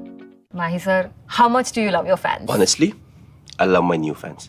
पुराने वाले बेकार में शोर करते sir fans हैं शोर तो करेंगे ही ना नए वाले नहीं करते and they listen to what I say. The new generation Orient BLDC fans. Super silent performance with voice control. सिली में आए तो और Cricket fans. MDH की हल्दी मिर्ची धनिया करे कमाल, ये रंग दे, ये खुशबू दे, ये तीखा, ये कम पड़े, क्या निराला MDH मसाला। इसको घर पे लगाओगे तो शादी का तो पता नहीं, पर घर पक्का नहीं टूटेगा। रूंगटा नहीं तो घर स्ट्रॉन्ग नहीं। रूंगटा स्टील TMT बार एकदम सॉलिड। पहाड़ों में एक हाइकिंग स्टिक भी बन सकती है। आधे बाउल दही में 4 चम्मच MDH चटनी पुदीना मसाला डाला, स्टर करो, पुदीना चटनी तैयार। MDH चटनी पुदीना मसाला।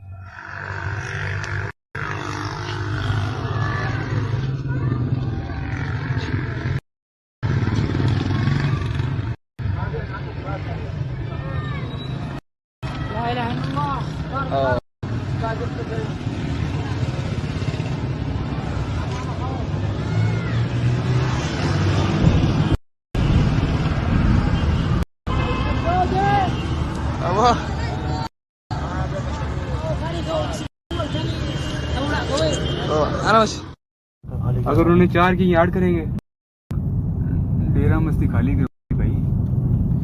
हाँ देखना वाम कैसे आ रही है वहां से कैच होगी नहीं होगी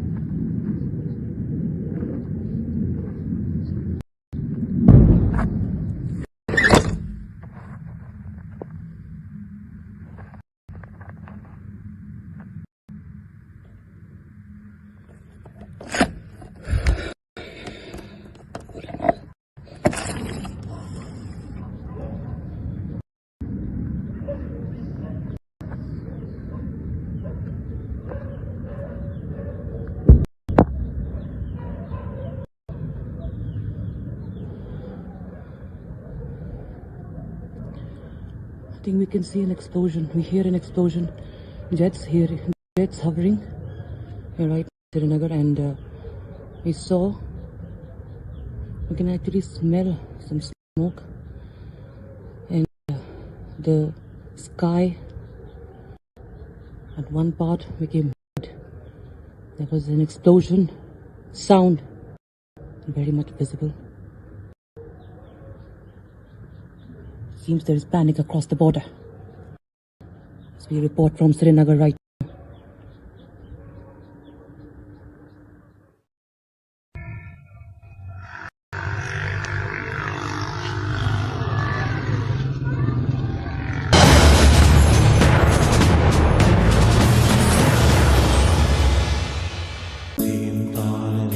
At Amity, we are committed to building a stronger India through world-class education and research to nurture ideal citizens who, together with the leaders of today and tomorrow, will make India a world superpower. Amity University, India's leading not-for-profit private university. अब छोलिया हो या लोबिया, सफेद चने या काले चने, सब कुछ मजेदार बने।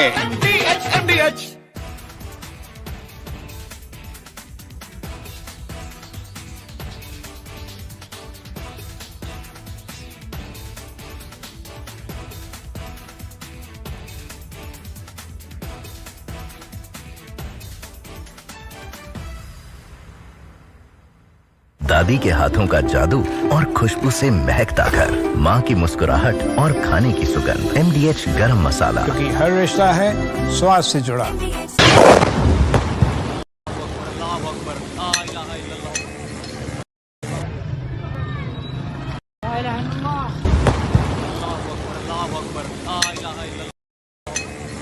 Of different weapon systems, because you cannot risk putting all eggs in one basket.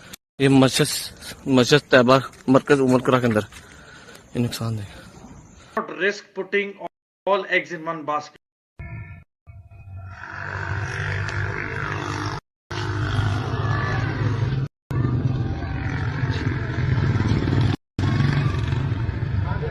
Risk putting all eggs in one basket. Mentor here. These and are most some of the visuals. I can see some. Are at the LOC.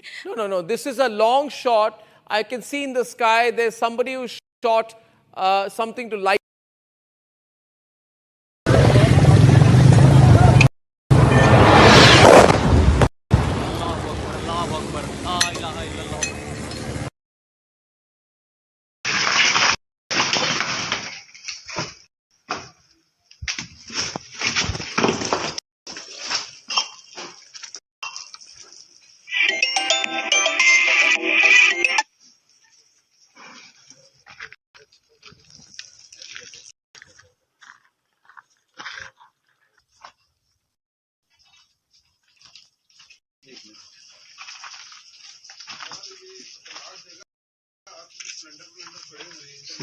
Leakage है, leakage भी है।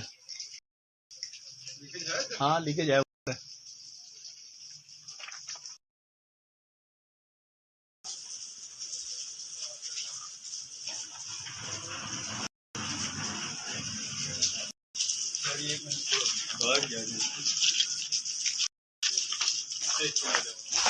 आ गया मेरे पीछे नजर आ पीछे दूर।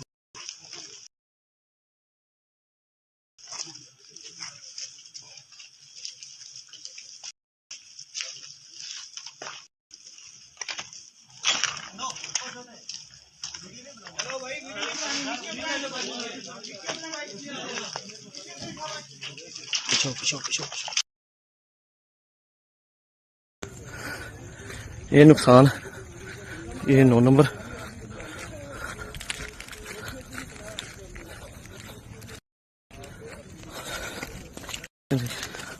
ये मस्जिद तैयबा मरकज उमर करा के अंदर नुकसान है।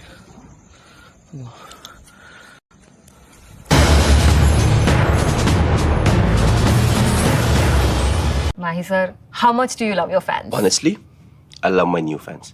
पुराने वाले बेकार में शोर करते। सर फैंस हैं, शोर तो करेंगे ही ना। नए वाले नहीं करते। And they listen to what I say. The new generation Orient BLDC fans. Super silent performance with voice control. Silly me, I thought. Cricket fans. Hi, this is Chef Ranveer Brar. Guarantee you brilliance on behalf of IAHM. MDH की हल्दी मिर्ची धनिया करे कमाल, ये रंग दे, ये खुशबू दे, ये तीखा, ये कम पड़े, क्या निराला MDH मसाला। क्या हो गया भाई? भैया आपसे सीखकर म्यूचुअल फंड्स में SIP शुरू की थी, लेकिन कभी कभी अपडेट्स देखकर मेरा मन भटकने लगता है। अरे अपने मन को बोल, म्यूचुअल फंड्स टिके रहने का गेम है। मतलब SIP चालू रखूं? सुन, ये लिफ्ट जब ऊपर नीचे जाती है तो तू निकल जाता है। नहीं भैया, यही तो सही मंजिल तक ले जाती है। तो बस म्यूचुअल फंड्स का भी यही है, दूर की सोचेगा और डटे रहेगा तो तू भी अपने सपनों के पास पहुंच सकता है। हाँ बिल्कुल आपकी तरह। सही है।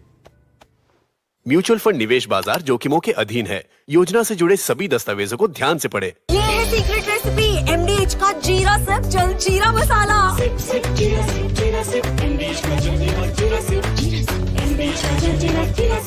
पाकिस्तान इंडिया ने जंग शुरू कर दी है। अभी मेरे बहावलपुर सिटी के अंदर मौलाना मसूद अजहर साहब के जो है मदरसा है उसके ऊपर 4 मिसाइल दागे गए हैं। 4 मिसाइलों के साथ हमला किया गया है मौलाना मसूद अजहर साहब के मदरसे के ऊपर। हम अपनी अफवाज पाकिस्तान के साथ खड़े हैं, लेकिन मेरा सवाल है कि हमारी एजेंसीज कहाँ सोई हुई थी, हमारी अफवाज पाकिस्तान कहाँ सोई हुई थी जब ये हमला हुआ। मुजफ्फराबाद की भी खबर आ रही है कि मुजफ्फराबाद वाली साइड पे भी ये अटैक हुआ है, लेकिन सबसे पहले मेरे बहावलपुर सिटी के अंदर अटैक हुआ है, बैलिस्टिक मिसाइल के साथ उन्होंने हमला किया है। मौलाना मसूद अजहर साहब के मदरसे के ऊपर 4 मिसाइल मारे गए हैं। अभी ये कहना कबल वक्त है कि गोया कितनी सच्चाई है इस खबर की, किस साइड से ये मिसाइल आए हैं, ये अभी कन्फर्म होना बाकी है। लेकिन ये कन्फर्म न्यूज़ है कि उनके मदरसे के ऊपर 4 मिसाइल मारे गए हैं।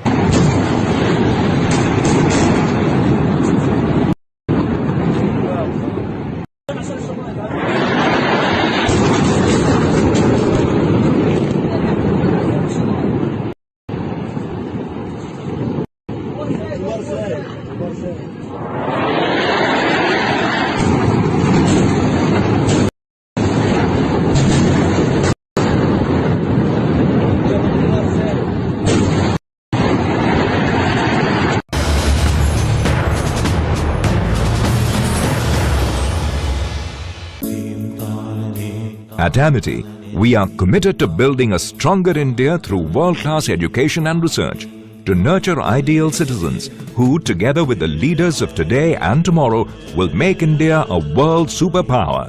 Amity University, India's leading not-for-profit private university. MDH की देगी मीरज, देगी मिर्च का तड़का, अंग अंग फड़का। MDH की देगी Miraj.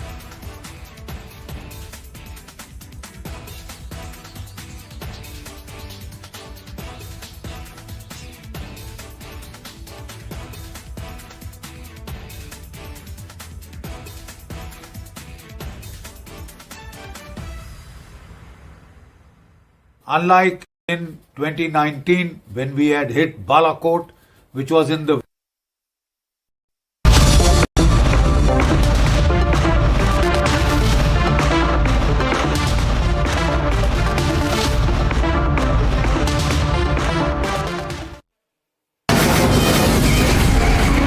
From the Republic Media Network headquarters, it's time for Arnab Goswami on the debate.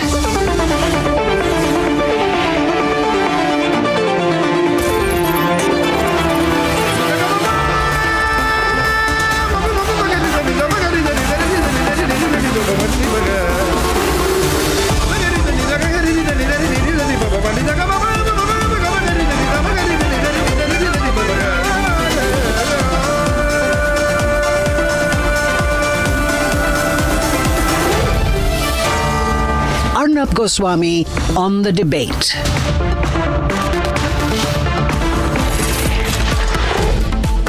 On the show tonight, ladies and gentlemen, it's Operation Sindhu 2. In complete action, India has clinically intercepted Pakistani missiles and we've set the record straight. At 9 p.m. tonight, why I feel Pakistan has made a huge mistake by escalating the attack. The response now is on our terms.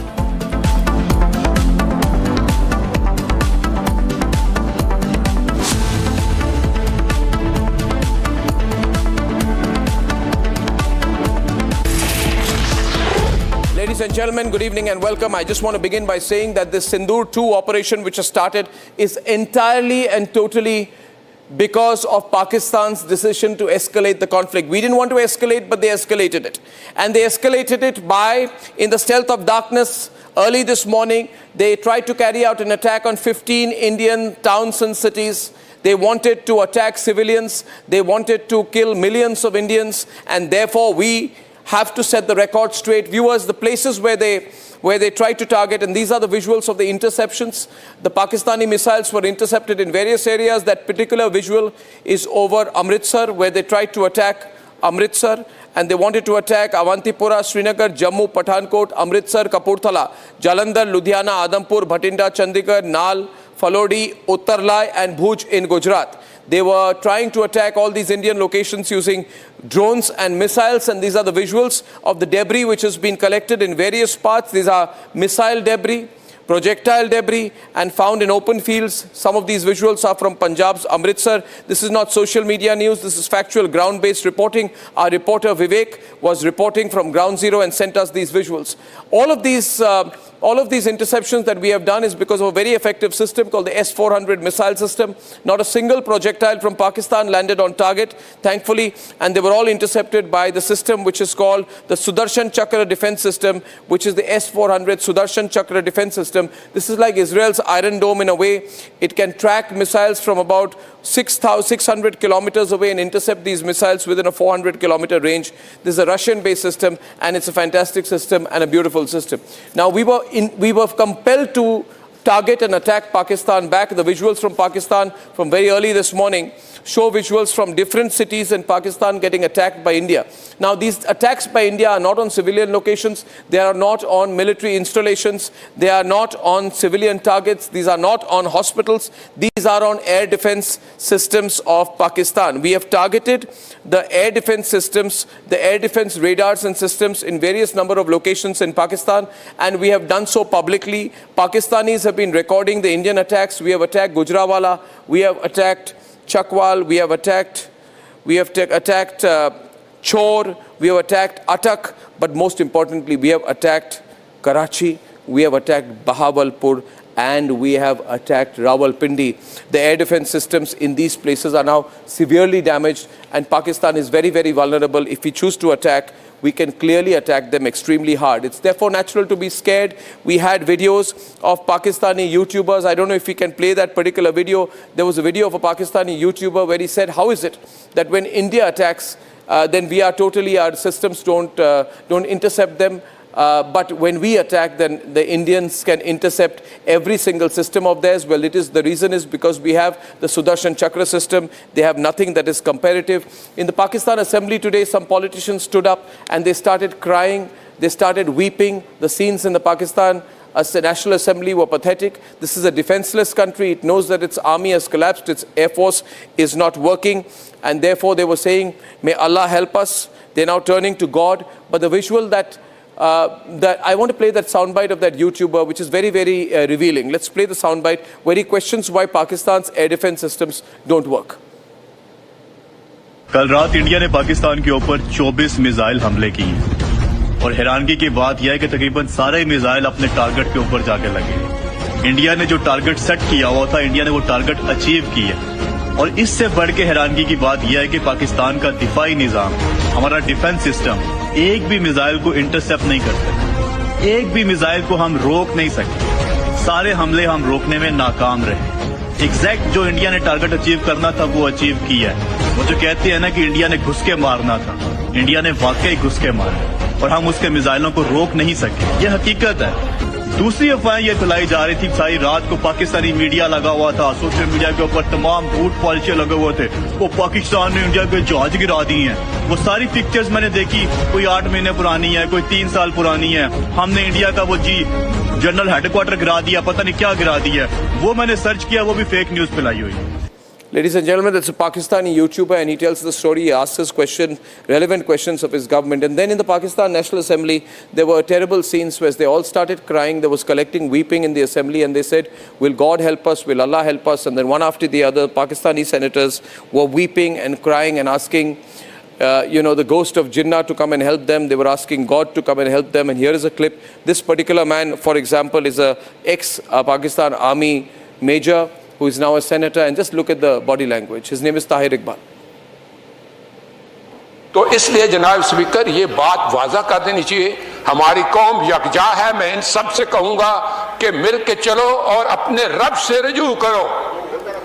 रब काबा, हम तेरे आगे दरख्वास्त करते हैं, इस मुल्क की हिफाजत फरमाना जो तूने हमें अता किया है, और ये नबी सल्लल्लाहु अलैहि वसल्लम की दुआओं का है।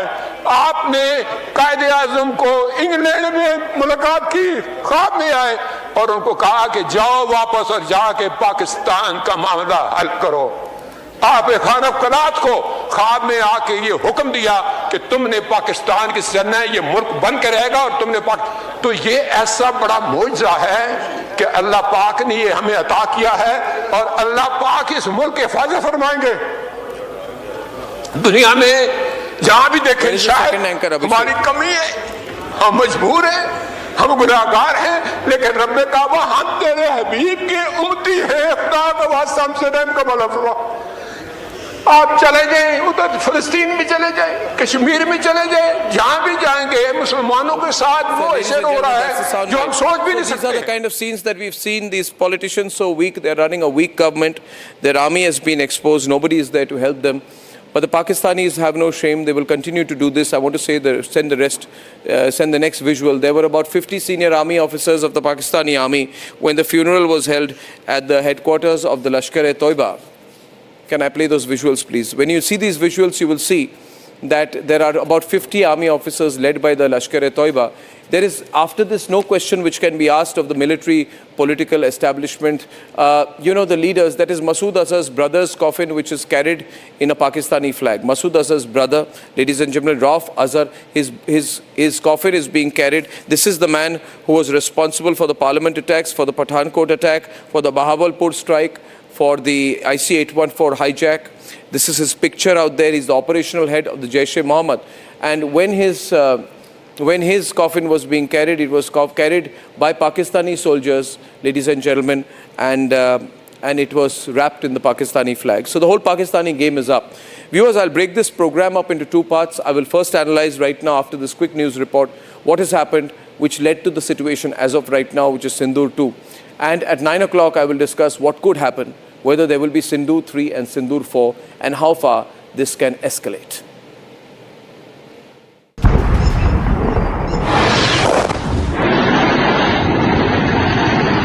India struck Abbas terrorist camp, a Lashkar center, and in the next half an hour, India eliminated 100 terrorists at 9 locations in planned and precise strikes.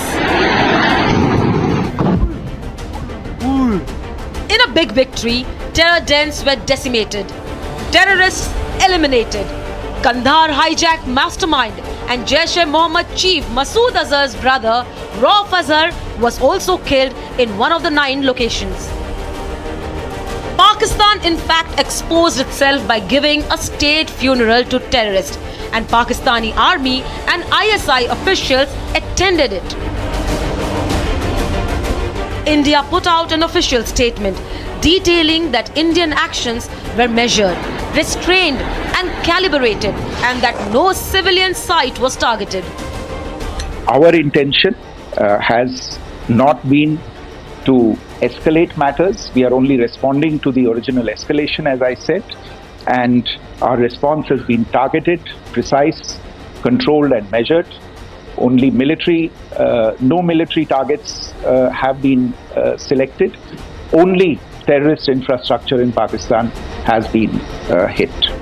While India carried out precision strikes on terror camps, Pakistan showed its true colors by attacking a Gurudwara in Poonch. I am in one of the Gurdwaras in the main bazaar of Poonch district. This is Gurdwara, this is a religious place, and how this place was targeted by Pakistan from the other side of the LOC. But in Pakistan, it was a state of confusion that persisted for their civilians to politicians.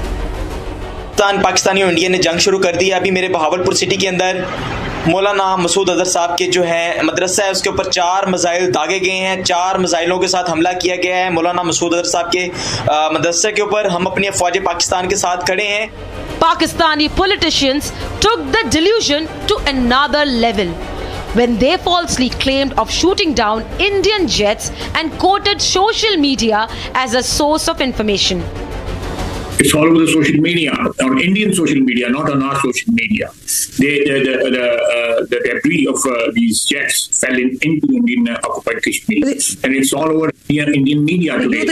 Unable to save face, Pakistan tried to attack 15 cities with a population of over 1.25 lakhs with their missiles and drones.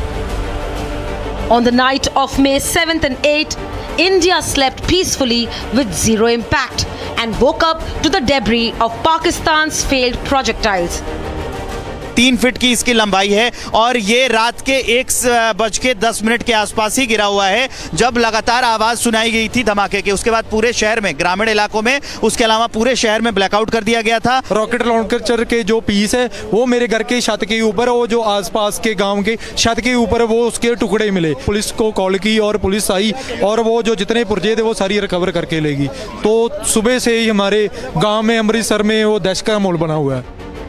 On your screen is the evidence of Pakistan's failed attempt.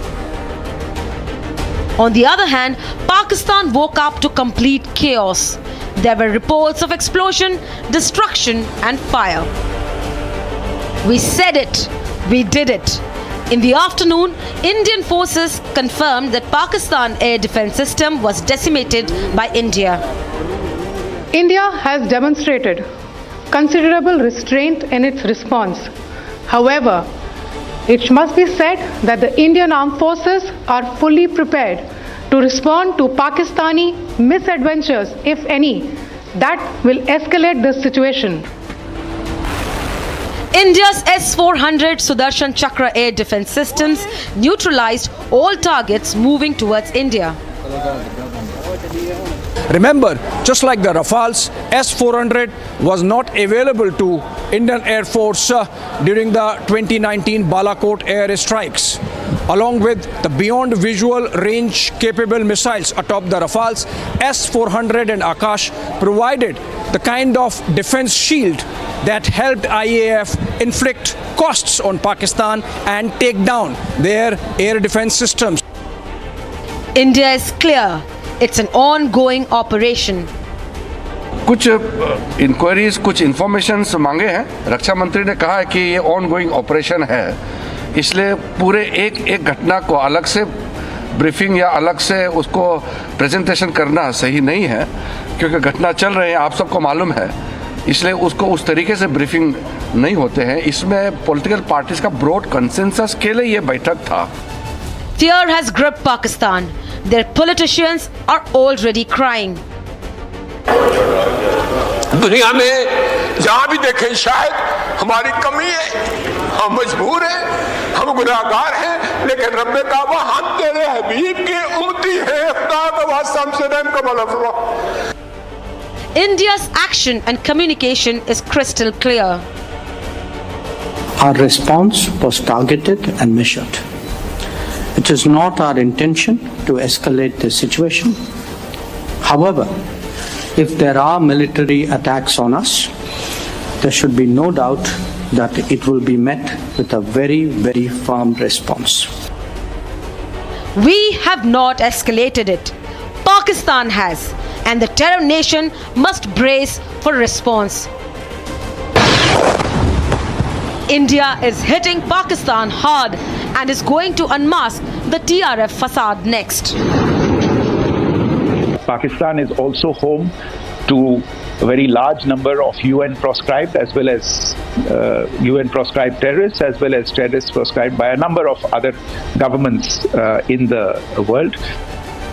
Operation Sindhu is not over. It is related to operational matters. It's been released by the Ministry of Defence. As more information becomes available, it will be released at the appropriate time. Once again, please don't go into operational details at this point in time, because this is a constantly evolving situation. India is exercising its right to defend. ये 22 अप्रैल के पहलगाम के हमले से शुरू हुआ है। Escalation वहाँ पे हुआ है और उस एस्केलेशन का जवाब भारतीय सेना ने, भारतीय फौज ने कल अपने एक्शन से दिया है। And Pakistan can do absolutely nothing about it, besides crying.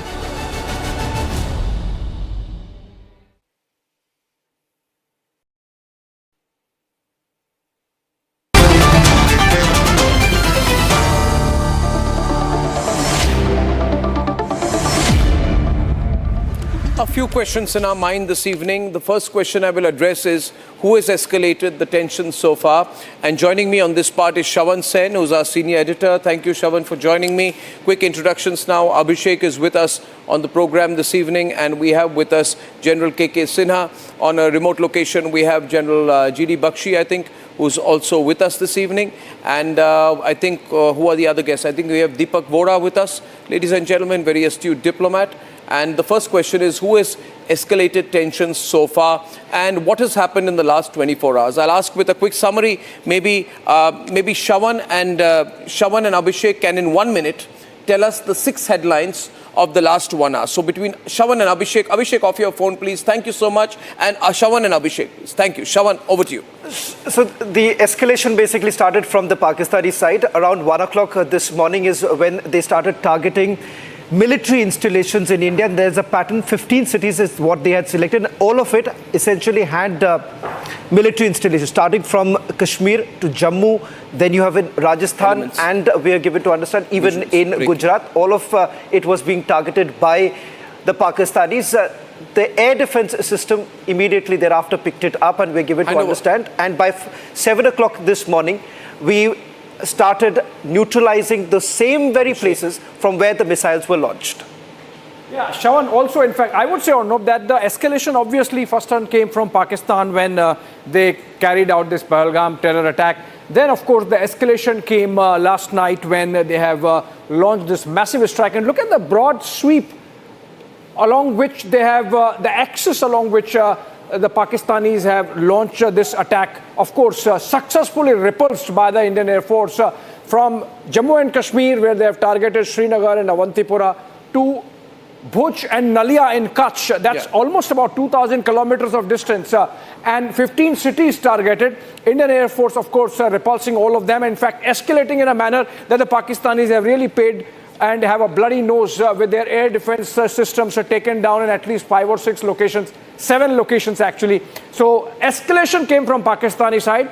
India responded with further escalation, essentially inflicting costs, and that's going to be the metrics from here on. You escalate, there would be double that going forward. I would still say, why do we still say after this, and the question goes to General Bakshi, why do we still say that our response is measured and calibrated? What are we trying to convey by saying it's measured and calibrated? Are we deliberately using understatement? What are we trying to convey? General Bakshi. You know, Arnab, what we are trying to convey is speak softly but carry a big stick. Yeah. You know, the simple fact is, Arnab, that in the first escalation was by Pakistan at Pahalgam. Yeah. We retaliated by Operation Sindoor 1, right? We hit 9 terror camps, 5 POK, 4 in Punjab, right? Pakistan has retaliated to that. You know, this is exactly what we were discussing in our little war game yesterday. Yeah. What will Pakistan do? The matrix of response options, the leading options was hit with missiles and rockets. Hit with missiles and rockets are military targets, right? He has hit 15 targets starting from Kashmir down to almost Bhuj. It's a serious escalation, Arnab. The only thing is, just because we were able to shoot it down doesn't mitigate the gravity of Pakistan's ill intent. He has escalated to military targets, so we have hit back at the radars of Lahore, which are military targets. Why have we not hit? Why have we not hit? We have knocked if out they were hitting our military targets, General Bakshi, why have we also not hit their military targets? Why have we only targeted their radars? No, radar is a very serious military target, Arnab. And before a major air offensive, the first step that you do is take out military radars. You open radar gaps so that your planes and your fighters can go in. You destroy the radar. You know, you blind him so that you can take step 2, step 3. It is very, very graduated but calculated escalation on our part. Radars are military targets. All that I am suggesting is coming to you, that now that the military Rubicon has been crossed by Pakistan, not by us. You know, it is a question of just response. Can I just balanced response? Just coming to right after. It is a proportionate response. I so completely, what we are saying is, but you know, we are saying is, we will take you up the escalation ladder to the level that you want. And it is to our interests if we do that, because the terrorists are expendable to Pakistan, expendable commodity. So by killing terrorists, we impose a very certain amount of caution. But if we go in now for military targets of the ISI, you know, we send a loud and clear message that you better turn off the terror tap. The head of the terror ecosystem is not the civilians, the terrorists. It is the Pakistani military and ISI. The final orders came from General Asim Munir. So, you know, I think we are making them, pay, no doubt about that. Abhishek wanted to add a point, and then Abhishek and Shravan, I want you to take it to General KK Sinha after you complete your comment out there. Because the one point I'm trying to always understand out here is what was their intent? What did they want to do? But you were sharing some very interesting details about the ease with which we carried out the attack. So it's not just about a rudder that has been hit or no, it's the air defense system of Pakistan. And that has been immobilized in a manner that they had to physically move the location because its location was detected. Air defense shield, by its very nature, should be not seen by the enemy, but our drones were spy drones, and they went in.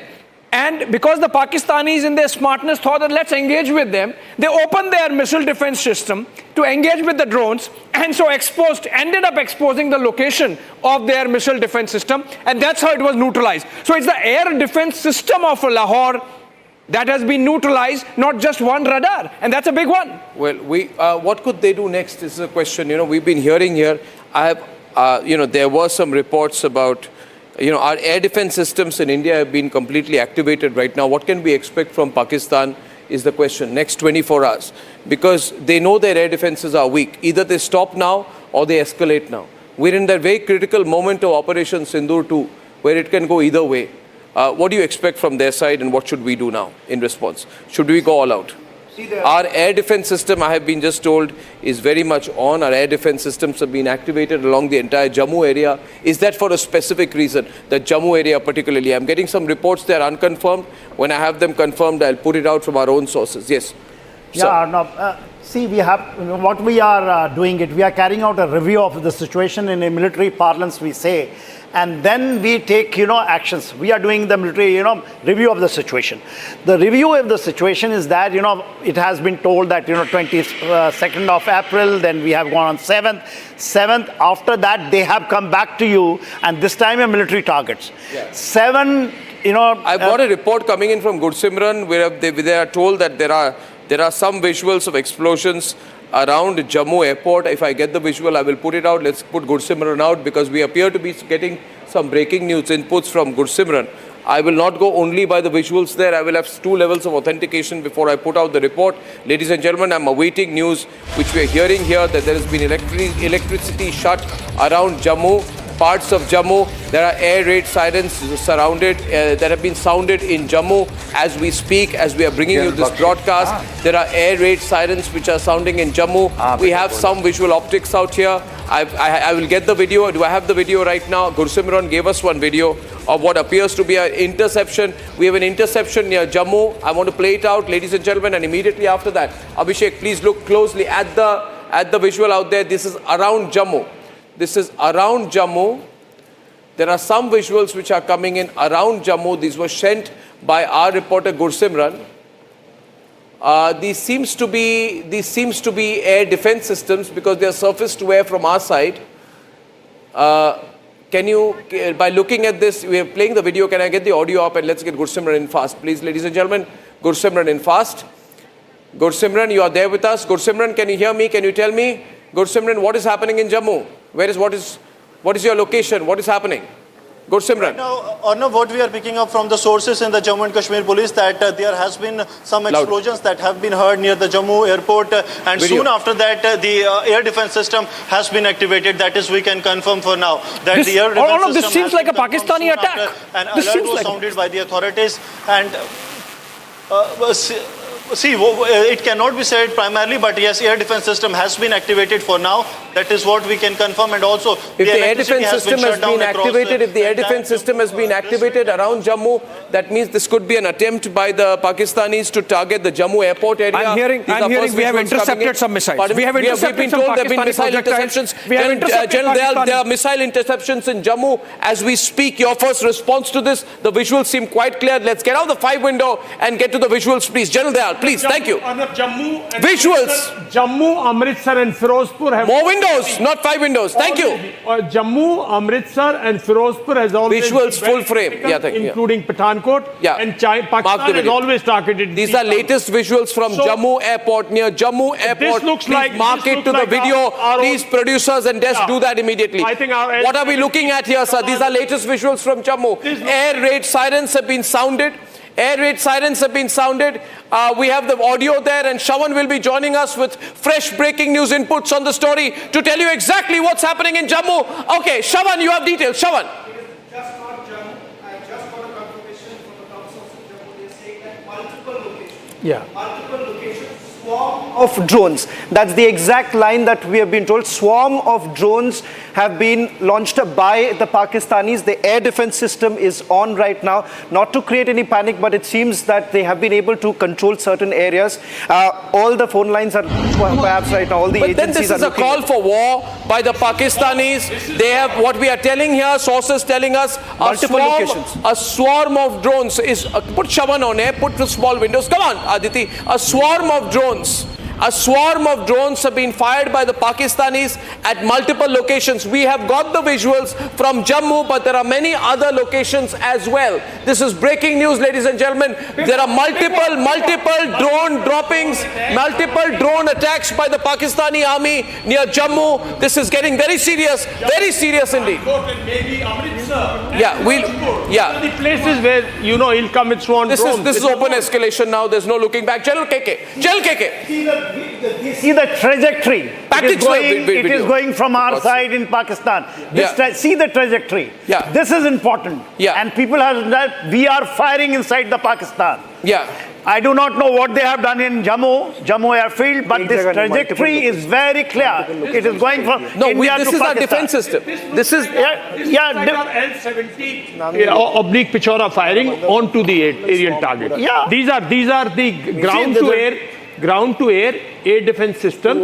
Either it is L-70 or Pichora. They fire. I mean, their fire is visible like this. But this is because the Pakistani projectile because Pakistanis have come, and now what you are saying is now they should start the Okay, there has been, ladies and gentlemen, 1 second. Let me just tell you, Shawan, if you're back, Shawan is going to take another phone call. Ladies and gentlemen, Pakistan has escalated. I want to tell you the breaking news as of this minute. As if you're watching this broadcast, there's one more breaking news visual, one more breaking news story coming in. We got the latest visuals. Ladies and gentlemen, this is a swarm of drones which has been fired by Pakistan, which has tried to break into the Indian side, and we are, as of this minute, as of this second, we are responding with our air defense systems. Our air defense systems have been completely opened. I have one more set of visuals, ladies and gentlemen. I want to walk towards the visuals. Can someone help me with this? 1 second. Thank you very much. No, please remain seated. I have the visual with me. Viewers, I'll try and package the visuals. You're seeing it here. I'll show it on the big screen, viewers. Let me go up to the big screen and show you. These are the latest visuals that we have received on our breaking news inputs. These visuals came in first from Republic, and then Shawan told us that these are, if you can go closer, please. Can we bring camera 2 closer so I have the right frame? Thank you. Thank you. Closer, please. Zoom in. Zoom in, producers, so that the screen can be seen. Thank you very much. Some quick work by camera 2, please. Viewers, if you can see here, these visuals, and I'll slow-mo the visuals, are the latest visuals that are coming in of our response. These are our air defense systems which are hitting back as India is getting attacked by a swarm of armed drones from Pakistan. Now, this is not testing out. There are air raid sirens all over Jammu. We must be clear. We must be strong. We as the country must be together. We have the country together right now, ladies and gentlemen. The Pakistanis are trying to target Jammu airport, and we have heard that around this there has also been a lot of artillery shelling. You see the visual. This is our response. This is our ADA system which is on. As of now, major artillery shelling which is going on in the Jammu region. I don't know whether this is artillery shelling on our side or whether these are air defense systems which have been operated. Loud explosions being heard in Jammu. Loud explosions. Jal Bakshi, Jal KK. What are you seeing here? Jal KK. It is the AD system. Yeah, I think we are. Explain it to the viewers. We are hitting Sakargaj Bulge. Yes, sir. We are Sialkot. We are hitting Sialkot. We are hitting Sialkot. So this is Sakargaj Bulge.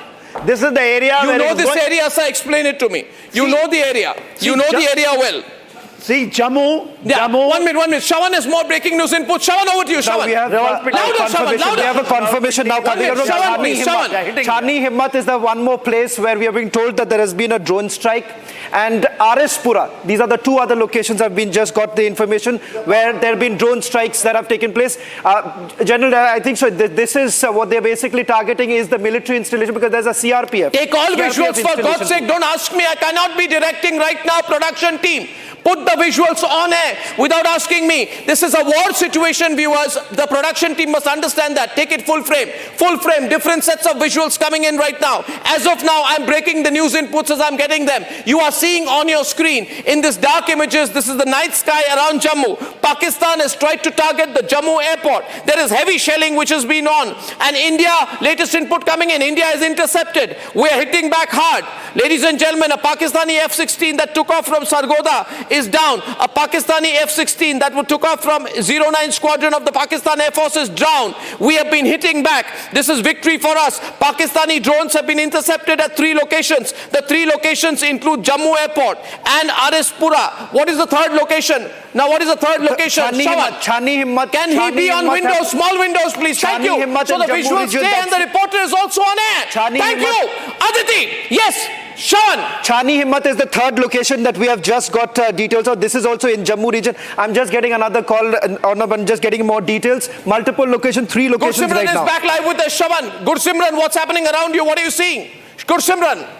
Reporting live this evening. We have the visuals. Gursimran. See, what we can confirm that there have been multiple intercepts. Multiple intercepts is what we are getting the confirmation that there have been multiple intercepts that have been done by the air defense system that has been deployed. There has been we have been able to actually get the information that there has been a movement from the area of Bahu Plaza and the Chani Himmat. These are the 2 areas where also there has been a threat that was intercepted, and it has now been intercepted now.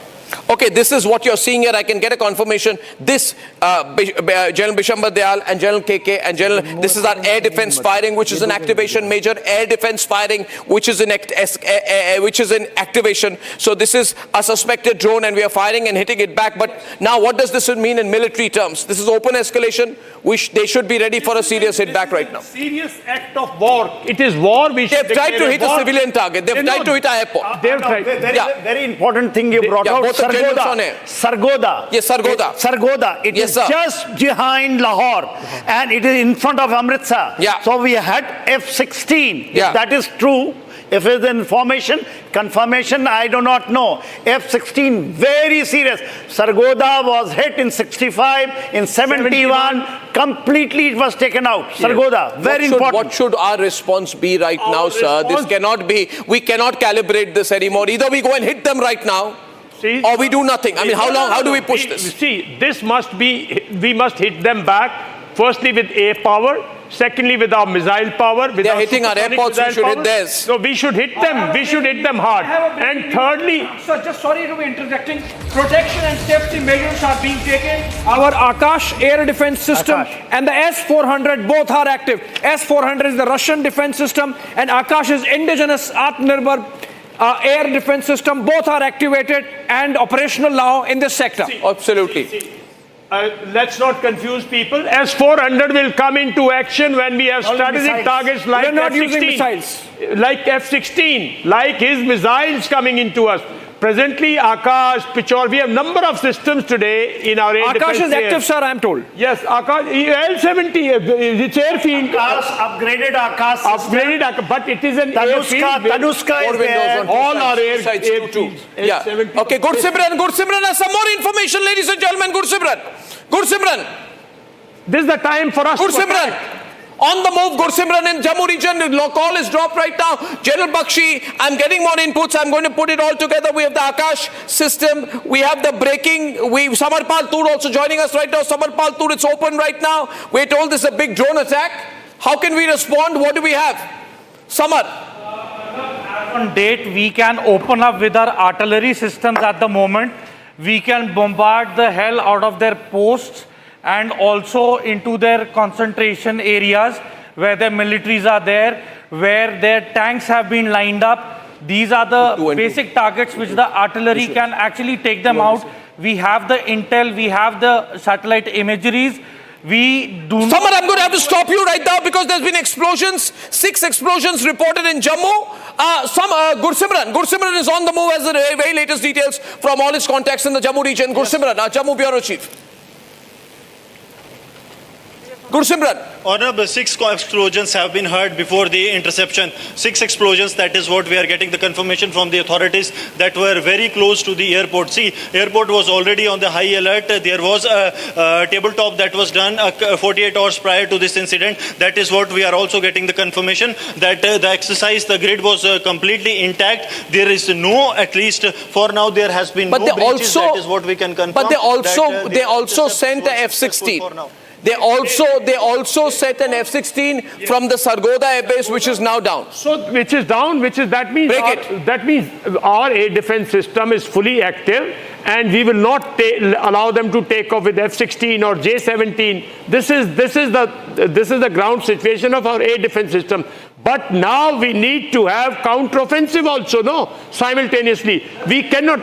There has to be a counter-offensive. There has to be a huge counter-offensive. Initiative has to be taken back. Yeah. So what I'm saying is... Huge escalation tonight, ladies and gentlemen. Just making sure that we get the breaking news right. This is a massive escalation by Pakistan. A huge escalation by Pakistan. Attempt to now target civilian targets, which is the Jammu airport. And we have every right to respond extremely hard. We have to do it. You have debleted his air defense system in Lahore. Package the visuals. Which is like S-300 of Russia. You have depleted it. He doesn't have anything better than that. So if you have depleted that, then I'm saying Lahore is the ideal target, Sargodha is the ideal target, and from that side you come right up to Islamabad. It's going to be a long night. This is the time to strike.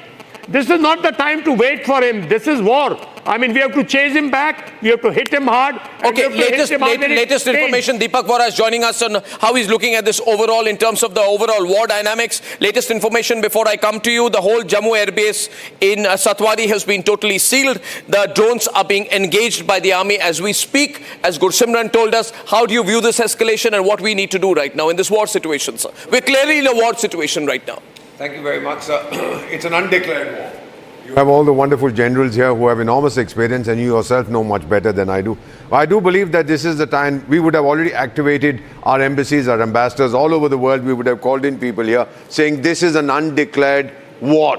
And Pakistan is totally responsible. We've been saying this again and again, and that we will, I know what we were going to say, sir, I've done this many times, that Pakistan bears the consequences for this escalation. The first time we did not hit any of their military or civilian targets. The second time they tried to hit our military and civilian targets, we retaliated. Now they are hitting everything. They're giving us everything they have. We will give them back, and we make this very clear. We'll give them back with everything that we have. We'll hit them with everything. Yeah.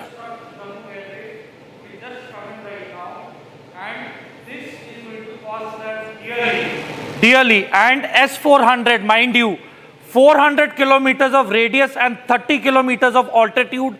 Nothing can come in this radius, and they are going to have it real bad now. This is unwarranted. This is called escalatory strikes. Yeah, absolutely. This is called provocation. This is called attack on sovereignty of India. How dare they? They attacked the holy Gurdwara in Poonch. They Putin, they're showering their missiles over Punjab. Yeah. I am telling you, the Khalsa, the Sikh will not wait. They will just charge and massacre them. But there will be a full response, Samar, but we must act with strategy and thinking. General Bakshi is with us, not attributable, of course, but we have concrete information that these are army AD guns firing on the drones. General Bakshi, these are army AD guns firing on the drones. We also have additional information coming in from our news desk that this attack happened when a lot of senior army and police officials were holding a meeting. Thankfully, all the army officials and police officials are safe by the grace of the God Almighty. Now, General Bakshi, we are viewing a situation that is dynamic. And earlier today we were told, let me go to General Bakshi. Jammu, Aknur also has been targeted. Aknur also has been targeted. Yeah. Aknur also is facing a similar situation as Jammu with multiple drone attacks coming in from Pakistan. Well, absolutely. Well, we have information. Let me go to General Bakshi. General Bakshi, the locational timing, the fact that Aknur has been targeted, and now the situation we need to prepare for. Obviously, they would have expected a counter from us. We have more visuals. Arnab, let me tell you, Pakistan's favorite reaction area has always been the Aknur Chamb Jaudiya belt. 65, he preempted us there. 71, we wanted to go on the offensive, he preempted us there again. One of the favorite places for his attack, military history-wise, is Chamb Jaudiya, for which he has to suppress the Jammu airfield. Okay, we have a new video coming in. General Bakshi, allow me a moment. I want to run this video full frame, please. I want to hear this video. I want to run it full frame. Can I see the latest video coming in? There are more explosions in Jammu. Let's hear this for 20 seconds. Can we play the audio?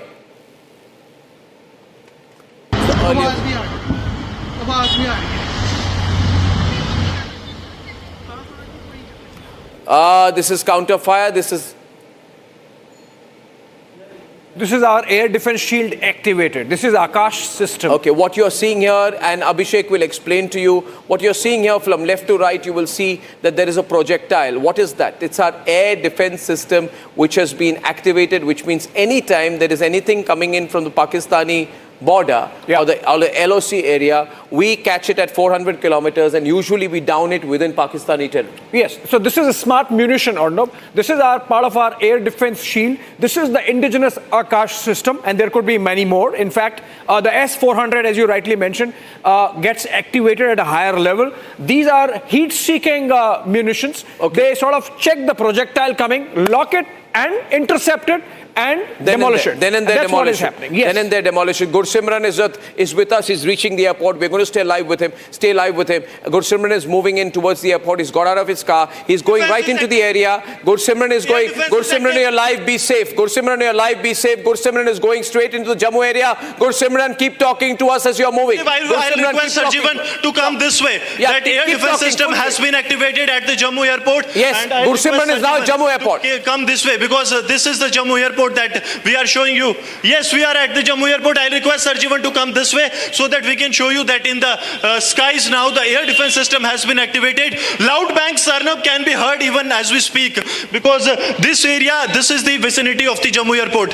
We will be able to give you exact visuals from this very place. I request Sarjivan to keep traveling with me, because in the skies we can see the air defense system, these interceptions even now taking place. 2 to 3 loud bangs have been heard so far. So we assume that still the drones are being engaged, as the input that we got, that the drones are engaged. These are the visuals that Sarjivan is showing you, that this is close to the Jammu airport, and the visuals that I request Sarjivan to show you, that there have been regular interceptions that are being done by the that have been done by the Indian Army, because see, this area has always been prone to the Pakistani shelling, because this is on the other side, that is the Pakistan international border, from where the interceptions actually came from. See, this electricity, entire electricity of the area has been disconnected. Sarjivan is showing you the visuals. Gursimran, catch your breath. I'll request Sarjivan to catch your breath. Catch your breath for a minute. Can I see you on the camera? Can I see you on the camera? Will you talk to me for a minute, Gursimran? Yes. Can I just get you on the camera here? Now look at me, Gursimran. You're a great reporter. You've handled these situations. Catch your breath. Catch your breath. Can I see you before the camera, Gursimran? And as I tell you tonight, I'll share the breaking news. We have been told that there are eight Pakistani projectiles, missiles, which have been neutralized by us. Bharat Mata ki jai. Bharat Mata ki jai. Jai Hind. We are hitting them back really strong right now. We're so proud. For information, F-16 and Sargodha. What is that? The interception happening. Yeah, we can see the interception happening. You can see the interception happening as the missile blows up. Look at this. Now it will come. It's going, and there. You see, Samba is also opened up. These are our defensive systems, air defense system. They will not let him penetrate anywhere deep, not cause any more major damage. Of course, there will be some which will still pass through the air defense system. But what we require is now to suppress all this, some counter-offensive systems. I mean, we also have got S-400, we also have got, Smarch, we also have got Pinakas, we also have got long-range missiles. It's time to completely, I'm of the opinion, go on a counter-offensive before he gets a breather, right? And air defense will always take it up. It will not the projectiles. Yeah. No, I want to stay with the breaking news. And can I run the packaged visuals? Because people who are joining in right now will want to see what happened 15 minutes back. General Bakshi, this is a very close situation. I've given you all the information here. I want to share some more information, sir. That Arespura, this is the area that you know very well. Jammu, the targets were Jammu Civil Airport, Zamba, Arespura, Arnia, and neighboring villages. And all of these were intercepted or blocked by the S-400. General Bakshi, General G.D. Bakshi is with us and would like to put this in perspective for all our viewers. It's a tense night. We are going to get through this. We're going to win. We're going to push Pakistan back. We have the best analysis. And General Bakshi, over to you. What should we look at the present situation like? Can you give us your summary, sir? Look, Arnab, you know, one of the most dangerous situations in the army or any of the active services is to be in a half-cock situation, neither war nor peace. Now forget about the civilian aspects of this. This is war. Please let your reactions be in that light. Yeah, General Bakshi, if you are holding yourself back in one way, I want to look good, I don't want to escalate, I want to impress Europe, I want to impress America, please impress Pakistan now. Your air defense is doing a great job. Yeah. Out of the 15 targets that he tried to hit, not one missile got through. Your interception rate of your S-400s, of your Akashes, MR SAMs was 100%. The Israelis had achieved 98, 99%. Yeah. I think our boys deserve a big pat on the back. Oh, absolutely, sir. Absolutely, absolutely, sir. Absolutely, all of us together, please. Absolutely, sir. We're doing a great job. We're going to do this more. We're going to hit them now. Absolutely, General. This is India's Iron Dome. This is India's Iron Dome, and we're seeing it in effect. Absolutely. This is India's Akash. This is indigenous. Yeah. And this is making a difference in this war. Arnab, shall I give you one more input? Yes, sir, please, sir. Arnab, shall I give you one more input? Yes, sir, all yours, sir. Yes, sir. Look, Arnab, your air defense shield is 30 times better than Pakistan's. Yes, sir. If they want to attack and come and commit suicide, please let them come in. Let them do that. Let your air defense inflict heavy casualties. Yeah. Pakistan is not daring to use its air force. Yeah. Invite them to come in, incite them to come in, damn it, anyway. Yeah. Inflict heavy casualties. Yeah. And then go on the counter-offensive. Yeah. Absolutely. Viewers, right now AS-400s are activated. I also got a report, if you're watching tonight, I also got a report sometime back that in another area, I think it's the Pathankot area where the air defense systems have been activated. You've served in that area, sir, Samba area. Can you tell me why you think, sir, the Samba area has been chosen? Why has the Samba area been chosen? We have got cantonments starting from Jammu, Samba, Pathankot, right up to Amritsar. Yeah. Every town is a cantonment, every town is a military asset. Yeah. Right. So he has traditionally come into this area because what earlier General Sinha said was because his ultimate aim is north of Chenab, in that area. So he comes here. He has been coming here, he has been striking here because we have our armored locations. I would not like to mention all that here. Yeah.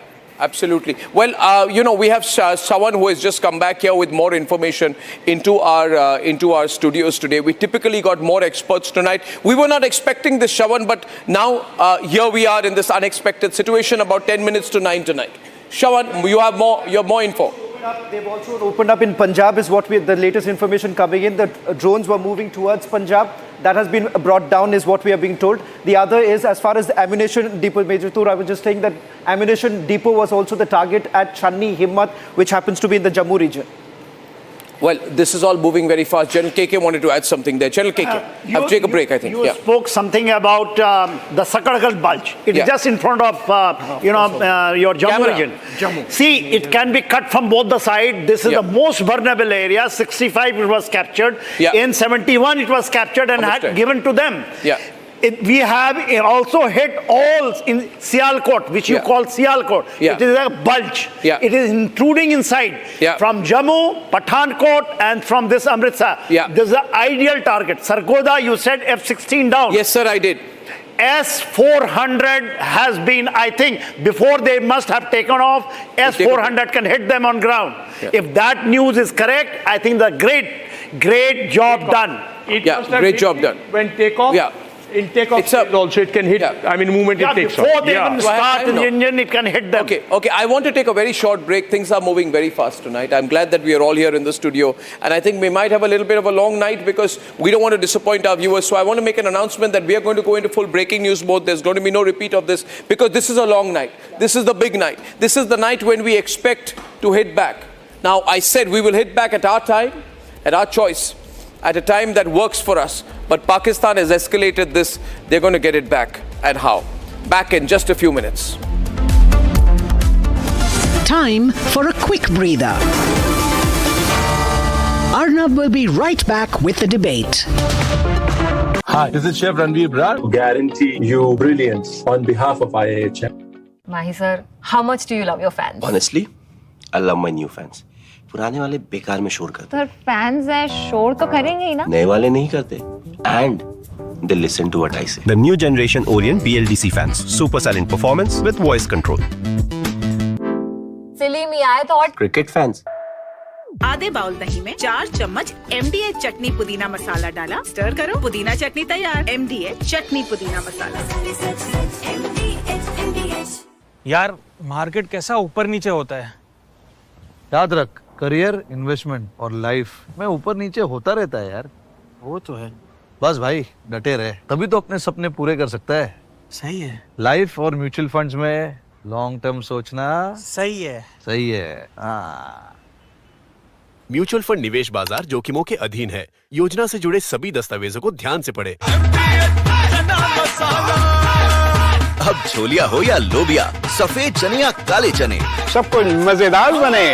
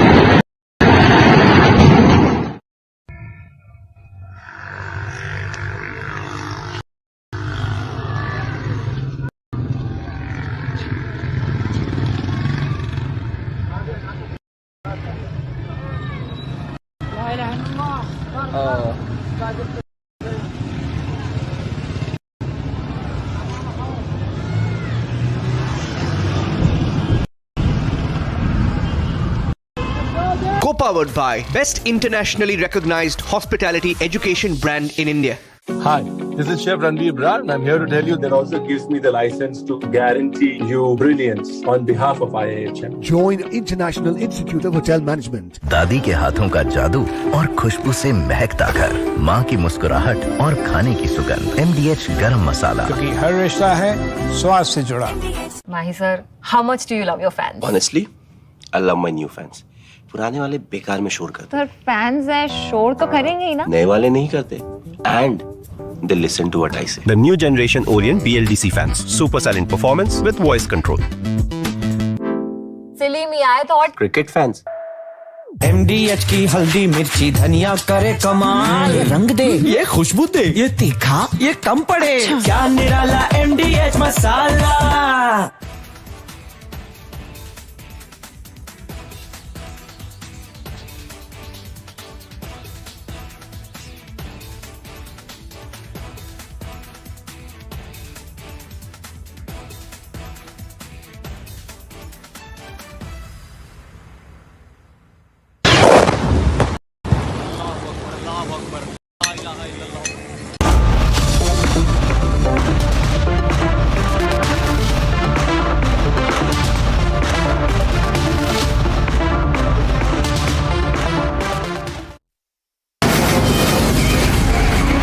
From the Republic Media Network headquarters, it's time for Arnab Goswami on the debate.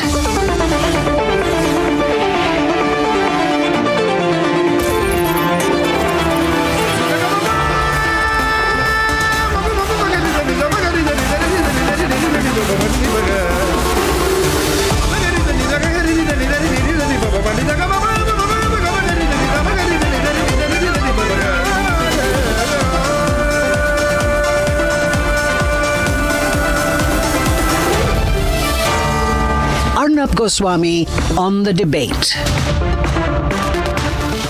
Ladies and gentlemen, welcome back. We are live and this is the nation's sharpest opinion on what might turn out to be a long night, because around 8:30 p.m. we got the news that there are multiple drone attacks attempted by Pakistan, and the operational word is that Pakistan has attempted drone attacks. We then got the news confirmed by 8:33 p.m. that there was a swarm of drones which were targeting the Jammu area. The news had begun to come in around 8:20, but we got authenticated confirmation by about 8:23 p.m. that yes, there had been air raid sirens, that there was a blackout which was immediately issued. That's where the civil defense preparedness comes into effect. And yes, there was a drone attack. Then by 8:37 p.m. we got a confirmation that our air defense systems had successfully launched counters, and in most areas there were projectiles which were neutralized. Our reporter Gursimran was then on his way to the airport of Jammu, and we hope to get him live to you in about 5 minutes at the most this evening. Ladies and gentlemen, this is therefore a war situation.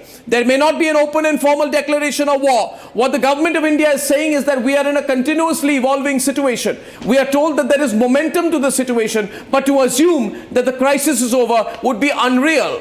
The crisis has not been escalated by us. This is Pakistanis with their own choice and their own compulsions, because they've lost so many terrorists. They need to prove to the terrorists that they have something to hit back with. Before I go to Gursimran, I want to make 3 simple points to all the viewers of Republic tonight. First, be united, be together, and we're absolutely fine. We're going to hit them back, and we're going to hit them back straight. First point, no country has been as prepared for escalation as we are today. The Indian Air Force, fully alert and battle ready. We have an integrated, absolutely integrated Pakistani strike attempt, which has been neutralized as of this minute by the S-400 air defense system, which is called the Sudarshan Chakra system. This is the Iron Dome of India. We also have our own indigenous Akash system. Together, the S-400 and the Akash can neutralize any kind of foreign object moving into the country. As of tonight, you also need to know that all border regions of Jammu and Kashmir, Rajasthan, Punjab and Uttarakhand are on very high alert. We are totally on alert. This is a different country. This is not the country where Shiv Shankar Menon wrote after 26/11 that doing nothing is the best option. Ladies and gentlemen, this is not the place where we do nothing. Where they planned the LET headquarters, the attack in Muridke, we have hit. We know Pakistan will want to hit back, but this is a different country. We have taken 2 weeks to prepare after Pahalgam, and the Prime Minister has said very, very clearly that we are going to hit them hard in a way that they cannot even dream of. This, in simple English terms, is called power projection. Power projection is when a state has the ability, the elements of national power, primarily military, but also diplomatic, also international, also economic, beyond its territorial borders and influence.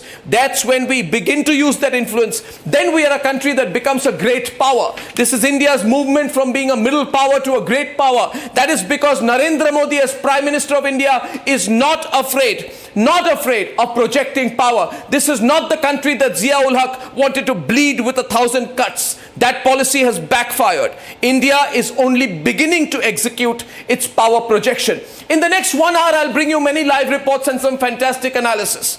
I don't know if I have Gursimran live with me from Jammu airport, but okay, I'm told I have him with me. So I'll begin by going straight across to Gursimran, our fantastic reporter in Jammu. Gursimran, the latest situation in Jammu, the first reporter to reach the Jammu airport area. Gursimran, what's the situation in and around the airport and around the Jammu region and adjoining areas? Gursimran.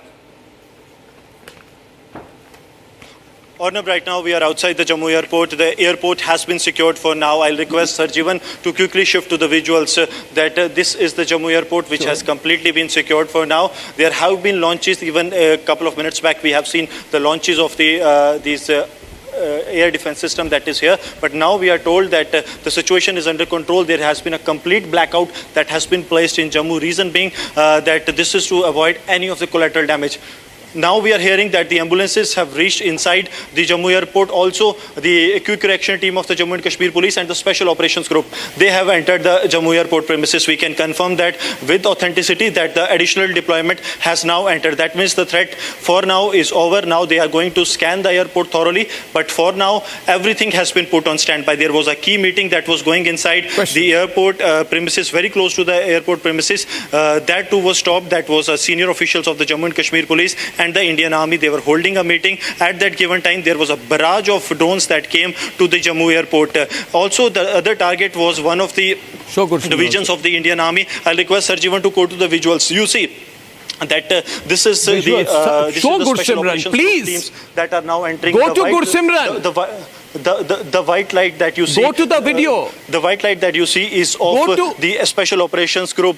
That is the special operations group is the team of the Jammu and Kashmir Do not group let police Ram that move is in specially now. trained for the anti-terror operations. And now I will request Sarjivan to come this way because the SOG teams have gone in. The SOG teams are carrying out the security drills so that they can secure the base. For now, there has not been any launches for last 5 to 7 minutes because the SOG teams have taken over. That is, I can confirm the teams of the Jammu and Kashmir police as well as the NSG that has been deployed there. They have completely taken the control of the Jammu airport. Arnab, that is what we can confirm from on ground. What we can see, the base is secure for now. Yeah, I can see you there now. Yeah. That there has not been Can I see Gursimran?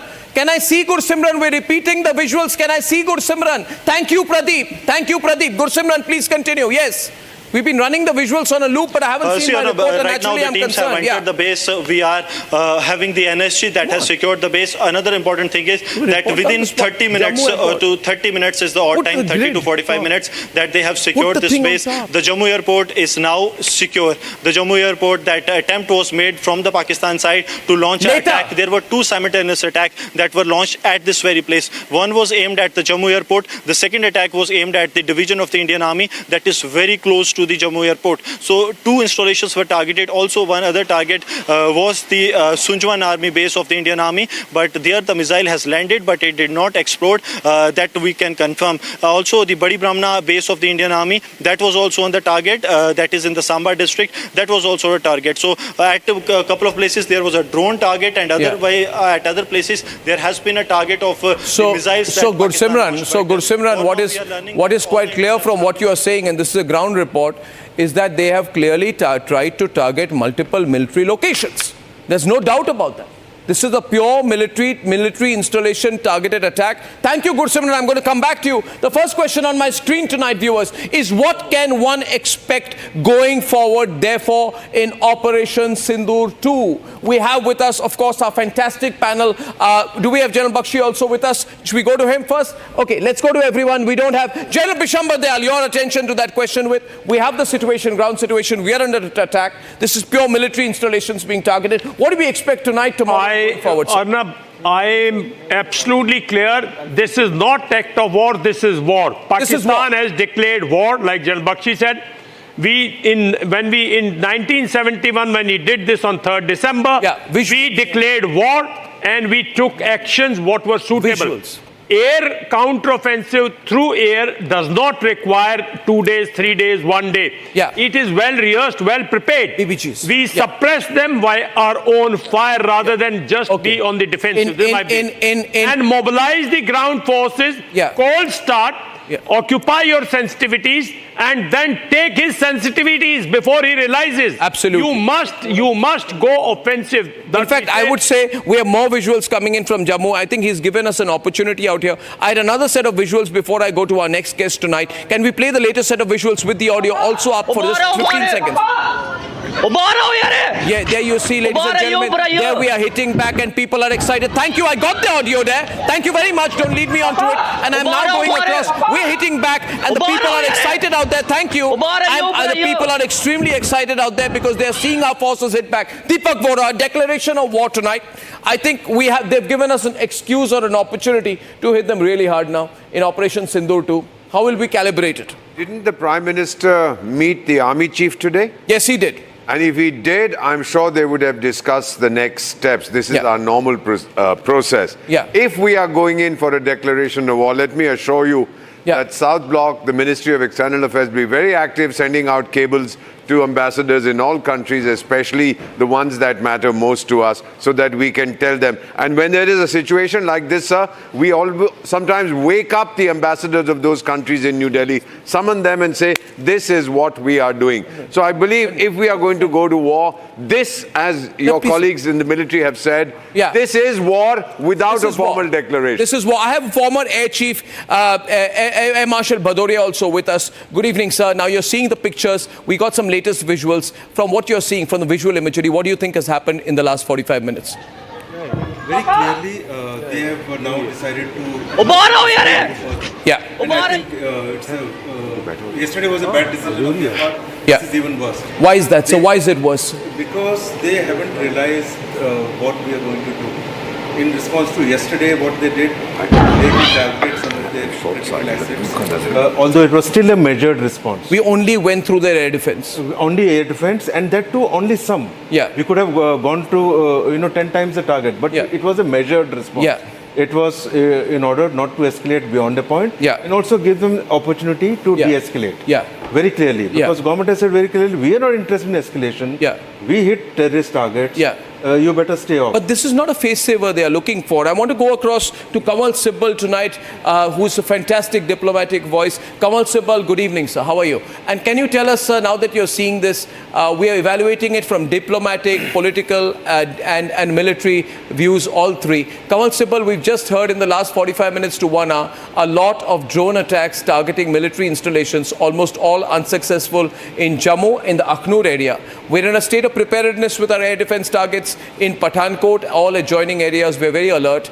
But they've also, I've been told, attempted to target Jaisalmer. Someone, can you confirm that to us, please? What have they tried to do with Jaisalmer area? Jaisalmer also, there was another